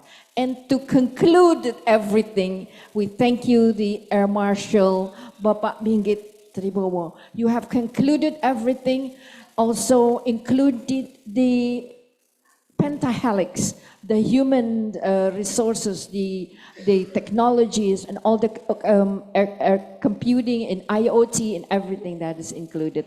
So it was indeed, we have to have a very big applause because from end to end, it had answered all the queries. Pertanyaan-pertanyaan kami yang still hanging in our mind, Pak, you have completed everything in all aspects. So may I please conclude in short that for today's, I formulated and a strategy for today's discussion, how to strengthen the Indonesian defense capabilities as follows. We have to strengthen the national air power doctrine and posture, and to develop an air power doctrine that emphasizes speed, flexibility, cross-domain integration, including the cyber domain. And secondly, enhance the rapid detections and responses capabilities in implementing AI-based cloud computing, drone, and surveillance system for the real-time threat detections and combating data processing. And thirdly, to integrate all cyber and AI power, the air power, to establish a stabilized cyber air integration unit capable of conducting active defense against cyber threats targeting the air control system, and combat communications. So, ladies and gentlemen, that's the sum up. Thank you very much, and I would like for all the speakers to rise. And sekali lagi minta tepuk tangan yang hangat Bapak dan Ibu. Thank you very much. It was an eye-opener and it was a knowledge sharing. It was very insightful. Thank you very much. Please silakan untuk kembali ke tempat masing-masing. Thank you very much. A very warm applause. Okay, terima kasih Bapak. Terima kasih. Thank you for your attention. We hand over the agenda to the MC. Yes, thank you very much. Thank you very much for this discussion session. Let's take applause again for all the speakers and all the moderators for today.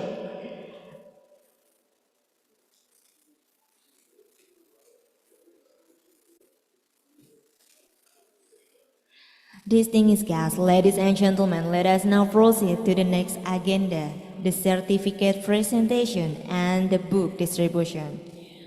Penyerahan sertifikat akan diberikan oleh rektor kepada para narasumber. Dimohon dengan hormat kepada para narasumber untuk mengambil tempat dan dimohon dengan hormat kepada Rektor Unsurya berkenan untuk memberikan sertifikat kepada para narasumber. Sekali lagi, penyerahan sertifikat akan diberikan oleh rektor kepada para narasumber. Dimohon dengan hormat kepada para narasumber untuk mengambil tempat dan dimohon dengan hormat kepada Rektor Unsurya berkenan untuk memberikan sertifikat. Mohon izin Bapak para narasumber, urutan yang pertama Pak Tommy. Yang pertama Pak Tommy, urutan kedua Pak Adi, urutan ketiga Bapak Kolonel Sif Kumar, keempat Bapak Alexander dan kelima Bapak Minggit.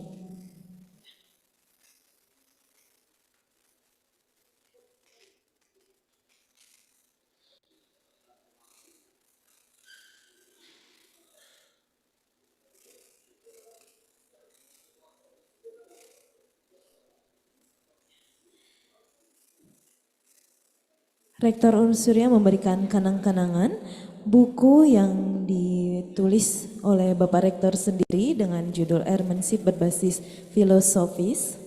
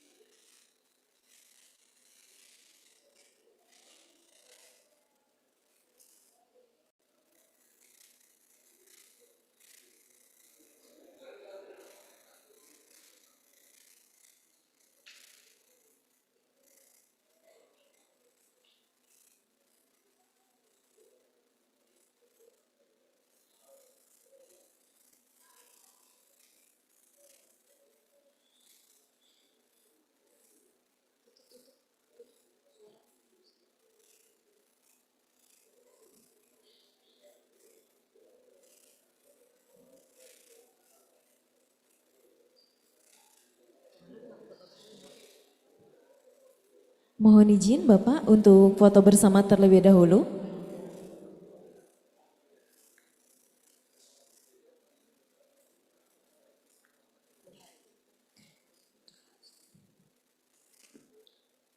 Ya. Mohon izin mungkin bisa ditunjukkan sertifikatnya untuk foto bersama. Siap? 1, 2, 3, 1, 2, 3, salam dirgantara. Salam dirgantara. 1, 2, 3, 1, 2, 3. Baik, terima kasih Bapak-Bapak, dimohon kembali ke tempat. Ya nanti tahun baru bisa disuruh.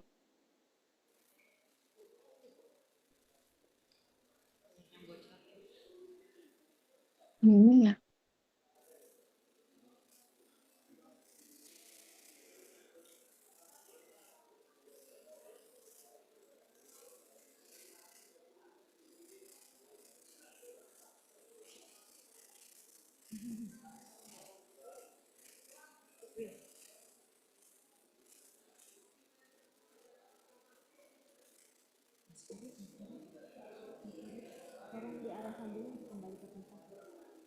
Mohon izin kepada Bapak-Bapak dimohon kembali ke tempat karena akan ada acara selanjutnya.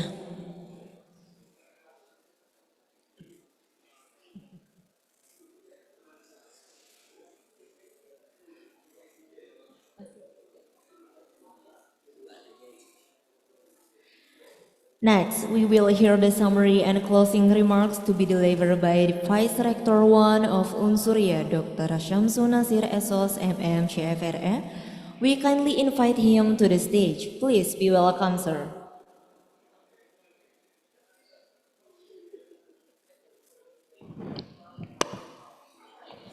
Thank you, Mas Asramani.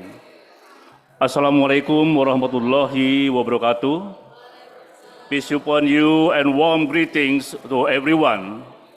Your Excellency, Deputy Minister of Defense of the Republic of Indonesia, Air Marshal Retired Doni Hermawan Taufanto, Deputy Chief of Staff of the Indonesia Air Force, Air Marshal Andiawan Martono Putra, Rector of Universitas Digantara Marskal Surya Dharma, Air Vice Marshal Retired Dr. Sungkono, SAMSE, the Honorable Commander of the National Air Operation Command, Commander of the Indonesia National Armed Forces and Air Force Doctrine, Education and Training Development Command, Commander of the National Air Defense Operation Command, Inspector General of the Indonesia Air Force, Officer in the Indonesian Air Force, Rector of Universities and Colleges, distinguished keynote speaker, Air Chief Marshal Retired Cepi Hakim, Chairman of the Indonesia Center for Air Power Studies, distinguished all speakers, the Honorable, the General Chairman of YASAU, Dr. Kandidat Air Vice Marshal Retired Insinyur Tribowo Budi Santoso, and Chairperson of the YASAU Board and Head of the BPH Unsuria, and then Civitas Academica Unsuria. Distinguished guests and esteemed speakers, fellow academics, military officers, and dear students, let us begin by expressing our deepest gratitude to the Almighty God, for by His grace, today's strategic seminar was able to run smoothly.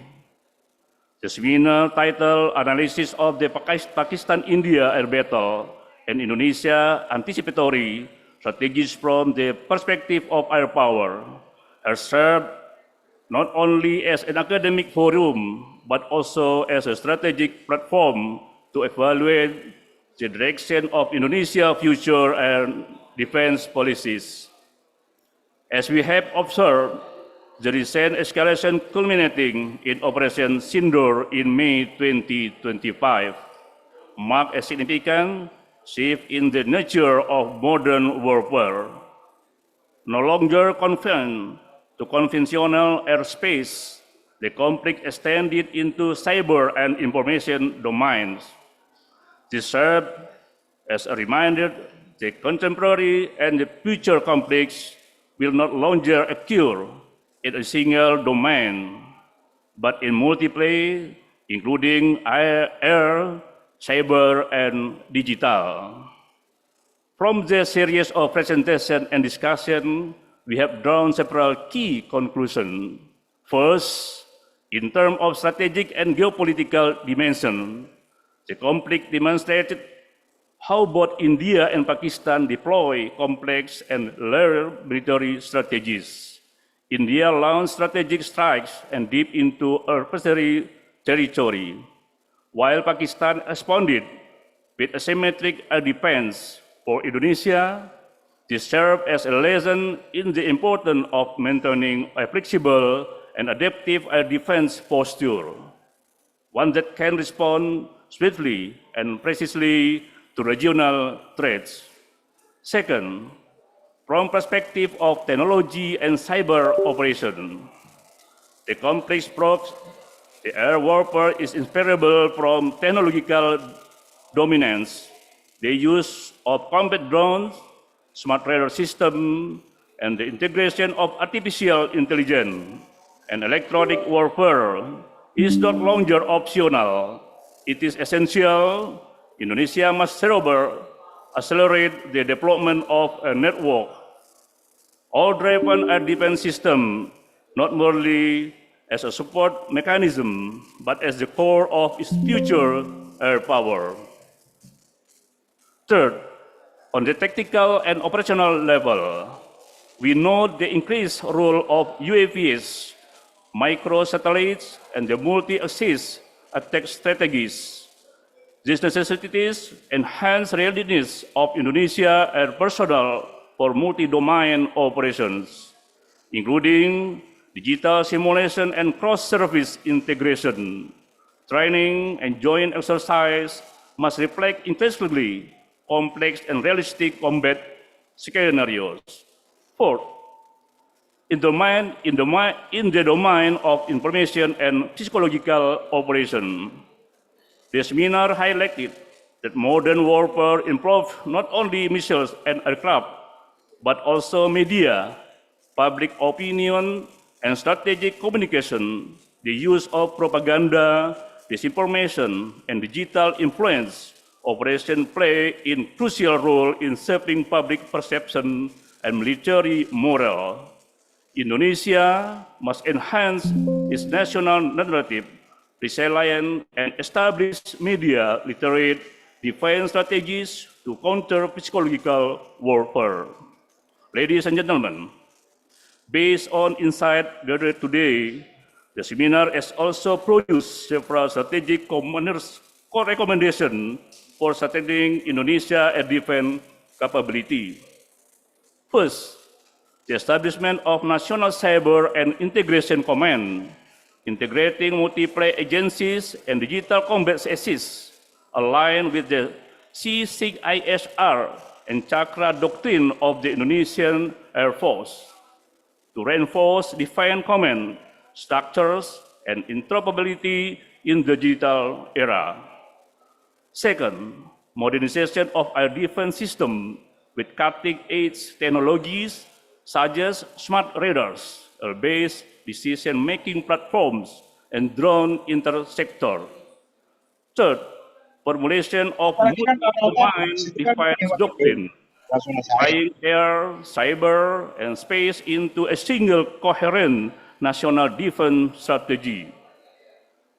The seminar's proposed roadmap for innovation is fully aligned with the Indonesian Air Force's long-term strategic framework, as outlined in their network-centric warfare and CV roadmap spanning from RENSA 1, 2024 to 2029, to RENSA 4, 2039 and 2044.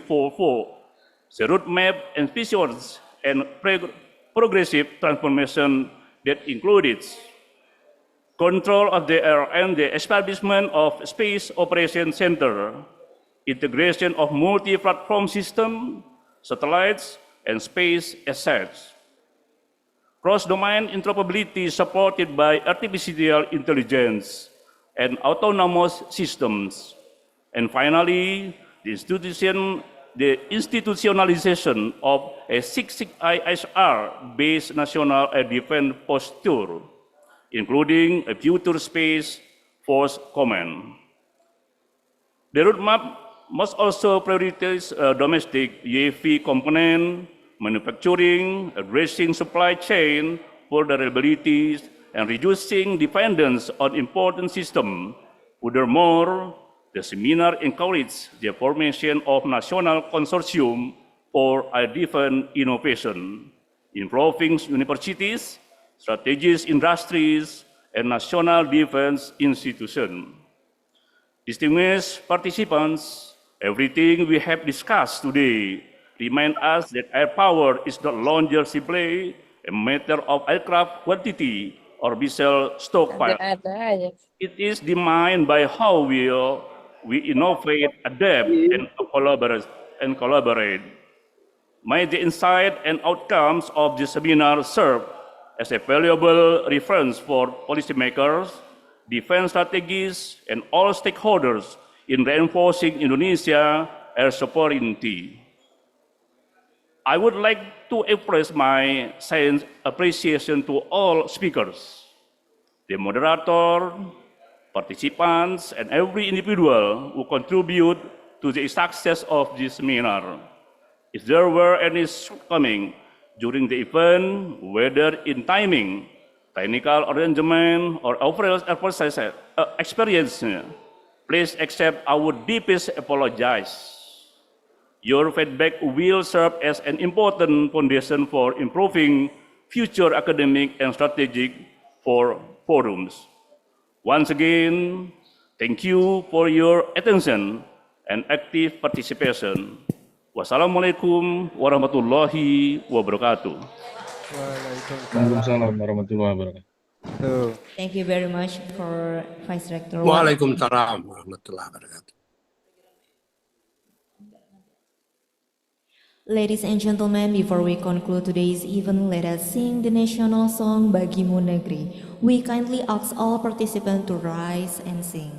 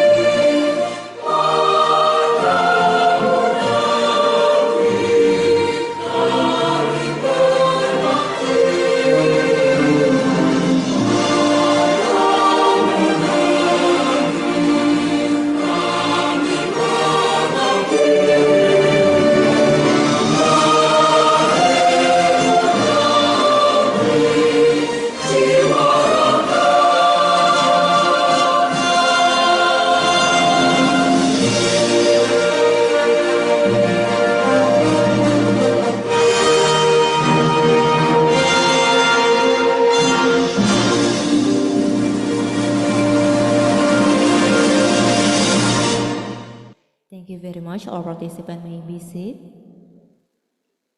That concludes today's series of events. We extend our sincere gratitude to all distinguished speakers and esteemed guests for your presence and valuable contribution. Demikian rangkaian acara pada hari ini. Kami haturkan terima kasih banyak kepada para narasumber dan para hadirin tamu undangan yang saya banggakan. Kami juga memohon maaf apabila ada kekurangan selama persiapan pelaksanaan kegiatan pada hari ini. Karena tadi saya buka dengan pantun, maka saya akan tutup dengan pantun juga Bapak Ibu. Minum kopi sambil tertawa. Cakep. Ditemani cemilan rasa vanila. Cakep. Sampai jumpa di kesempatan berikutnya. Semoga ilmu hari ini makin berguna. Akhir kata, wassalamualaikum warahmatullahi wabarakatuh. Waalaikumsalam. Ada peserta online dan offline, silakan bisa absen di layar. Untuk barcode absen ada di layar. Dan kepada tamu undangan dipersilakan menikmati hidangan yang telah dipersediakan.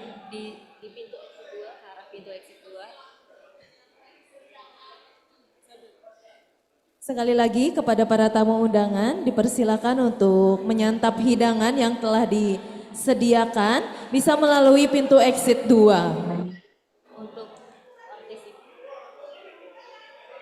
Untuk para mahasiswa boleh silakan makan siang di lewat pintu exit 1.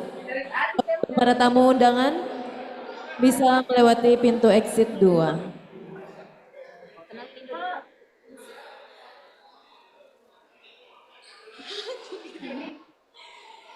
Untuk pengumuman sekali lagi, Unsurnya juga untuk besok dan sampai hari Sabtu ada di Indo Defense. Jangan lupa mampir.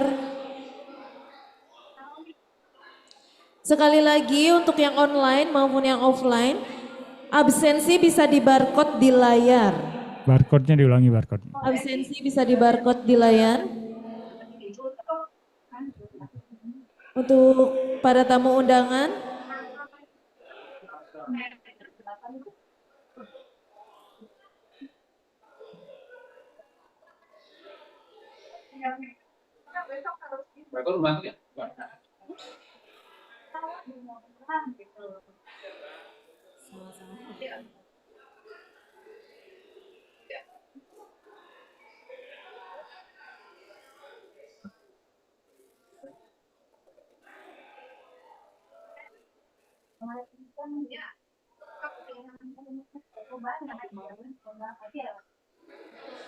sekali lagi untuk tamu undangan dipersilahkan menyantap hidangan yang telah disediakan bisa melalui pintu exit 2. Silakan Pak. We kindly ask all participant VIP to get a lunch in exit 2.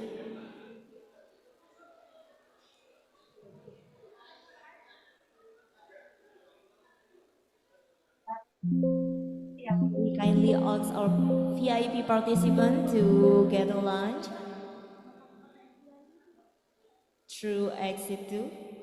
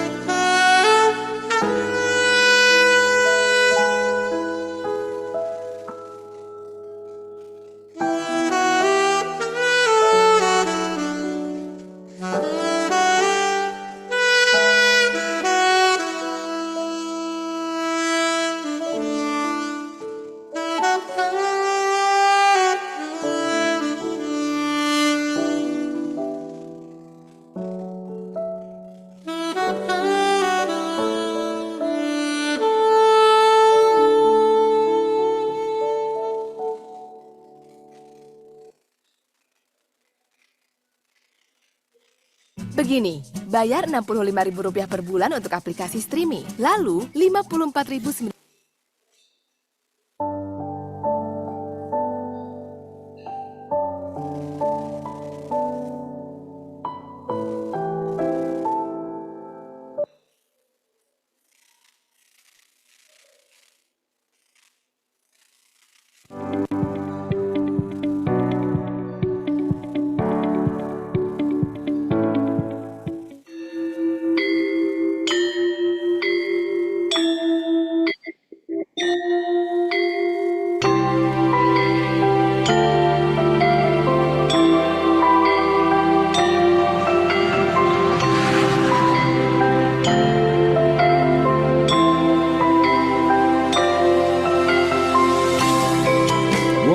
Universitas Dirgantara Marsikal Surya Dharma, a university committed to shaping the golden generation of 2045, fostering competence, integrity, and readiness to compete on both national and international levels.